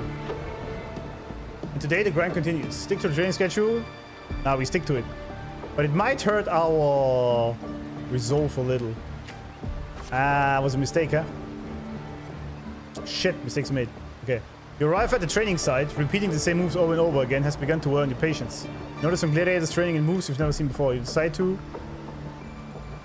Nah, we peek into the training. Shit! Reflecting your training, it was always you alone facing the wooden post, patching yourself up over and over. Endure and push through. I know this would hurt me here, but it was necessary. Days slip by and the gladiator's Aegon draws near. Today, Kato will give you one final lesson. I've done all I can to prepare you. Now you're on your own. Is this graduation? Here's my final task for you. Tell me, why do you want to become a gladiator? What pulls you through all this training? You already know the answer. Never forgot why you became... Okay. Your ideal has never faltered since you left home. To be strong enough to protect others. You meet Cato's gaze and he reads the answer in your eyes. Yeah, we thank him, actually. In the meantime, a flicker of desire crosses your eyes. You recall Cato's words from when this all started. By then, all will be chanting your name, Augusta.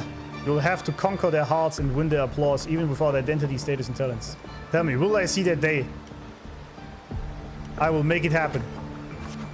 You're aware that sponsors for the Gladiators Aegon are mostly nobles and wealthy merchants, figures beyond your reach, except perhaps in the underground arena. Oh, music changed.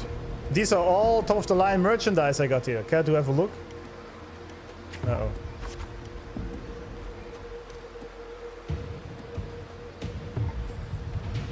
We finish the training with Cato.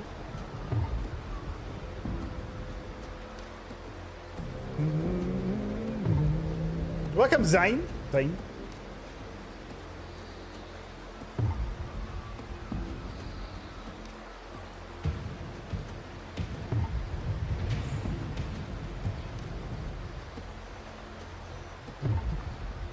Amanda joined the last Wuthering game show and she absolutely blazed through it like none other. Really? Is it about lore or what is the game show about? I guess it's just some games. Makes sense.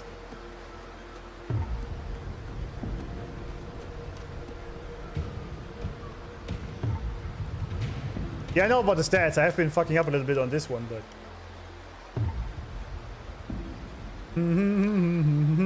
Thank God you are streaming, so I have something to watch while I'm spam skipping through Genshin's story. Sure. Like products on display, you and a few other gladiators stand in the middle of the underground arena, scrutinized by nobles and wealthy merchants in the stands. One by one, those beside you are chosen and escorted away. Oh, I see. What's the difference between volunteering and stepping forward? I think you volunteer here. Nice. The audience cast their eyes in your direction. However, all you receive is constant laughter in return. Glimpses of the nobles' lavish lifestyle flicker through. Visions of your home's ruin flash within your mind.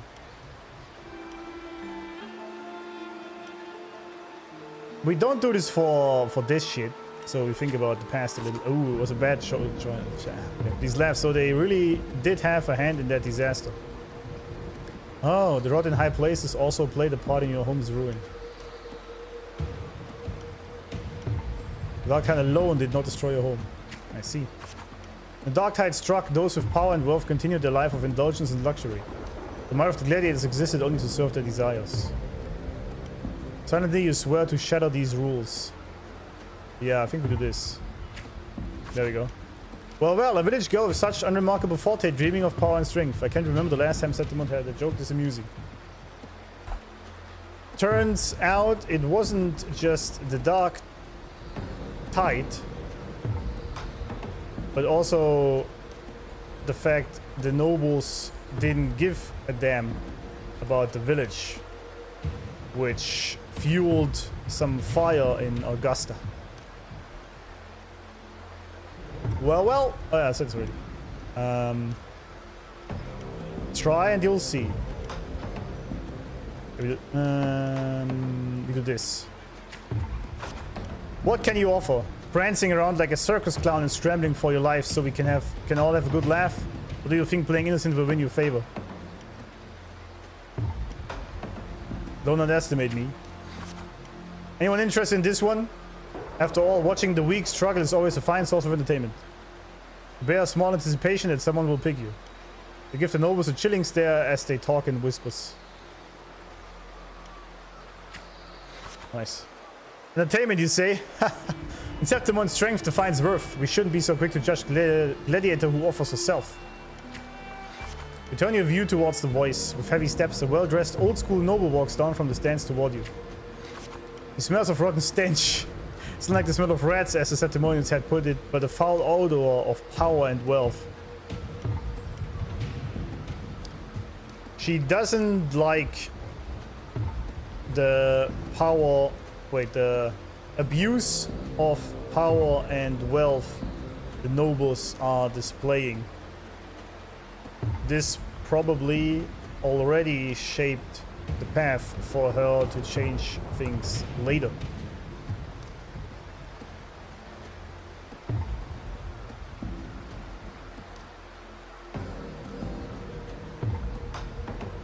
Basically a Wuba trivia kind of thing with multiple categories, like who said this line? Oh, I see.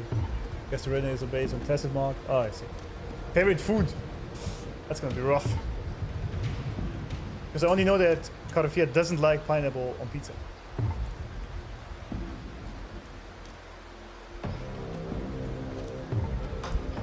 But it's a cool game, I guess.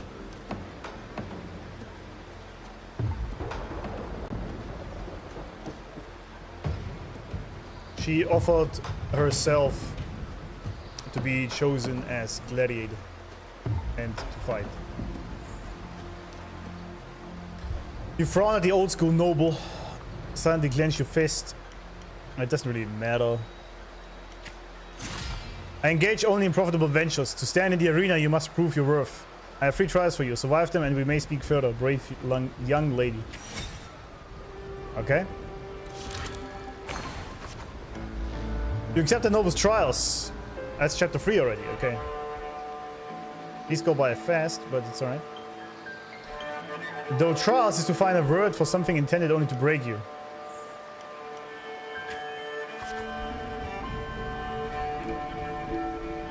She had to go through trials to prove her worth to a stinky old nobleman. They weren't real trials, they were designed to break her.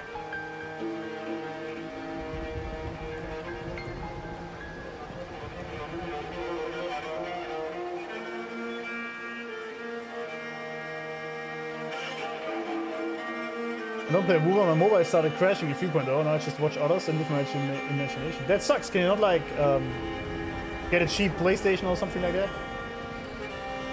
Or a cheap phone? Outside the walls of Septimon City lies a wasteland plagued by the Dark Tide, your homeland. Oh.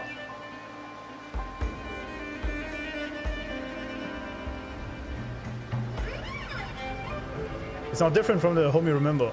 Returning home you can't help. No, it's different of this. They say a ferocious lion beast corrupted by the dark tide prowls deep within the cave. No common blade can cut through its skin. The first tries to slay that beast. The noble, however, decides to strip you of all equipment but a dull sword, of course. A dull sword is more than enough.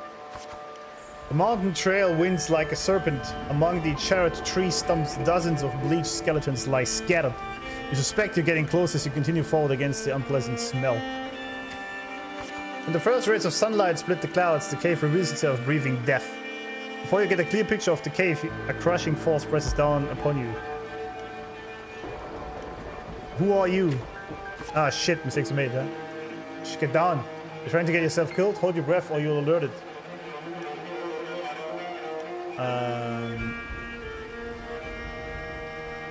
Well, he might know something here. Do as he says. Fuck! You turn around and see a hunter. Just then a massive beast roars and walks past where you are hiding.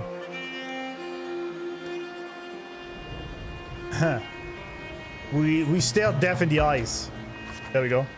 After the lion beast has left, you apologize to the hunter. It was thanks to him the beast didn't notice you. Going by those clothes, you're a Septimon gladiator, eh? I used to be just like you. Lost the big match, got tossed out by the nobles, and ended up like this, with nothing but their playthings. It's good, owned for battle are now merely tools for survival. Septimon has abandoned your strength for desperate needs. You pity such reality. Ask the hunter what you should do. Ask about the lion beast. Only a madman would go after that lion. I have my reasons. His words are rough, but he eventually tells you everything he knows. You bid the hunter farewell and make preparations for the hunt, to gain more knowledge of your prey. You choose to silently observe the lion beast in the following days.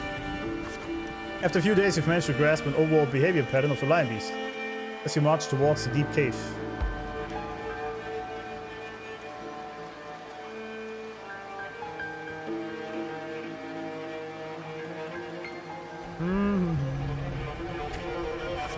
Deep within the cave's dark embrace, you tread softly. Then a sudden dread freezes your steps. Between the flickering torch flames, a monstrous shape appears, the lion beast.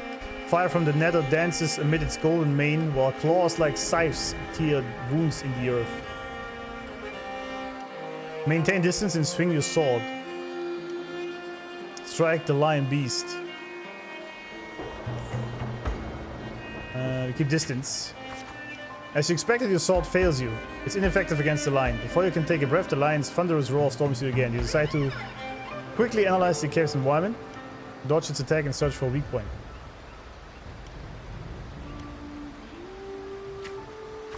No good. Can't find an opening. It's moving fast and reaching further. Can't keep this up. The strength alone isn't enough. Perhaps I can borrow some help. Just before the lion beast pounces at you, you slash with all your strength at the stalactite above. It crashes down into the lion's gaping jaws. It's not over. You land on its neck. It lunges to seize you, but your swift dodges force its claws into a deadly knot around its throat. Seeing you a chance, you give a final pull, and the beast strangles itself in a frantic struggle. Nice.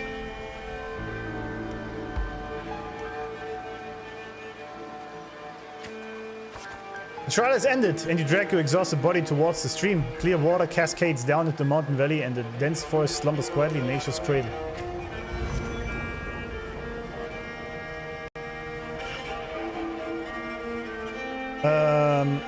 Augusta faces a huge lion beast and defeats it with smartness.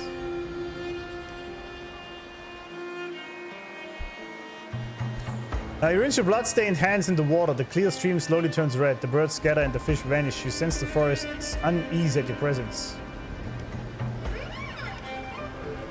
Are they afraid of my power?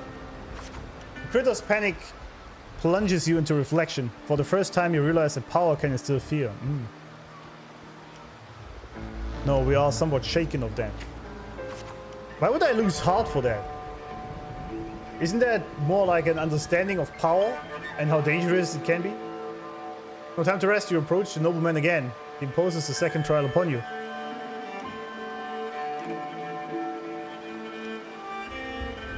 I know full well next one won't be easy.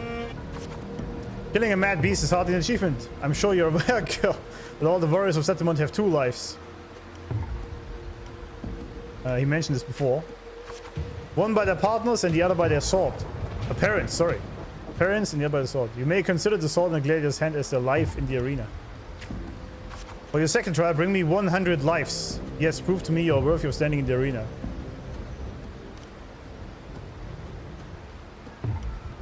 Calmly accept. To get the admission pass for the Aegon, you start the second trial. Day after day, you fight gladiators of Septimont. As your reputation grows, so do the spectators. They don't care who you are, but they only want to see when you fall. Yeah. The second trial was getting the lives of 100 gladiators, their swords, defeating 100 of them. Crazy. The audience doesn't care about her name whatsoever. They are just bloodthirsty simpletons interested in when the strong girl will finally fall. Much like the Colosseum in the past. Yeah, the gladiator in the Colosseum back in old Rome was very, very bloody. And they didn't care at all who would win, they only cared about the blood spilling. It was kind of crazy.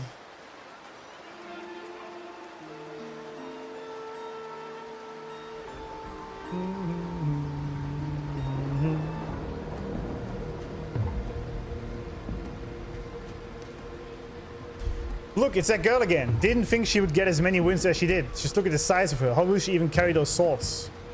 Focus on the opponent before you. Yeah, we focus. You have grown used to this kind of noise. The deafening cheers numb your fatigue. Your sword now rests against your opponent's throat. Suppress your desire to kill. Spare the opponent and wait for the next challenger. She has desire to kill?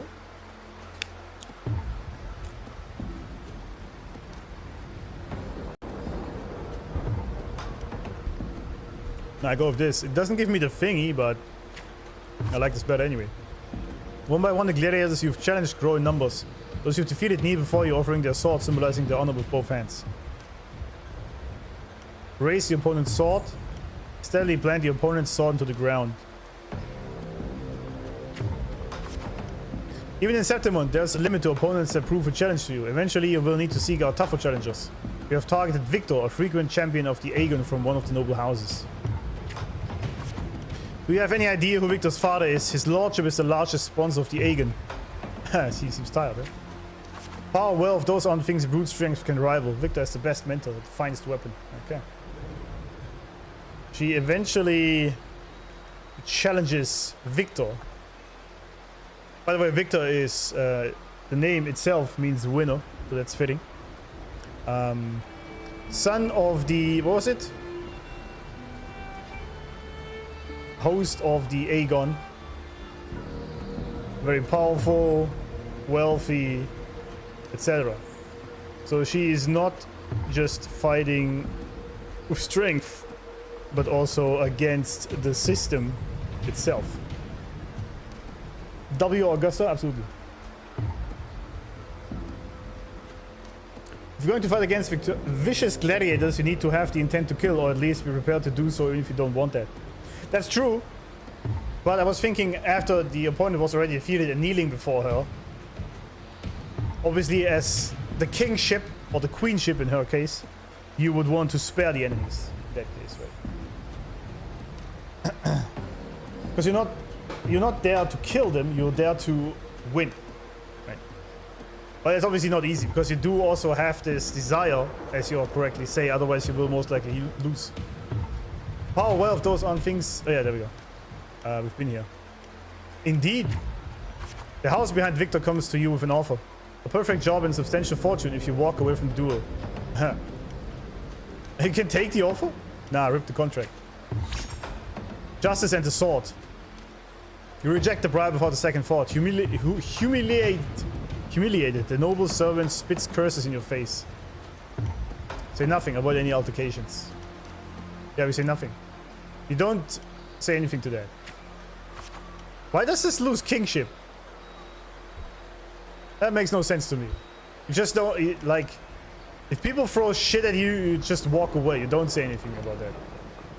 You ignorant country peasant. Do you know what it means to refuse a noble? Then you shall suffer from your arrogance. When the time comes, don't expect any pity, as you won't be getting any. Hide the scion beside the servant. The scion silences the rambling servant and tears up the contract. Let's go. There is no point in talking sense into an ignorant fool. Then again, I'd appreciate if you don't waste too much of my time at the arena. There we go. They throw a bag of credits as a way to humiliate you, following it up with sarcasm and mocking gestures. They attempt to overwhelm you with their pride. I see. The house tries to bribe Augusta to lose against Victor. We obviously refuse. Fucking bitches.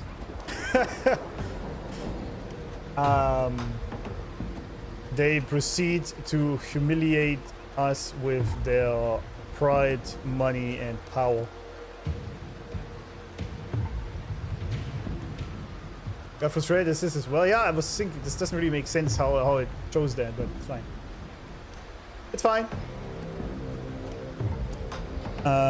Retaliate with the same insults. You feel nothing. Day arrives. Victor accepts the challenge with his honor of nobility as the stake. You remember well the haughty look he wore but a few days prior.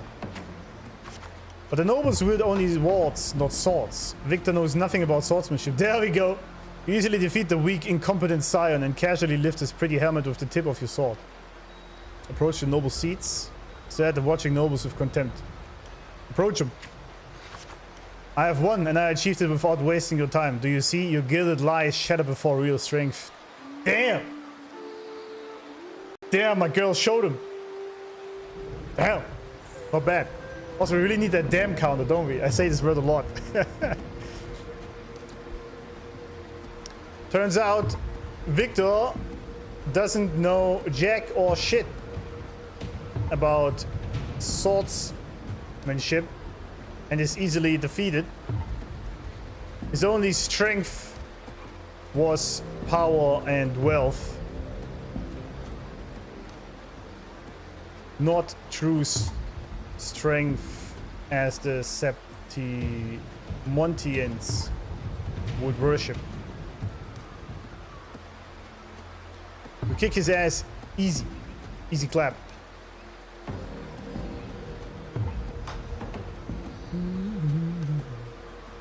Match fixing, yeah. Grants you a reputation, not kingship. Oh, I see. Oh, I thought this was how kingly you are. Oh, no, that makes more sense. Or like queenly in that case, right? I was thinking if you are behaving like a king, this is your strength, this is your fighting resolve, and this is your... I thought this is literally just how compassionate you are, but I guess not. Okay, you're good at lies, shadow before real strength. Toss the helmet back to Victor. Step on Victor's helmet.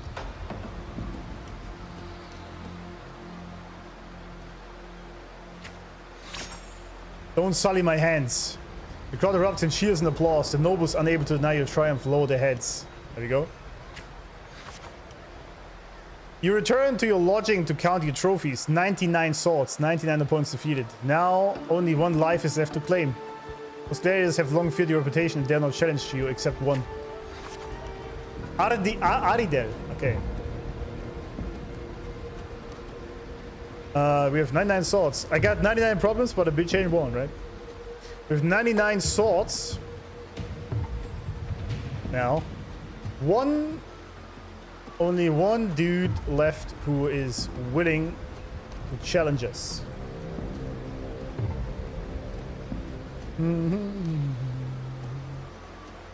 Top left.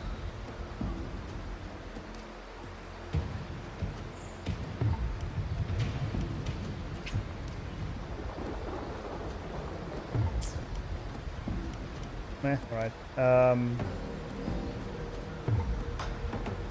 then problems reference, yeah.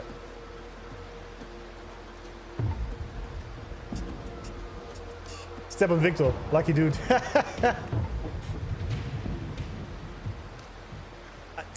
I'm just not into that kind of thing, right? To each their own, right? I don't like to be stepped on by women. I'm not that guy. Or queen, yeah. I love Augusta's story so much. She's just a strong-willed person. Yeah, she is. I like her resolve a lot. What was his name? Adriel. The rising star of the underground arena. Unlike you, he was born with powerful forte. He's undoubtedly the king of the arena. Okay. He was born with powerful forte. Why did she say unlike me? Because I thought she's a resonator. The king of the arena.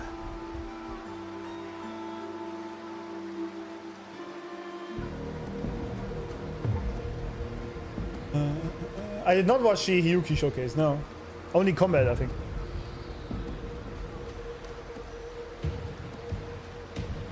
A sword tempered by countless battles is no less sharp. Talents no longer matter to me.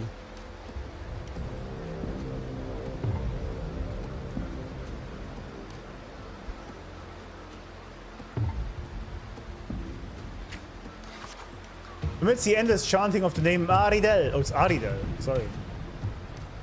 Aridel. Aridel. Ariel. You arrive as promised. Even the old school noble is present this time. Your opponent's towering physique dwarfs yours, and his crushing presence brings to mind the fearsome lion beast. After several exchanges, you notice something unusual. The floor is too slippery to gain a foothold, and Aridel's armor is unusually heavy. You're all too familiar with the noble's despicable tricks. No, we keep calm. We know how this works. You then shift your pace, luring Aridel into the very trap meant for you. After a few more rounds, his steps grow loose, his reaction sluggish. Seize the opportunity. Your sword stops just before the neck of Septimon's strongest gladiator. The entire arena falls silent, and almost immediately the crowd erupts into applause. Stab, stab, stab! Oh, of course they want him dead. She uses the traps of the noble cunts to her own advantage against big guy.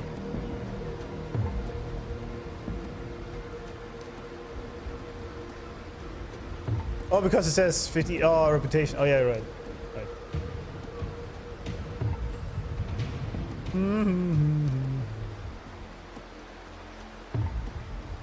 Augusta has clearly lessened that weapon is not strong by how sharp it is, but how who holds it. Absolutely, yeah.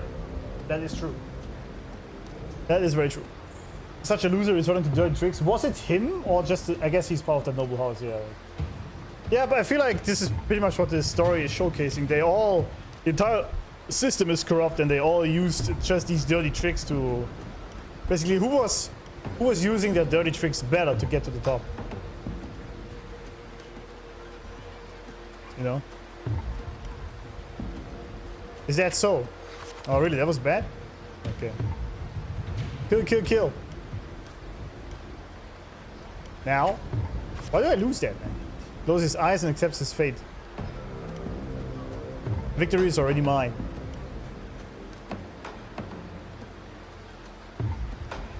Let's leave it there. Blade of Glory. Spared Aridel. In front of everyone's watchful eye, you only take Aridel's sword. You then bow towards the audience before turning to leave. Exactly. I feel a sense of relief. Continue. Leave the cheers behind you. Look back at the crowd and wave. Now they chant live, live, live.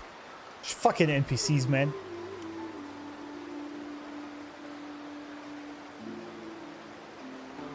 Yeah, let's wave. Why not? Next day, you arrive before the old school nobles with 100 lives. Aridel is merely made of Septimontian flesh. Above him stands a far greater force. I'm ready for the third trial. The third trial is to earn the blessing of Arsinosa. There we go. You have a plan to let me pass the trial. I know Arsinosa. It has never tasted defeat. People say it's a peak no humans can ever reach, the last wall of Septimon. But I accept. Okay, third trial, Arsinosa. Did anyone else ever have to go through these trials that she did? Which of course is impossible, yet again. I mean, I beat her already. Look at Augusta face and fought against the system makes it more fascinating. Yeah, absolutely. I like this story a lot already because she was already introduced as a more kind leader. Let's put it that way. Stopping all the blood spilling, stopping the blood Aegon and all these things. So, pretty good. It is this insurmountable challenge that stirs the thirst for victory in your blood. You accept the third trial to confront the Guardian of Septimon, Arsinosa. The impossible trial. On the eve of the trial, you return to the training grounds once again. Martialism, that's it, and reputation, okay.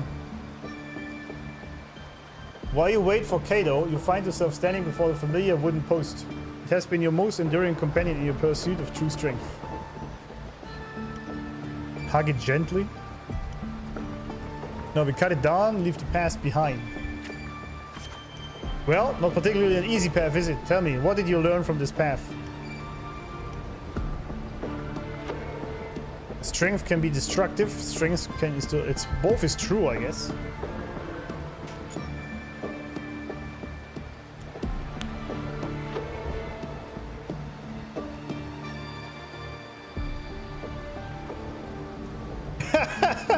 Bartnut, man.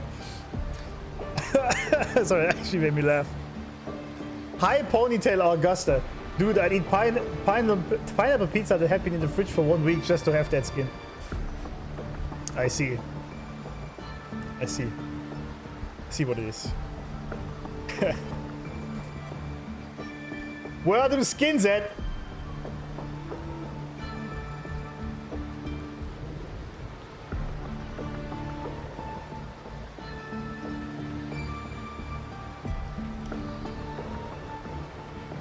I mean,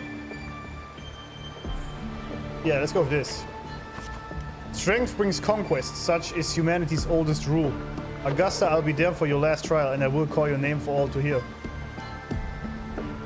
Thank you. Back in your room, you stare blankly at your stacked collection of swords. These trophies symbolize strength and conquest, but how will you show them to the world? You once heard the tale of a legendary gladiator. A warrior who would always fuse their opponent's swords with their own after victory. I decided to tread the same path instead before the smithy. Smithy!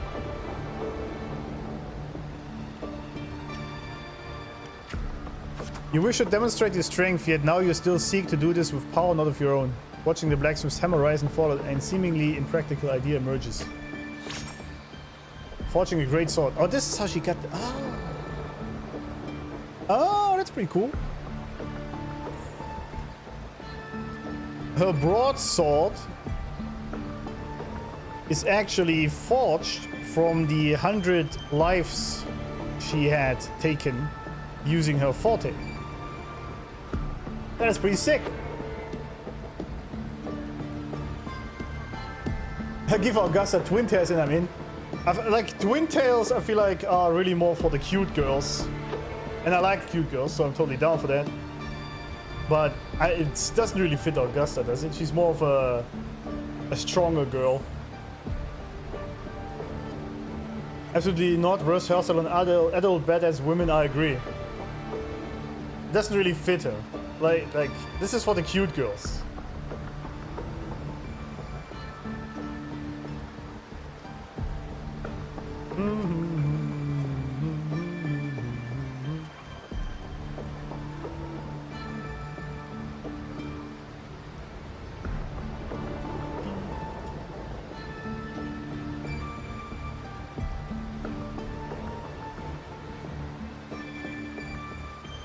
Augusta's 100 sword greatsword is a reference to Elden Ring. Oh, I haven't played that, so I wouldn't know. 100 sword greatsword in Elden Ring is a reference to Game of Thrones. Yeah, I was thinking of Game of Thrones actually, but there it was the throne, obviously, right? I was thinking of that. Grip the heavy sword in your hand. Feel the power.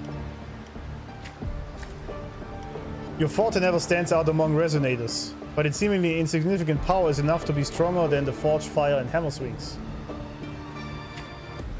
The day of the final trial has finally arrived. You walk to the arena center with your newly forged sword. The bronze horns blare from atop the 12 stone pillars. All eyes are on you. Everyone is eager to witness how a human will rival the strength of Arsinosa. Mom spaghetti! You know?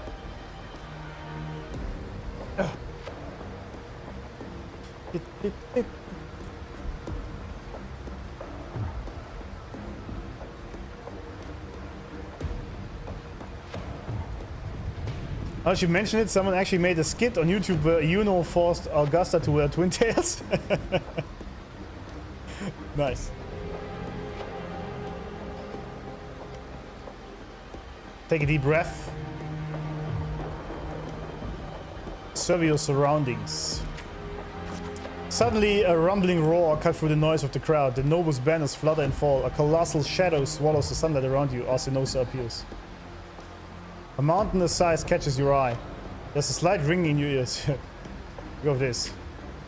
It's awake! A noble shrieked. Arsinosa stands silently opposite you. Opposite you? Jeez. Slowly, its eyes open, coldly watching you. Rest your hand on the hilt. Focus and stay alert. With a sudden sweep of her tail, the lioness shatters the stone pillar. You roll aside, barely dodging the flying debris. A chill seeps through the tear in the cloth of your left shoulder.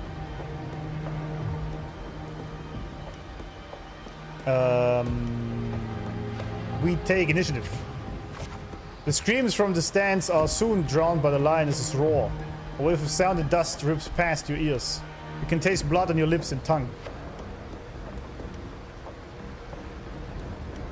We quickly patch ourselves up here. Wait, why do I lose that? I thought patching up would help me with this. Never mind, I guess. A second attack comes without warning. You barely have time to react before your sword rises to meet her descending paws. This strike shall be my all. Recall your encounters from previous battles. Why would I lose that? Okay, never mind. What? Jeez, I guess that was the wrong choice. I thought thinking of past battles helps me to make the right choice. I guess not. You manage to withstand Alcinosa's fierce attack, and at the moment it withdraws, seize the opportunity to thrust your blade into the ancient crack in its right foreleg. Golden blood spills the arena. Summit of Settlement. Gained Alcinosa's acceptance. Alcinona ceases her attack, her mane brushing against your bloodstained face before she lowers her head. The arena shakes with applause. You hear the crowd chant your name in honor. I've gained the lioness's blessing. The voices, they are, listen to the waves of cheers. Okay, I got it all back. What the hell? That scared me for a second here. Okay, that gave me everything. Nice. Alright. We defeat Alcinosa by hitting an ancient crack in her foreleg. Golden blood spitting out. She gives us her blessing.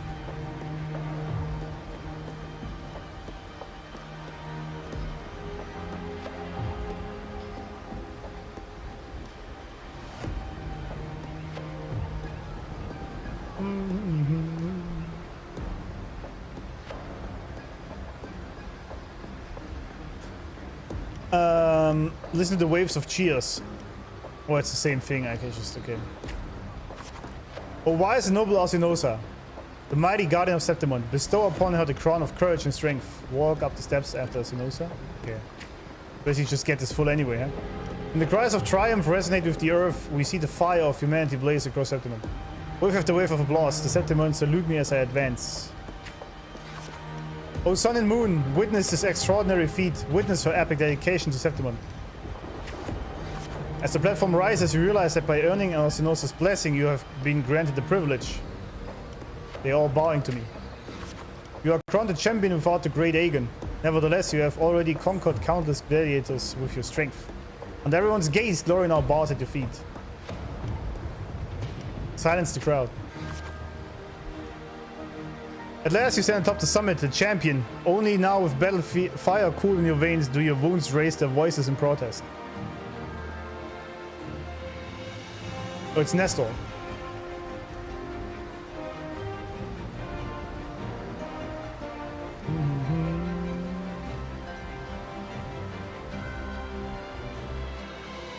That sword is pretty sick though, I must say that. Also, I agree, the high ponytail is actually kind of fitting. But I also like her open hair. It's fine. I like open hair a lot. You have shattered the decaying order with strength, and through strength you shall reshape new rules. You shall wield gladiators' valor on the righteous path. You shall allow no more fragile lives to tremble before death. You shall ensure that your homeland's tragedy will forever be undone. Yet, should these new rules forged by might lose their foundation, will they not fall? A cold whisper of unease causing your chest. Well then, no time for pointless pondering now. From this day forward, your sword, your honor, your two lives shall serve Septimon. Alright. That was cool, actually. Merely the rough shape of a short epic. This is all I can offer about the F4. Offer about the F4. Alright. Now, as a listener, what do you make of my narration? Abby! He's just been enjoying his food the entire time.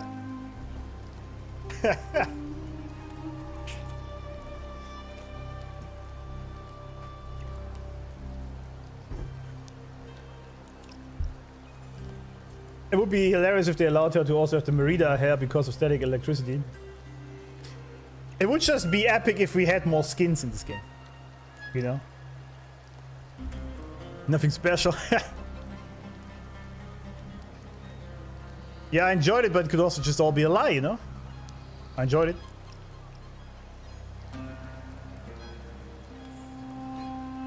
I appreciate your kind words, my generous listener.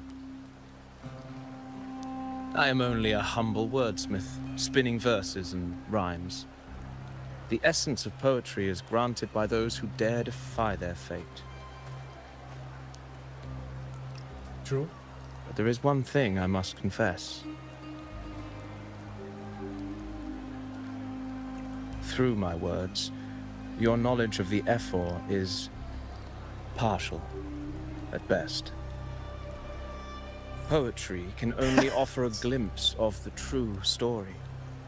The reality of people, events, and things slips beyond the grasp of words.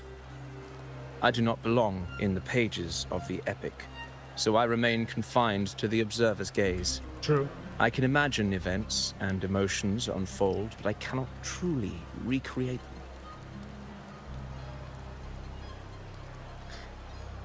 Here's some advice for you, though I hesitate to call it such.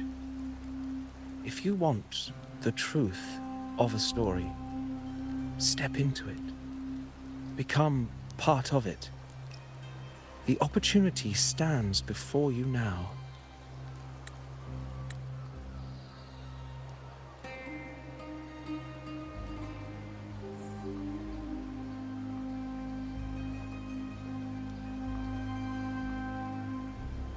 Why does this sound so familiar? I can imagine events and emotions unfold, but I cannot truly recreate them. I feel like I've heard something similar before. I mean, we don't know who this guy is, right? But I don't know. Anyway, that's just caught my eye somehow. I don't know. Maybe it's nothing. As I've said, the tale between you and Augusta, the hero of Septimont, is only now turning its next page. Is it? Maybe still law skipping? He is, yeah. He's just been eating all the time. Glass of wine was empty, but the rain filled it back up, did it?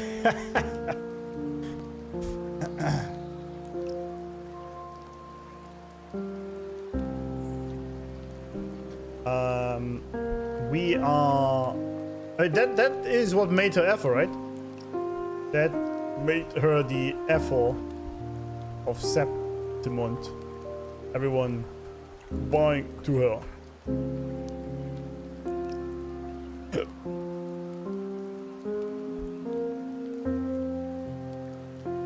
It's only now turning its next page.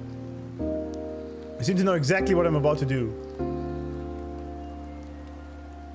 It's not difficult to see. Fate flows like the stars, tracing their course. Your destination is written in the steps you take.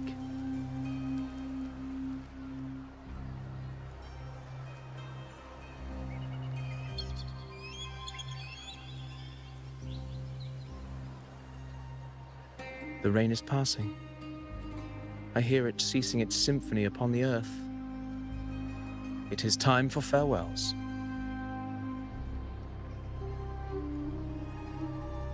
Before I leave, may I ask you one last question? This guy is very sus to me. I feel like... What is it that has lifted Augusta to the seat of power? What is it that makes a ruler? Well, I'd say strength. How much can you eat, by the way? Let's be real. There's no way Augusta could have passed those trials without strength. I'd say she did it with her... Rover, what do you think? Okay, what are the choices? Yeah, I would say this. Unyielding resolve. It was her will. She was just... I said this before many times, right? Mindset is what creates reality. Like, your reality is an extension of your mind, right? And I mean this literally and figuratively. So if you have strong willpower or resolve, if you want to call it that, that will eventually bend reality to your will, as it is said, quite literally. So that's what I would say. Is it laggy? Shouldn't be. She was built different. Yeah, true. True. I go with unyielding resolve. I mean, like, strength and conquest does kind of also build that and also need it at the same time. It's sort of these play together. But the underlying force that does achieve it, I think, is this. I mean, it's pretty much all these three, like, or these two work only with this, I feel like. Because to get through the hardship of the past, you also need resolve. So it doesn't consume you. For Loba. And this also needs resolve, right? So I guess it's unyielding resolve here.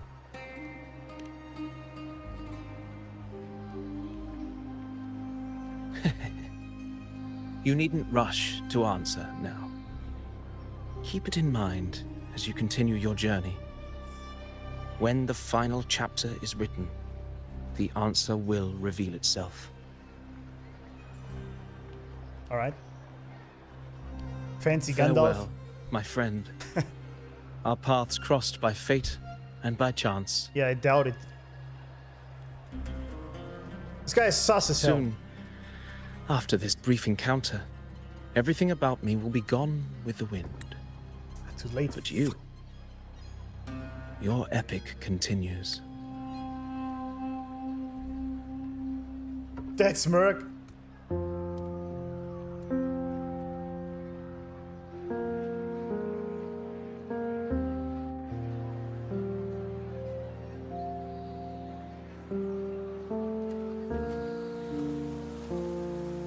Alright. Pretty sick skill. Just turned into origami. The previous day. Wait, what? Your what? Excellency, you have indulged her too much. Shrewd senator. As the priestess, you know is far too unruly in both action and word. It's a disgrace to her title. So they're talking shit to my baby girl. The Senate was mad that Yuno is too straightforward. Complaining to Augusta.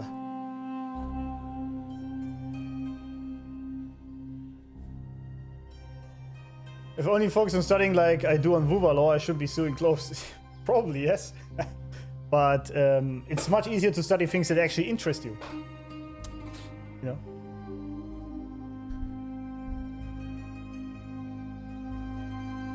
Indeed. She entered the palace unannounced, uninvited, and with no decorum. A blatant affront to the authority of the palace. Same as always. Senators, all she crossed was a doorway. One too insignificant to carry the weight of our authority, or defend anyone's fragile pride. True. True. Let us not forget, it is not the walls of Capitolini Hill that command fear. It is my will, my sword, and our relentless conquest. All right. I know your fear. You fear a priestess's voice drowning yours, and a rebel challenging the Senate's rules. But listen well. Power does not bow to sycophants, cowering behind their traditions. Yes. If you seek power, then step from the shadows. Face me, and prove yourself worthy. Oh, I will prove myself. Never mind. I'm not even gonna go there. Oh, it's my baby girl.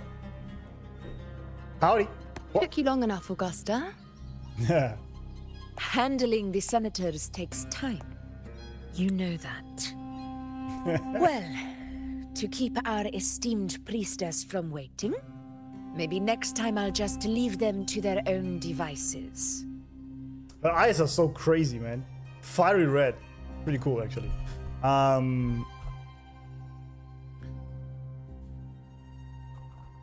Augusta put them down, saying they should stop being cowards, hiding in the shadows, complaining to mommy that some priestess didn't address them properly. Yeah, if anything, they should tell this to her themselves. Like, it's really cowardice they run to mommy Augusta there. If anything, they should have told Iono, like, listen, you're the priestess and all, but we have a decorum here, you know? If they really are focusing on that. The model quality in these close-up shots. What close-up shots we talking about here? Because there were a different kind of close-up shot. There's a couple for free. I'll stop here, yeah. We should stop here. Sit the fuck down, cowards, exactly. Yeah, please go on. I bow before Augusta. I want Augusta to bow before me. Never mind. Never mind.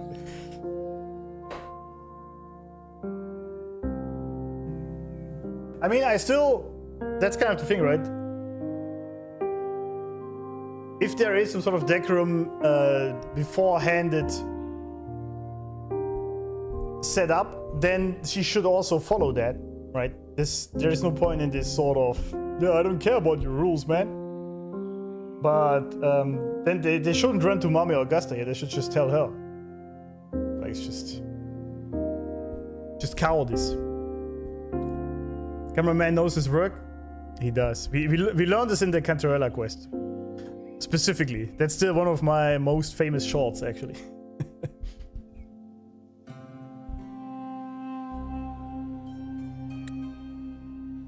I'll make sure they record every detail of your feat. That looks kind of weird. That's a huge it apple. word for word to Grandmother Lilibet. Well, who's this? The current head priestess of the... Oh. There is a head priestess, Lilibet, which I assume is also higher in rank than Yuno.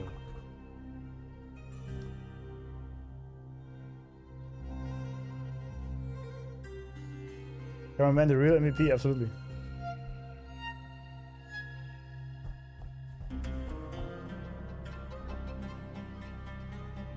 Priestess Iuno. Unruly behavior left Tetragon Temple without permission and trespassed into the Ephor's palace. I wonder, who will lose it first? Lilibet or you? Let those old foxes report me all they want. If they step into the tetragon left foot first, I'll shoot the left. Right foot first, I'll shoot the right. What does that mean? Hey, I'm with you on that one. The Senate should be reminded now and then that the Tetragon's kindness is not a reason to take Priestess Yuno lightly.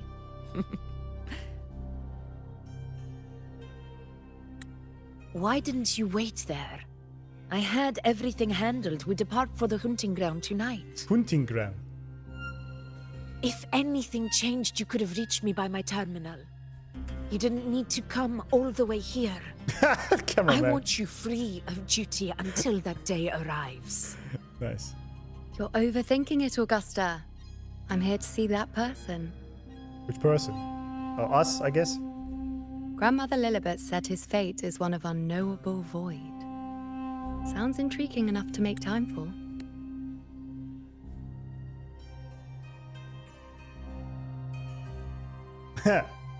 So that's it?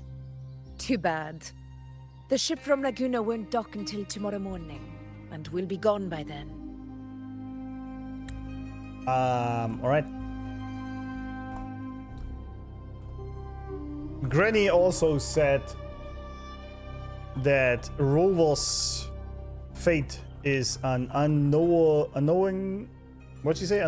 void, which brought Yuno on the plan to visit us. Also, I think.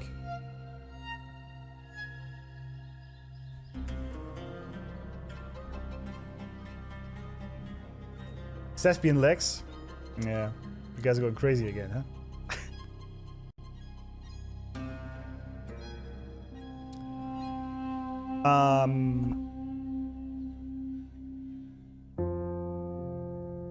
Oh, is this what stopped her? Okay.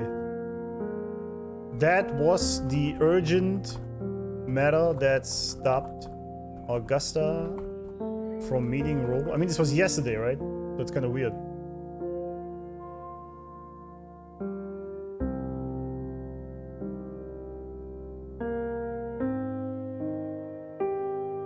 One dog into wait.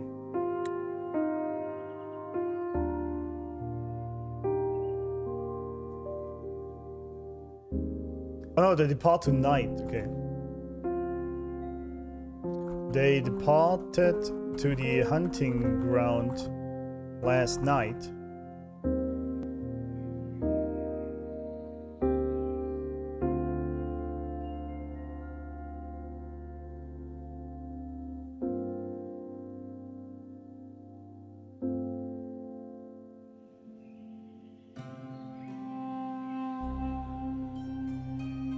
Okay. Ugh, what a hassle. The hassle. Patience, you know. The warrior has accepted the invitation. So, you'll have plenty of time to meet during the hunt. Hunt. Is there something else you want to say? I read Grandma Lillibut's Book of Prophecies. The hunt and our plan, neither end well. Feels bad, I guess. Scroll Lilibet carries, recording visions glimpsed in the flame light. Both this book and the murals within Tetragon Temple are media through which the priestesses of Septimon convey prophecies to the people. Okay. Granny foresaw that the hunt and their plan will not work out well. Welcome, Reza. The Hund, yeah.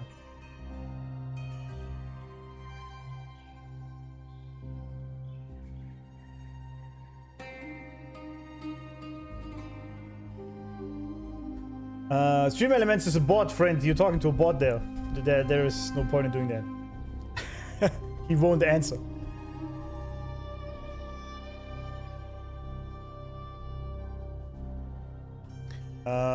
They have a book of prophecies.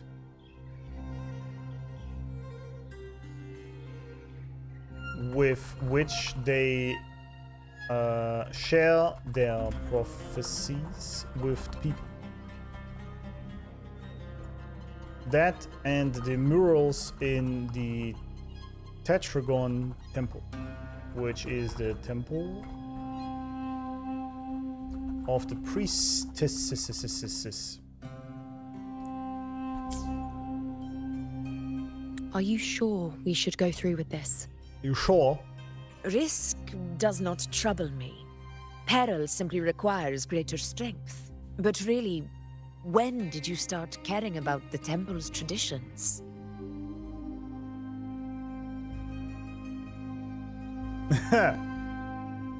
O ye faithless of Septimont, the divinity is enraged. Should your ruler defy their will again, doom shall be your fate. Yeah.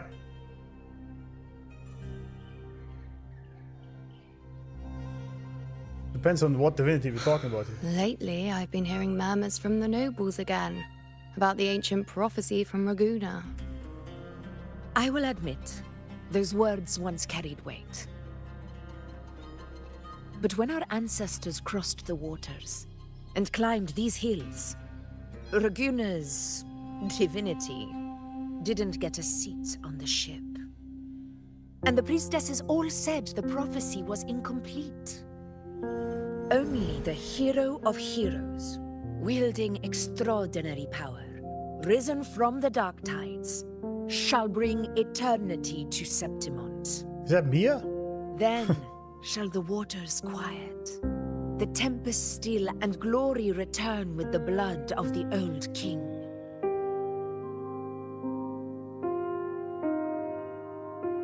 Cool bots? Yeah. Hero of Heroes, the legendary ruler of Septimont. The legend traces its root to an ancient prophecy that only the one who becomes the hero of heroes can save Septimont from falling ruin. Okay. So we have... Wait, what? I didn't mean to do that. There we go.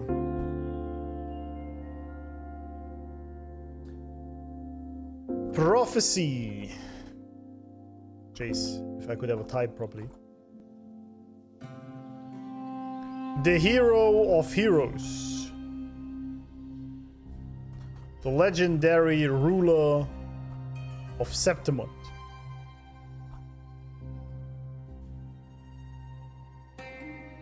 Is the only one who can stop Septimont from its ruin. Oh yeah, risen from the dark tides.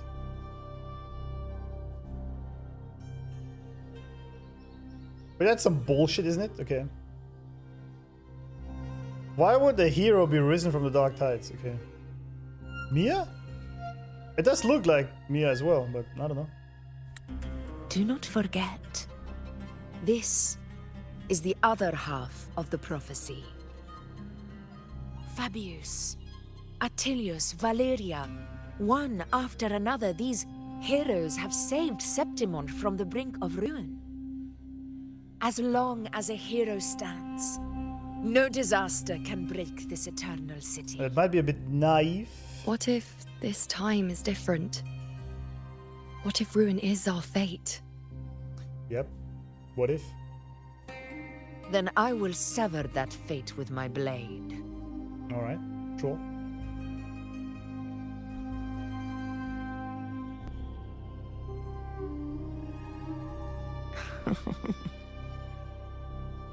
What's so amusing? What's she mad? So, the fearless priestess Iuno can be frightened.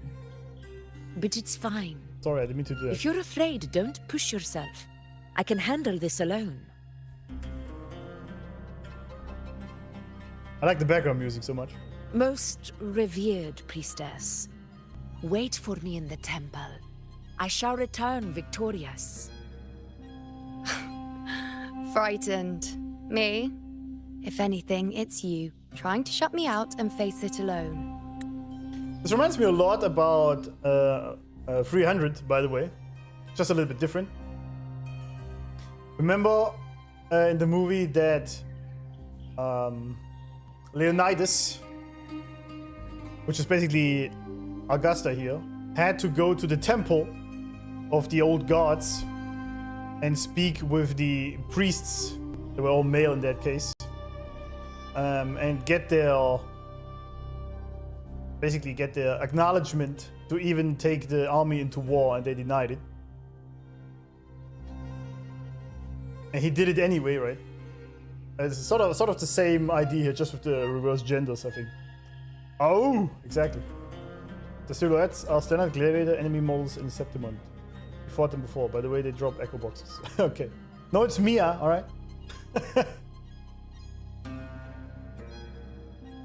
The Oracle scene, exactly.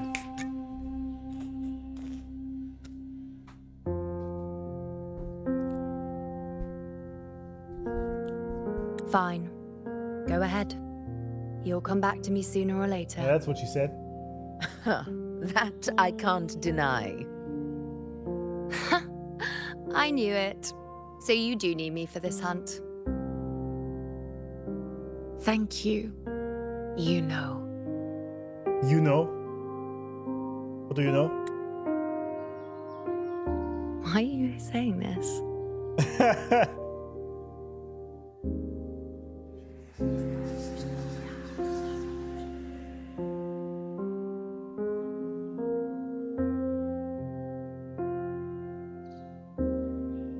storm is coming.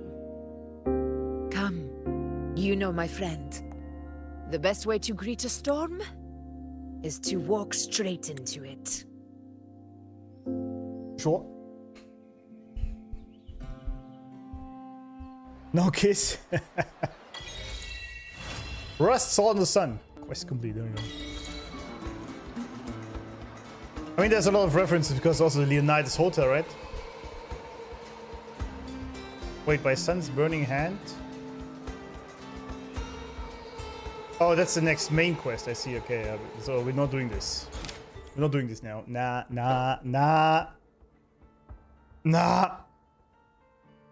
Okay, but we did all these. Good stuff. That's all, you know.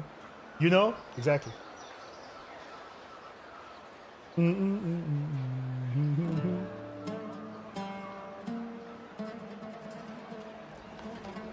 Wait, what did you get here? Wait, where did that come from? Oh, it's just this stuff. Right. Right.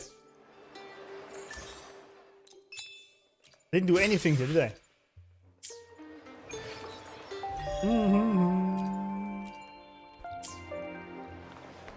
So we're mostly just chilling around today, which is alright.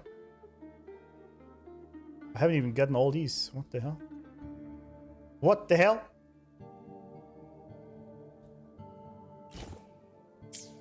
Yeah, that was cool though. I like that they also have these segue quests in between now that sort of build up a little bit to the whole thing. Showcase. Oh yeah, right. So we do this now because, and then I'm gonna also end the stream most likely. We'll see. Showcase.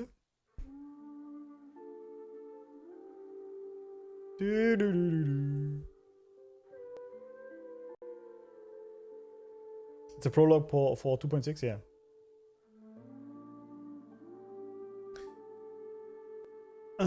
Sharp blade. Yeah, let's watch both again. First, the combat.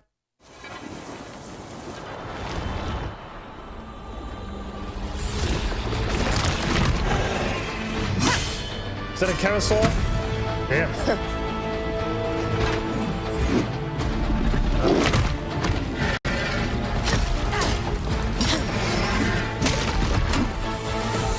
All the sun touches is ours to fight for.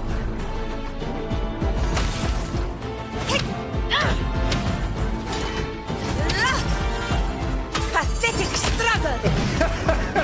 Pathetic struggle.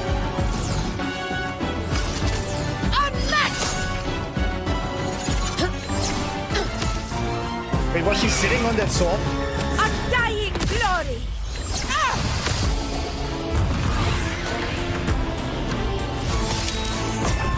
Stand tall before the eternal sun! Damn.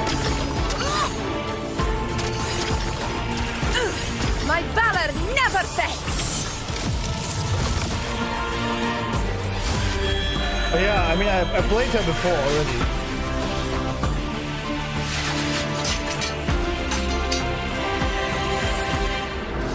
I have played her in the trial, right? And should the tide of fate stir once more, she will raise this sword and blaze through the night as the eternal sun.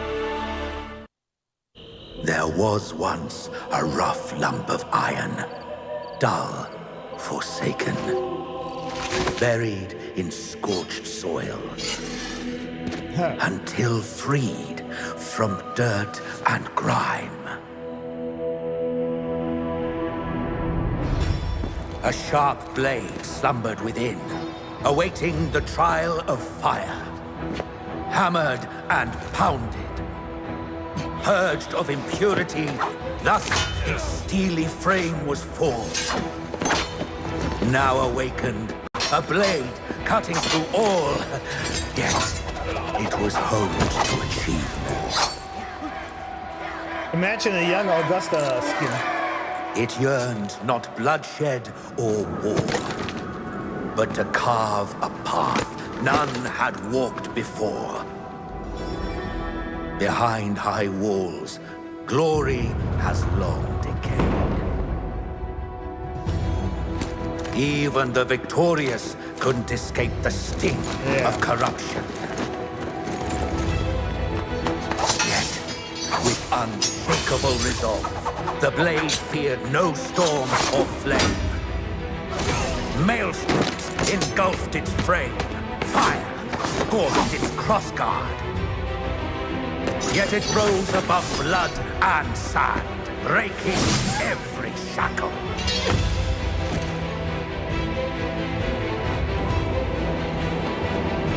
Through countless battlefields, baptized in the dust of strife, it set ablaze a trail of blood to reignite glory. All for this moment. Yeah! Our goosebumps yet again.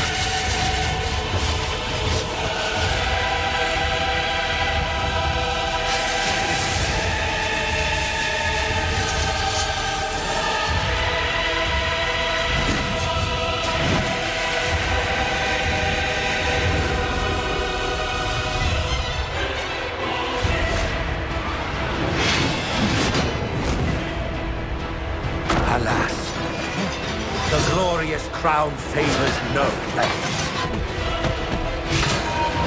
As rage from the heavens pours, even the keenest steel is doomed to rust in the tempest. Blade shattered, luster lost. No longer swift, no longer sharp, dragged down by its own weight. Heavy in hand, blunt against foe.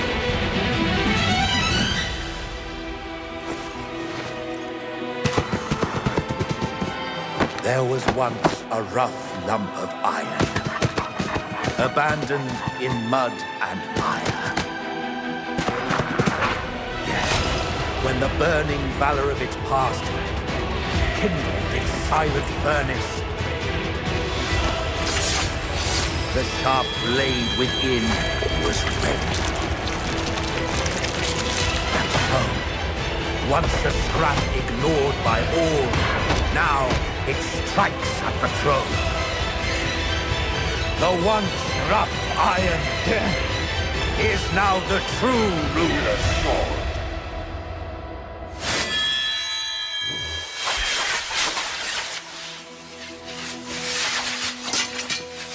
I like that they also make the Wuthering Waves and logo should the tide different of fate stir once every more, time. she will raise this sword and blaze through the night as the eternal sun. Jesus, these showcases are getting better every time. I just want to get Augusta just from the showcase. I don't even need to play her. I mean, I did already, but Augusta make me pregnant.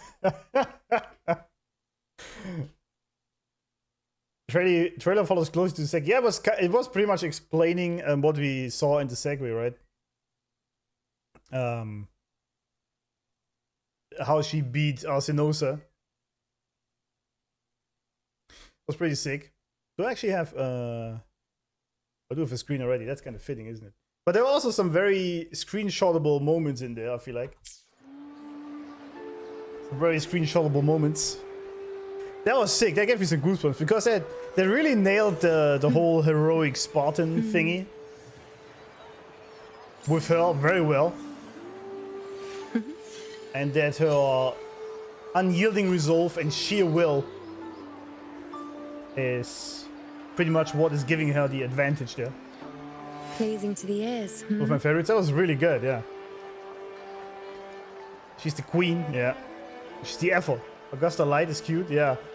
I must say the younger, sort of, I don't know what it was, adolescent, teenage, young woman kinda Augusta with the high ponytail. I see what you mean, Barnett. Looks pretty good. I get it. Well, also, actually, they could bring a skin when the Resonator is released, I feel like. Like, why not start with that right from the beginning, right? Just Leonidas' aura? Absolutely, yeah. That was the Unraveling narrator? Really? Yeah, it was very cool. It was clearly heavily inspired by 300, or like the Spartans rather, and Leonidas. Just gender swapped, basically. Perfect. That's the fun thing, right? If it's done well, I don't care about gender swap. I don't care, but it's just usually not done well. And it's usually just made to school me about things. This is just very cool.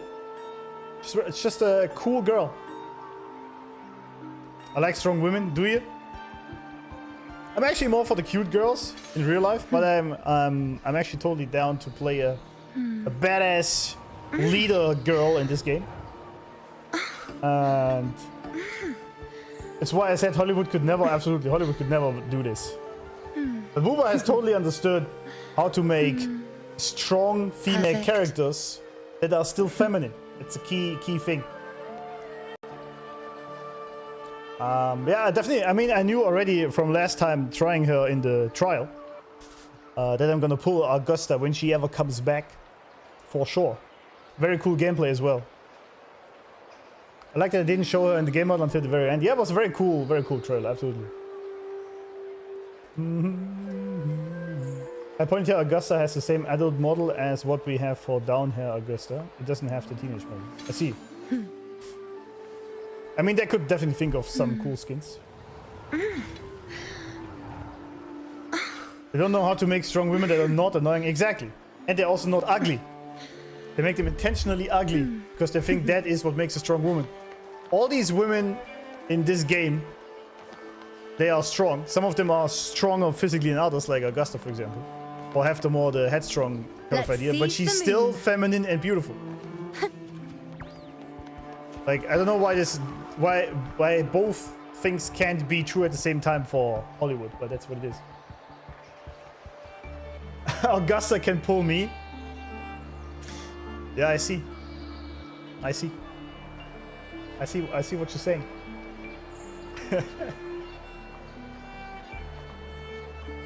Yeah. Very, very cool showcase. Like, they're getting better, I can tell. There's a huge improvement in all of them. And I like that they actually pulled off the sort of strong heroine figure, right? But not making her by not ruining the effect of her by being feminine, right? It's very well done, actually. Very well done. The Odyssey remake, I'm not even gonna talk about that. I'm not even gonna talk about that. I'm just, yeah, Christopher Nolan is done for, I feel like. Yuki, Zani, Cantarella, Changli, Augusta. Don't know, maybe Kuro knows my type of woman. Yeah, you're into this, the mummy thing, right? There's a lot of people with the mummy thing in Wuba. I'm not, actually. This is why I'm very much looking forward to Dania as well. I'm into the cute girls. Like her as well. That's my jam.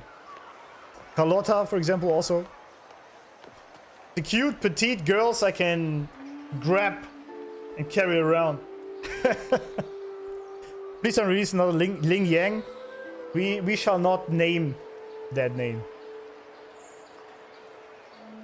Augusta's not a Mary Sue. Exactly. She's not powerful because she is a woman. She's powerful because of the journey she had and the resolve she had. Exactly. Yeah, that's exactly what ruined Star Wars, right? With Rey. She was just strong because she was a woman. Somehow that made her strong for some reason. And nobody likes that. That's why it failed. I mean, they learned the lesson, right? They have learned the lesson at this point. And society is moving back to the traditional strong kind of woman and the traditional strong kind of man. So the world is healing. That's good. And again, simply because the girl boss just didn't sell. Just doesn't sell. People just don't want to watch it, men or women alike. So just follow the money. The woman you can manhandle, exactly. Monet is so huggable, absolutely. I mean, look at that, so cute. So cute. I mean, she even has a halo. I mean, look at that. Also, the skin textures of the fabric, right, is actually amazing how good this looks.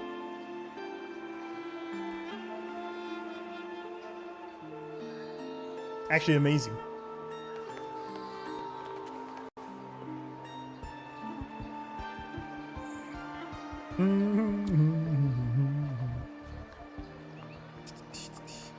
Augusta is underrated in community, really? Why is that?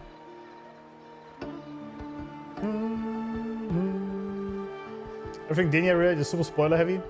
Yeah, I just mean her kind of cute, feminine, girly kind of style. It's not hard to make powerful female characters that are still feminine. Anime and non-Western games do it all the time. Exactly. It's not like it's impossible, right? They always say that they can't do it, right? But it's like everyone has been doing it for ages.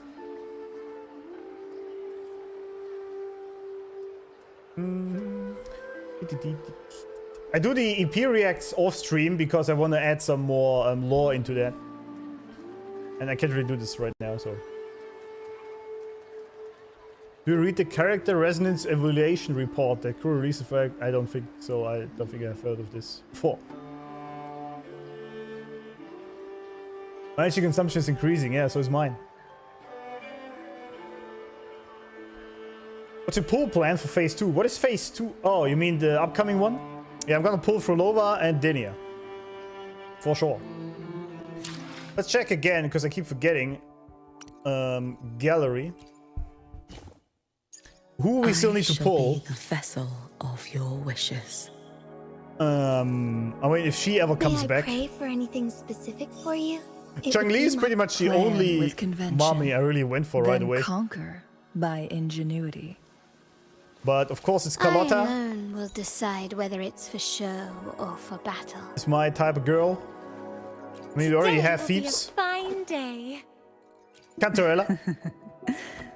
The funny thing is, have whispered of your arrival. Everyone sees her as the mummy type. I feel she's just like a regular woman. That's like not really the sort of mummy thingy, but maybe I'm just weird. Cardia, obviously, another cute girly. And match matter. She's coming home soon. I hope she ever gets rerun at some point. Triumph follows. Obviously, AMF. I know nothing about her, but I just like the design a lot. A laser sword. Laser sword. There we go. Pretty cool, right? Yeah, that is pretty cool indeed. I kind of want to pull him at some point. I'm ready. I like his style a lot. Maybe her, I don't know. I mean, it's a pretty cool design. Who gets the bullet? That's your call. Our hunt never stops. And I like this guy. That's pretty cool. Yeah, Shorekeeper. If she understood. If she ever gets rerun. I'm here to serve your will. I love Cantarella for her story and character. Yeah, I'm gonna make a video about her soon. I really liked her story as well. The selfless maiden. Like, everyone sees her because she's like that big boobed mommy kind of character, but I feel like, I don't know, it's like, it doesn't really give me that vibe. She's just a very feminine, compassionate woman that is ready to give up everything for her goal. So, I think that's just very, very nice. Camellia. That's a hard pass. A hard pass.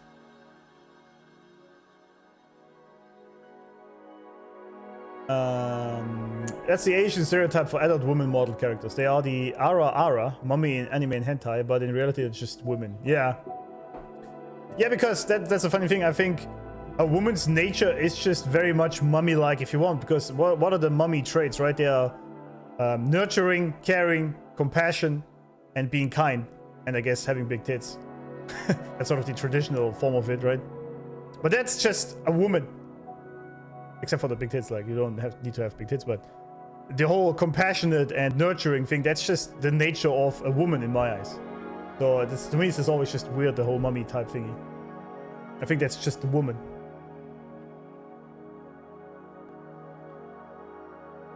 Need the #1 canon wife? Yeah, absolutely. If she ever gets rerun, ever, gonna want to pull everyone soon.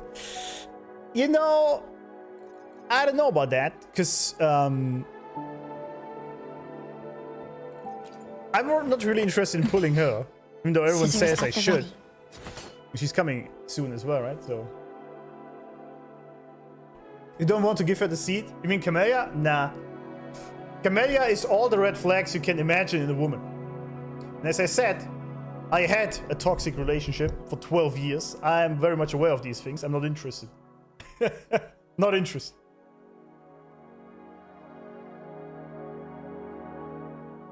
That's why I prefer the mummy archetype. I mean, that makes sense, yeah.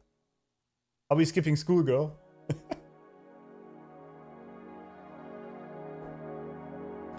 When you see Gabrina in the story, you will want her, don't worry. Maybe. That may be the case. I mean, you know who I absolutely didn't want, even though I absolutely loved the story? I shall have no one tarnishing Victory's honor.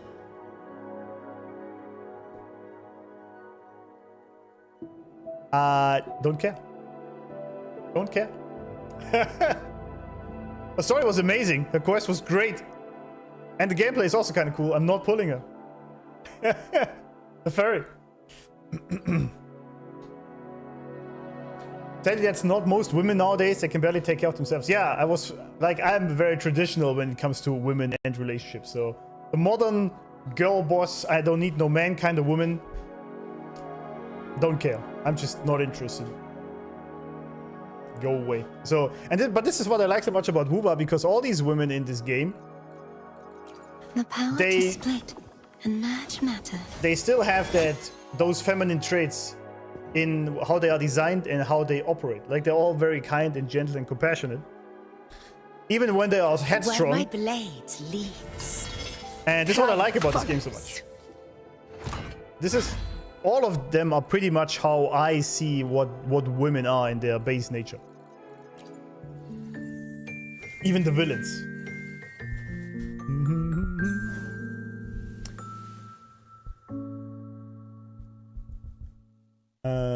Cantarella's donkers confuse me. They're sideways, which usually grandmas have. Why did I even read that?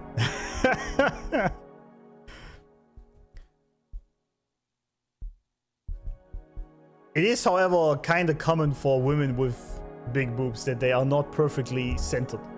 Right? Let's just put it that way. I have encountered that in real life. It's not exactly how it is in games. Flea filth. Use them up without a tail? Maybe, yeah. Bro is immune to toxic women already? Yeah, I am. I'm absolutely immune. I see their bullshit right away. That's why I didn't fall for Flora in the end of that quest. I knew exactly what she was playing. I knew all the tricks. I sensed it right away.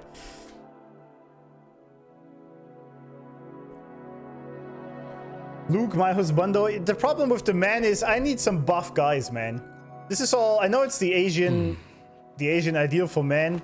I want a tall, buff guy with a thick armor and a huge sword that is just charging at the enemy's head first. That's the kind of guy I want to have in the game. But it's not. I know it doesn't really fit the Chinese ideal of man. He's pretty much the closest. I'm ready. Because he's a great fighter guy, but just leave when I notice red flags. Absolutely. All are so highly capable yet feminine and pleasant to be around. Exactly. Exactly.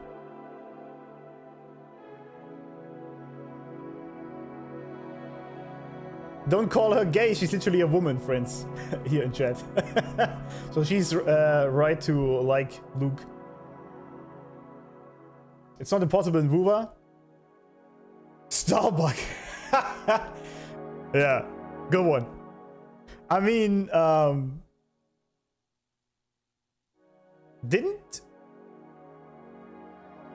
they have a buff guy in PGR?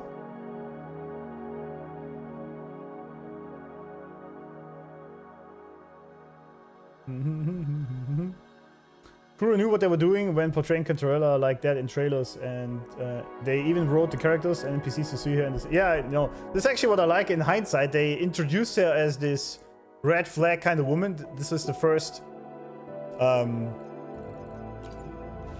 sort of impression I got from her. Sword.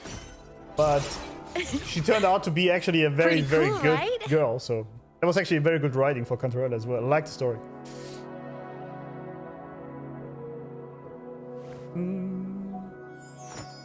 I modded Robo to be a bit more jacked. I like that.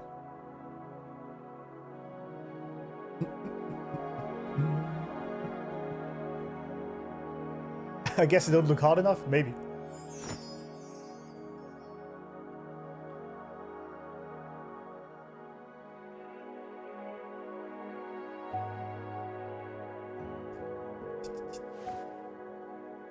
Combat is not about strength. Tell that to Augusta.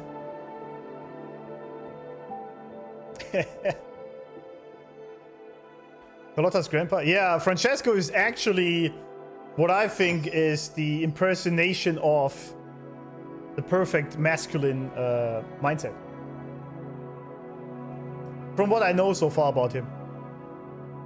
I guess Rovo also, but Francesco is sort of the godfather kind of man. I like that a lot. I like his character a lot. NPC Jan and Jinjo? I haven't seen him, I think. Kurosio is buff AF? Then why not put a buff guy in this game? You know, we have all these regular surgeon kind of dudes, right? They all look pretty much the same, even Robo.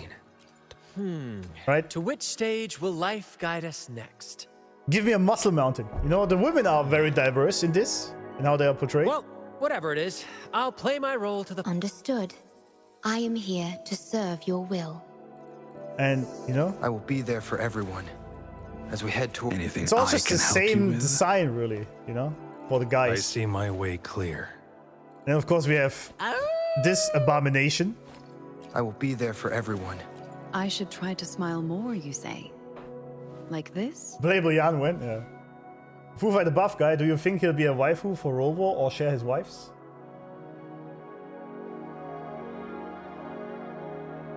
I mean, why not share, right? Why not? Kikiwan is not buff. What are you saying? That's not what I see as buff. Your call.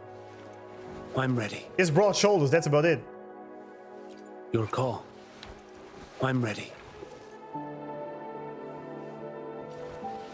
I mean, it's not bad. But I mean, he could put on some more arms a little bit, I feel like. As I said, I want one strong muscle mountain guy that is going in with a huge armor and a huge sword or something. Just to sort of balance it out. Abomination is crazy, it's not. Isn't he literally that? Off guys are seen as unappealing in the East. I know, and this is why I'm saying we're probably not gonna get that. Lingang or pineapple pizza? Absolutely, I'd rather eat pineapple pizza.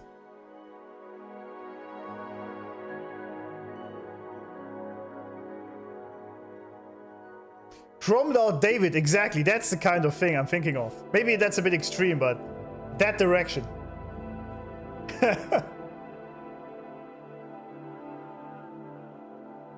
Want to see him with a hammer? Oh yeah, or Thor, right? In not the last one, but Thor's physique kind of idea. You know what I'm saying? With a hammer, that'd be pretty cool. I said before, you know what actually would be a really cool design? Let me show you. Dota 2 Zeus skin. Which one was it? What, this one? This one. I would like that as a character a lot. That'd be pretty cool. Or something like that. Buff Zeus. I think that would be a pretty cool character to have. That throws like lightning bolts at people. Like some sort of electro skill. That is, I think, pretty peak. I think the one guy was from Smite, yeah, but still. Dota has a pretty cool Zeus skin, actually. Yeah, that's this one, yeah. It's a very cool skin. It's pretty peak. I like that a lot. This is the base skin, pretty shitty. Actually, it's kind of shit. But this is a $25 skin or something. I like that. That's pretty cool. Old buff man in his 60s would be peak. Absolutely. I think that'd be pretty cool. That's a cool character, I feel like.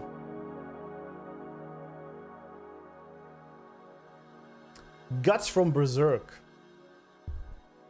Berserk. Guts.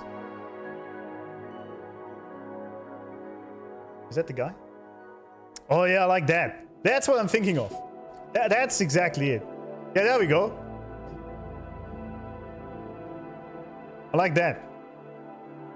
That's pretty peak, man. I like this. This could be a male character in the game. I want to see that.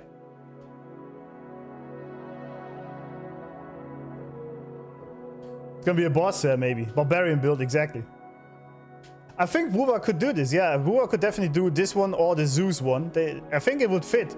If we have some guy in here that throws lightning bolts, or uses some electro skill, like 4, for example.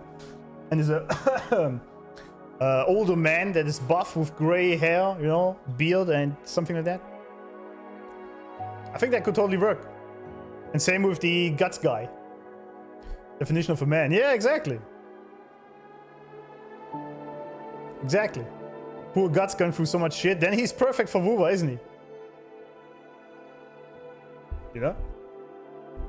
Yeah, but definitely put that in the feedback, 100%. I'm gonna put some character and skin ideas in the feedback. For sure.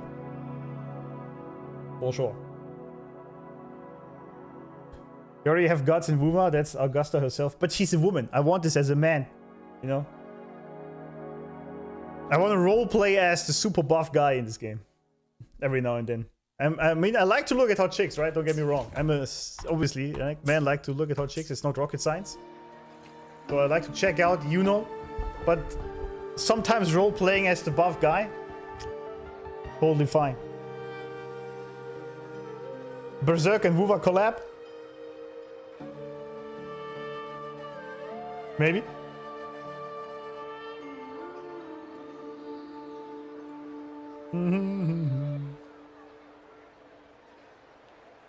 Augusta does have that aura, for sure.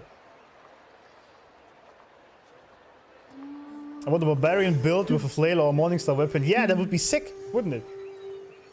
I mean, it doesn't really fit the sci-fi trajectory that Wuwa is going right now. It would have fit pretty well. They really missed, by the way, they really missed the boat here in Septimont. They could have made a badass Spartan character, male character. You know, with like the cool Spartan helmet. Like, imagine.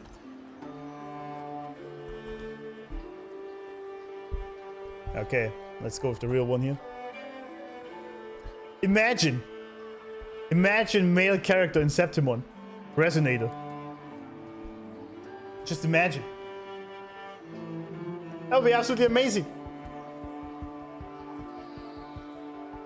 With that helmet. Spear or sword, I don't know. Or some other cool weapon.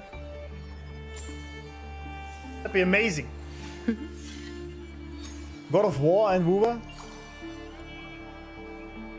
Yeah, they had the opportunity in Septimon, but right now where they're going, I think it doesn't really fit, does it?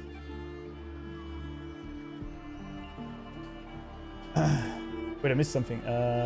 They listen to everything except skin feedback. Well, thank you, Tanny. Thank you for ruining my life. There's a chance we go back to Septimon. Yeah, I mean, it might be, right? Might be, of course. Someone that looks like Arthas in Wuwa. Arthas would also be great, yeah. It's just Blizzard's never gonna do that, though.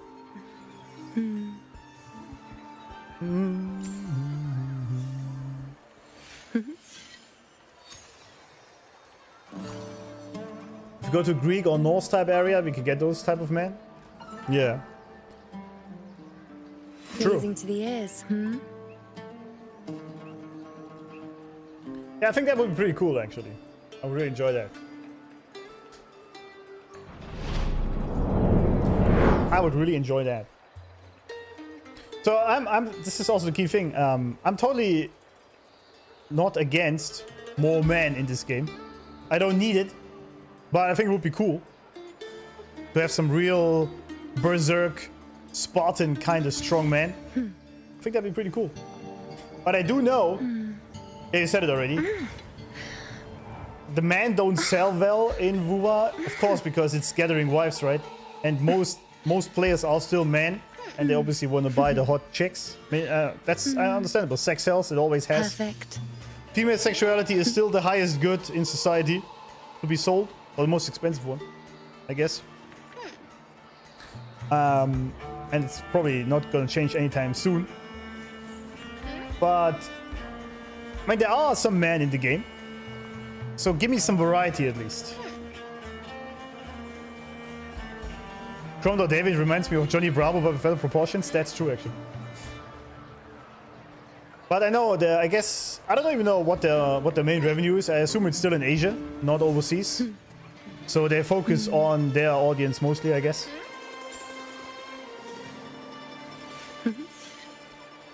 Because over there they don't really like that kind of physique, right? I want more men so I can skip them. I like that. That's actually a good point. Septimont is more like Roman. It is, yeah. I think it has both a little bit. It has Roman and Spartan a little bit, but only Spartan, not the rest of Greece. Give me summer skin for Luke and I buy it instantly. Yes, but you being a woman, you are still in the minority, so they just don't sell. I get it, but that's why they're not doing it. It just doesn't sell. Because most players of that game are men. Just what it is.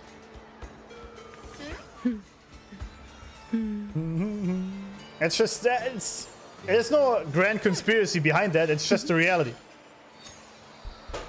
Most players for this game are men, and they mostly buy the hot women. That's what it is. Pleasing to the ears, However, I would actually I would pull a Spartan kind of guy, or some sort of Thor, Zeus, Kratos kind of thing. I would pull that. 100%. I said many times before, I would like Robo to be more buff. Male Robo. I mean, this is also why I'm playing male Robo, right? Because I like the fantasy of being the male protagonist for all these hot women. Female Robo is really hard, but I like to play the fantasy.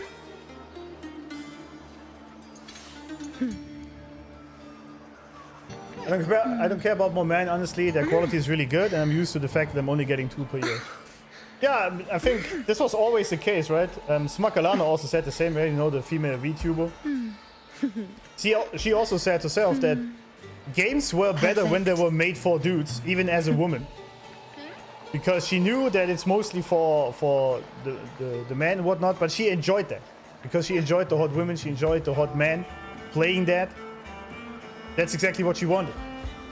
She doesn't want to play the ugly, fat girl boss. And I think most women think like that.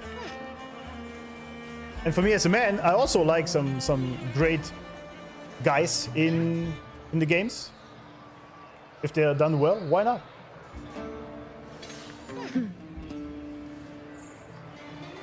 Luckily, Robo is a chat MC, because if he was a simp, hot women alone wouldn't attract me. Yeah, it's true. Actually, that's actually a good point. If Robo would be simping in the story, that would actually turn me off a lot. And as I said yesterday in the Frolova quest, he was actually being Giga Chat in how he interacted with her. And I like that.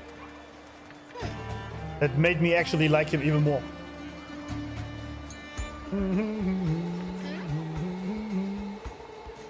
Your most is nothing compared to China player numbers. Yeah, I know. I know exactly. This is what I'm saying. We most likely won't get these kind of things because they don't really care about overseas designs and whatnot. They focus on their own China numbers. That's fine. It's a Chinese game, so that's what you get.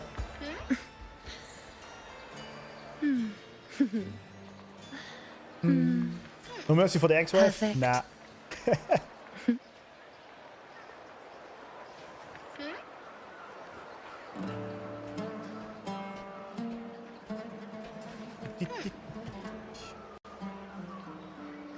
What is Yuno doing?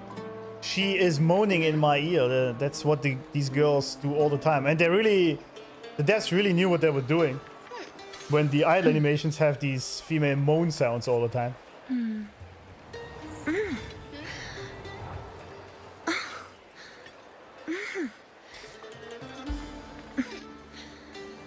Right on point.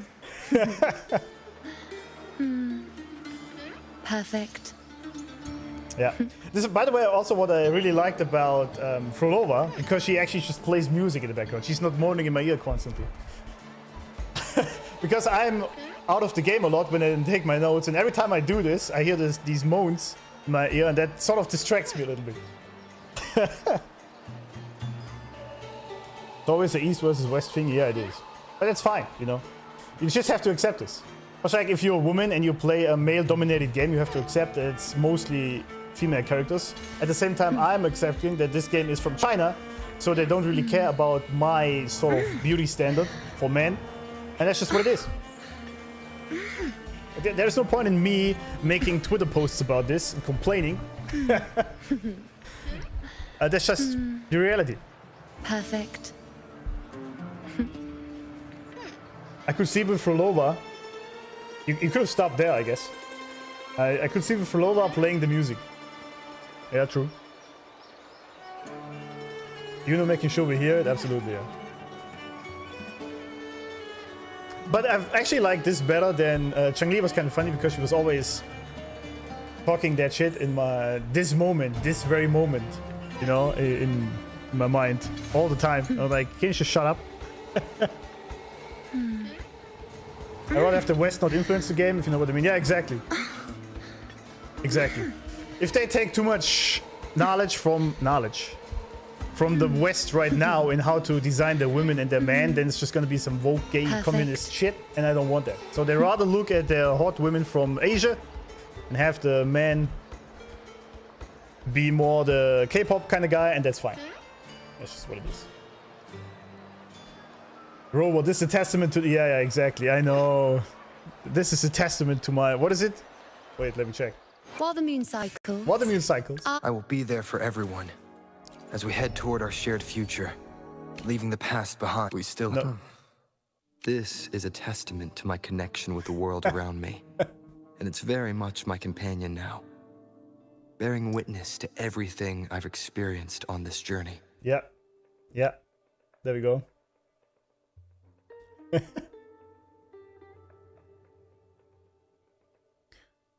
What do we have? It's just the effort sound, and this. It only has the and then. This is a testament to my connection with the world around me, and it's very much my companion now. He's not lying. Bearing witness to everything I've experienced on this journey. It's very much my companion now. Yeah, the biggest complaint the Western players' base had is Robo has too much importance to the plot that other characters don't get to do stuff. I didn't notice that at all, to be honest.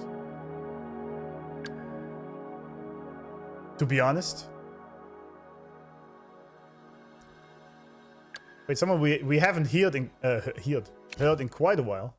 What's her idol? Why is it? There we go. Buoyant and languid, where will the wind take you?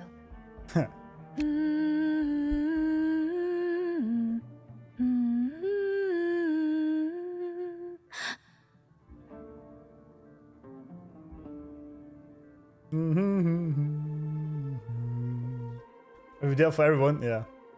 Yang Yang, my queen.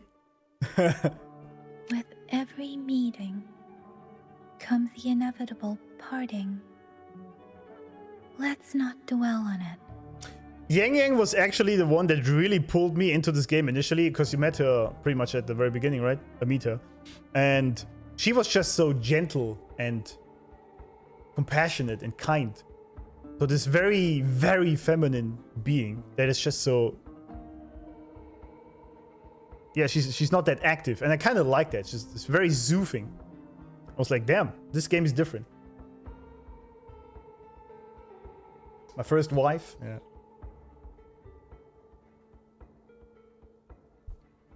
Who else do we have out here?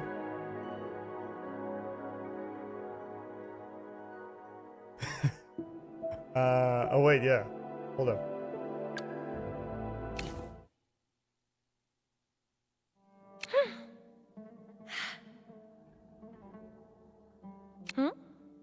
Huh? Oh, there you are. She lost the Midnight Ranger job? Absolutely. Yeah, people like her as Yep Yep. I mock her. Who's a good boy, friends? Who's a good boy? Yep Yep pulled me in. Yeah, I really liked her talking a lot because I really liked her voice. So I was sitting there. Keep talking.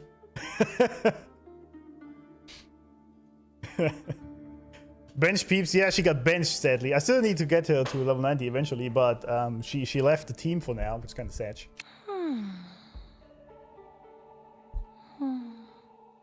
Anyway, guys.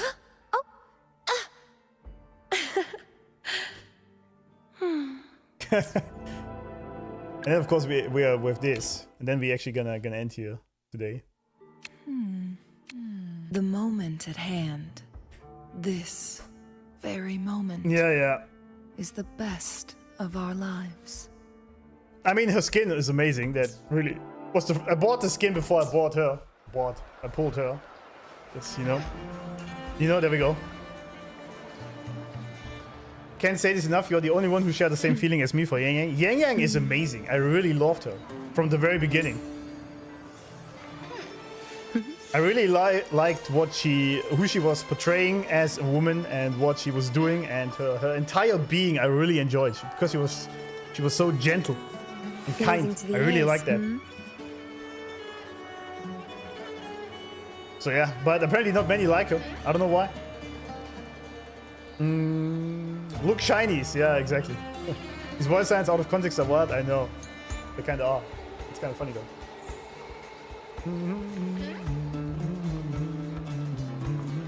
Yeah, I saw Mua posting these things, or Kura rather. Anyway, guys, enough yapping. Enough yapping. I gotta actually leave now because I gotta get to work tomorrow. And tomorrow after work, 2.6 main story quest.